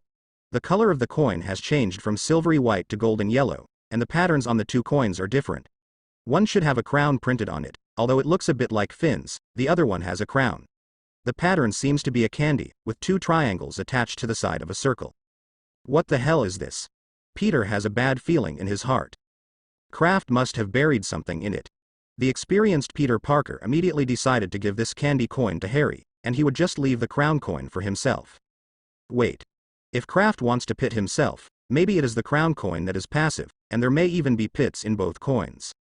Peter Parker was in entanglement, he thought for a while, and thought it would be better to discuss with Harry. After sending Alice and 2 pets to Parker's house, Kraft and Martin Lee brought the parasitic riots in the Bionics to Sokovia, a small country in Eastern Europe. And this time Kraft didn't choose to sneak over in the Banshee fighter plane, but instead directly wrapped up a plane and flew over blatantly. He did this in order to stun the snake and see how the Hydra would react. If the reaction is relatively large, then he has found the righteous master. With Angela, they will not be able to escape. Definitely, regardless of the file size of these Hydra responses, Kraft does not intend to let go of these Hydra. Who will let them have such a rare treasure as infinite gems? It can only be said that Kraft still doesn't understand Hydra's behavioral patterns. In fact, whether Hydra here is Baron Strucker or not, their reaction will be great. How did we leak our whereabouts? Hydra was in the Sokovia base, and Baron Strucker seemed a little fidgeted after receiving the news of Kraft's arrival. About Kraft and Martin Lee, Alexander Pierce mentioned to him a long time ago, but at that time the ability of the father and son was not strong, and Alexander also wanted to recruit Kraft in the future. So Baron Strucker didn't pay much attention to them. Even after the Battle of New York broke out, Kraft and Martin Lee both showed the ability to not lose to the Avengers. He didn't care too much. After all, it's been so long, and Baron Strucker didn't think they could trace it to his head. However, what he thought was impossible happened so suddenly. Baron Strucker doesn't think Kraft came to travel with Sokovia. Maybe they are not completely sure, but just find a clue. A subordinate felt that Baron Strucker was overreacting, and couldn't help but speak. If they are not sure, why are they going out with such a big fanfare? The strength of Kraft and his adoptive father is no longer a secret. Even the 2 pets in the family were exposed in the previous terrorist attacks. Although not many people know about it, Hydra will certainly not be missing from insiders. As for the Asian who suddenly appeared, they had no information at all. However, due to Martin Lee's previous operations against Pioneer Technology, Baron Strucker guessed that the person was probably lent to them by the Spear Bureau, and it is even possible that the clues they got were provided by the Spear Bureau. Most of the reason Baron Strucker would be so fidgeted was based on this speculation. Perhaps they want to fight the grass and startle the snakes. Someone in Hydra guessed Kraft's plan. Maybe they are not sure whether we were the main messengers of human experiments at that time, and maybe they don't even know that we are Hydra. What you said seems to make sense. Baron Strucker was only confused by Kraft's surprise attack and the speculation that the Spear Bureau intervened. After he calmed down, he also felt that with their Hydra caution, even if Kraft and the Spear Bureau found clues, it should not be so clear. After all, it is a supervillain organization with nails in most countries and forces. Baron Strucker is still very confident about Hydra's hidden ability. However, no matter what the specific situation is, Baron Strucker will not take it lightly. The Sokovia base is different from other bases. It is the base camp that Hydra has run for many years under his leadership. It cannot be easily abandoned just because of 3 people. Notify the various departments and step up vigilance. In addition, notify the members who are near Sokovia to come as far as possible. Baron Strucker is not an indecisive person either. After analyzing the current situation, he quickly issued an order to let his subordinates start to arm. Is it a bit of a fuss? A Baron Strucker's confidant asked suspiciously. Although their strength is not weak, do they need to be so serious to solve them? It's definitely easy to solve them, but the technology that Kraft Lee has mastered, as well as his and his father's property, are very good resources. Why not take advantage of this plan to capture them alive and turn them into our people woolen cloth? I didn't shoot Kraft before, because brainwashing him would destroy his scientific research capability, but if Kraft really traces Hydra, then it's impossible to absorb him peacefully. It's better to directly come hard. In addition to hidden ability, Baron Strucker is also very confident in Hydra's brainwashing and coercion ability. After the capture of Kraft, this base is estimated to be abandoned, if the Asian is really a member of the Spear Game. Brother, martial law has begun around Hydra's base, and even the manpower is still being recalled. Angela, who had been monitoring the movement of Hydra, reported in time. It seems that there is a high probability that they are right. After Kraft and the others arrived at Sokovia, They did not go straight to the base of Hydra, but wandered around the city as tourists. If it is a minor Hydra, it is unlikely that the reaction will be such a big deal. First, send a few people to test it. This is a relatively normal situation. However, just as Kraft was thinking about it, a pickup truck suddenly rushed out from the corner of the street, and then went straight to the Kraft three people. At the same time, the windows of several cars nearby suddenly opened. Several barrels stick out from inside. Well, these Hydra groups are really unscrupulous. To be honest, Kraft didn't expect such an exaggerated scene. He thought that even if it was a temptation, it was just a few people pretending to be robbers or other people to clash with their group. Just besieging and killing with heavy fire on the street, this reaction is too exaggerated, right? This shows that Sokovia's official forces and the media should have been infiltrated by Hydra. Supporting the negative energy barrier to block the shot, the excited Martin Lee instantly entered the film form. According to his temperament, he didn't have any thoughts of wandering around. Instead, he went straight to the base of Hydra as soon as he arrived at Sokovia. Anyway, after the Pioneer Technology incident, their father and son in the Spear Bureau have begun to deepen their cooperation, so even if it is a little too much, there are people behind to help the platform, and the scruples are much less. It's just that Kraft wants to play, so naturally his old father can only give in. Now that Hydra has already started, he doesn't have to continue to endure it anymore. Black Emperor. Calling out the battlesuit in the defense mode, Martin Lee, holding a negative energy shield, slammed into the oncoming pickup truck with a grinning smile. Reluctantly waved his hand to the already eager riot. Among the attackers, there was not a single capable person, and Kraft was not interested at all. You are free to move, but you are not allowed to eat people. The symbiote's affairs are not exposed. It doesn't matter after the cooperation with S.H.I.E.L.D., but the respect of the symbiote is really hard to say. Kraft simply threw the early Ultraman armor to the riots. The riot was originally a violent who likes to fight. After being suppressed by Kraft for so long, he was suffocated for a long time, but Kraft ordered him not to eat people, so he simply put on Ultraman armor. Try to see how effective human equipment is. Ha ha ha ha ha. This thing is pretty easy to use. The symbiote has always relied on its own ability to fight, so the feeling of using equipment for the first time makes the riot feel very fresh. Although it is not as handy as its own ability, it is also interesting to use Ultraman armor to fight. Riot waved his arms, using the spatial blade extending from his forearm, to chop the surrounding Hydra into pieces like melons and vegetables. As this, the new battlesuit made by Stark? Baron Strucker, who was remotely monitoring the base, was relieved when he saw the armor on Riot's body, because it showed that the Asian was not an agent of the Spear Bureau. The Ultraman armor is very similar to the steel battlesuit in shape and color, and it is normal for him to admit mistakes. And the same confession, there are two young men standing behind him, a man and a woman. The moment they saw the appearance of Ultraman armor, they became extremely excited. Let me dismantle that armor into pieces. Pietro took the initiative to apply for the battle. He and his sister Wanda were full of hatred for everything related to Stark. Because their family was destroyed by weapons produced by Stark Industries, in order to avenge Tony Stark, the two brothers and sisters resolutely took the initiative to join Hydra's human experiments. Don't worry, Baron Strucker, who knew that the spear game hadn't intervened, was relieved all of a sudden. There will be times when you will be on the court. The ultimate goal of Hydra is to capture Kraft instead of killing him. Sending troops to deal with Kraft is difficult to keep, so Baron Strucker originally planned to send his own troop of supernaturalists to capture Kraft. But before that, let me see what other cards they have. Baron Strucker, who sits firmly on the Diayutai, decided to take this opportunity to assess the true value of Kraft. By the way, it seems that I was really worried before. Baron Strucker picked up a glass of red wine and resumed his aristocratic style. Without the intervention of the divine spear game, there are only 3 people, isn't it just a handy catch? Martin Lee, who has switched the battlesuit to the swift form, and the riot-wearing Ultraman armor are killing them in Sokovia. Although the members of Hydra have been equipped with quite advanced weapons and equipment, no one at the current position has been able to walk through the 2 moves under their hands, and they are basically dead in contact with death. The manpower sent by Baron Strucker was wiped out in less than 5 minutes. Is there only this? It's really boring. The riots threw away the corpse in his hands, and said unfinishedly, Hydra is not so easy to deal with, it's just an appetizer. Even without Angela's report, Kraft can guess that Hydra will not just let it go, let alone Angela has notified him that the second batch of Hydra is on its way. Looking at the Sokovia civilians who were frightened and fleeing around, Kraft took out a capsule and threw it in front of him. With a bang, a strangely shaped tank appeared in front of him. He finally dreamed of the universal capsule technology in the Dragon Ball world a while ago. In fact, with the technology that Kraft had mastered before, it is not difficult to copy the universal capsule technology, but the production cycle of the copy version is very long, and there is no need to change it, the shape of a capsule.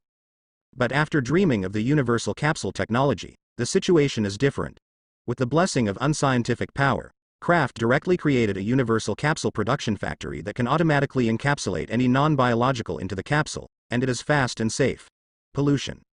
As a result, Kraft immediately made all the various dream technologies he had developed over the years into a capsule form, and the strangely shaped tank in front of him was named Metal Slug, numbered SV001 This tank is not very high-tech in terms of technology. With the technology of today's world, it is not difficult to copy or even make a better performance. Even if the material of this tank is all upgraded Luna titanium alloy, it's more resistant to playing. As for why Kraft chose to use this tank, there is actually no special reason, just took one. Kraft and others got into the Metal Slug one after another and drove it directly in the direction of the Hydra base. Space compression technology? He actually researched out this technology. The remote monitoring Baron Strucker rubbed his hands in excitement. In his opinion, all the technologies that Kraft has shown now will be owned by their Hydra in the near future. As for the peculiarly shaped tank, does he really care? It seems that the caliber of the main gun is a bit larger, and the barrel is so short, the range is definitely not very far. It is probably what Kraft is playing with. Hydra also knows about Kraft's character, knowing that he often does something that looks great, but is actually useless, so Baron Strucker just glanced at Metal Slug and ignored it. Instead, they seem to be coming towards us? Baron Strucker was a little nervous again. In fact, the second batch of people he sent out originally wanted to bring Kraft over.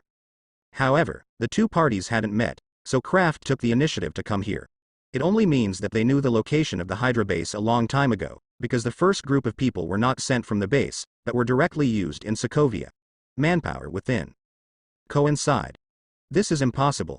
Baron Strucker once again thought of the Spear Bureau, because he has never successfully inserted a spy in an important department of China, so the Spear Bureau has always been very mysterious to Hydra, and it has made them particularly jealous. But fear goes to fear, and Baron Strucker is not going to give up. Contact the 5th team and ask them to come back first. Since there is no need for anyone to lure Kraft over, Baron Strucker does not intend to waste manpower, not to mention that in addition to the 5th team, he also sent a few abilities to follow. Although he has a lot of abilities, but you can't just give it away meaninglessly. As a result, Kraft and his team drove all the way to the outskirts without any surprises. Originally, Kraft thought he would have to fight another game in the city, but Hydra was quite on the road. Diddy. A siren suddenly sounded inside Metal Slug, and the radar showed that a missile had locked on them and was flying towards them. Haha. Watch me beat you down. Kraft moved his finger and quickly moved it in front of the Metal Slug console. The 12.7mm 6-barrel heavy machine guns installed on both sides of the Metal Slug spit out fire, directly exploding the flying missiles. But immediately afterwards, a more rapid alarm sounded, and more than a dozen red dots appeared on the radar one after another. There are a lot of them. Angela, assist in the attack. Clear. Metal Slug didn't install Harrow's auxiliary device, so Angela had to work hard. With the assistance of Angela, Kraft accurately used a machine gun to explode most of the missiles. While watching the timing, pulling the control stick around him, several missiles whizzed past Metal Slug, falling behind and exploded.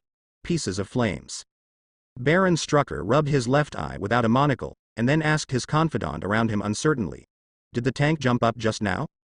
Yes, sir, not only can it jump up, but it can also go down. The confidant looked at the tank that was flickering between the gunfire on the screen with a dull face, and replied subconsciously. Although it is weird to say that, Baron Strucker just saw adjectives like soft, flexible, Q-bomb, and so on from the body of a tank. Oh roar. Kraft didn't know that the Hydra in the base were suspicious of life because of Metal Slug's performance. He is having fun anyway, which is much more interesting than those war games. Metal Slug bounced all the way to Hydra's base for a long distance. Baron Strucker only recovered from the impact just now. He ordered with a dark face. Give me the Jericho missile for fire coverage. Attack. I see how he can hide. The Jericho missile, the last military product developed by Stark Industries, is loaded with hundreds of bullets on a mother bomb.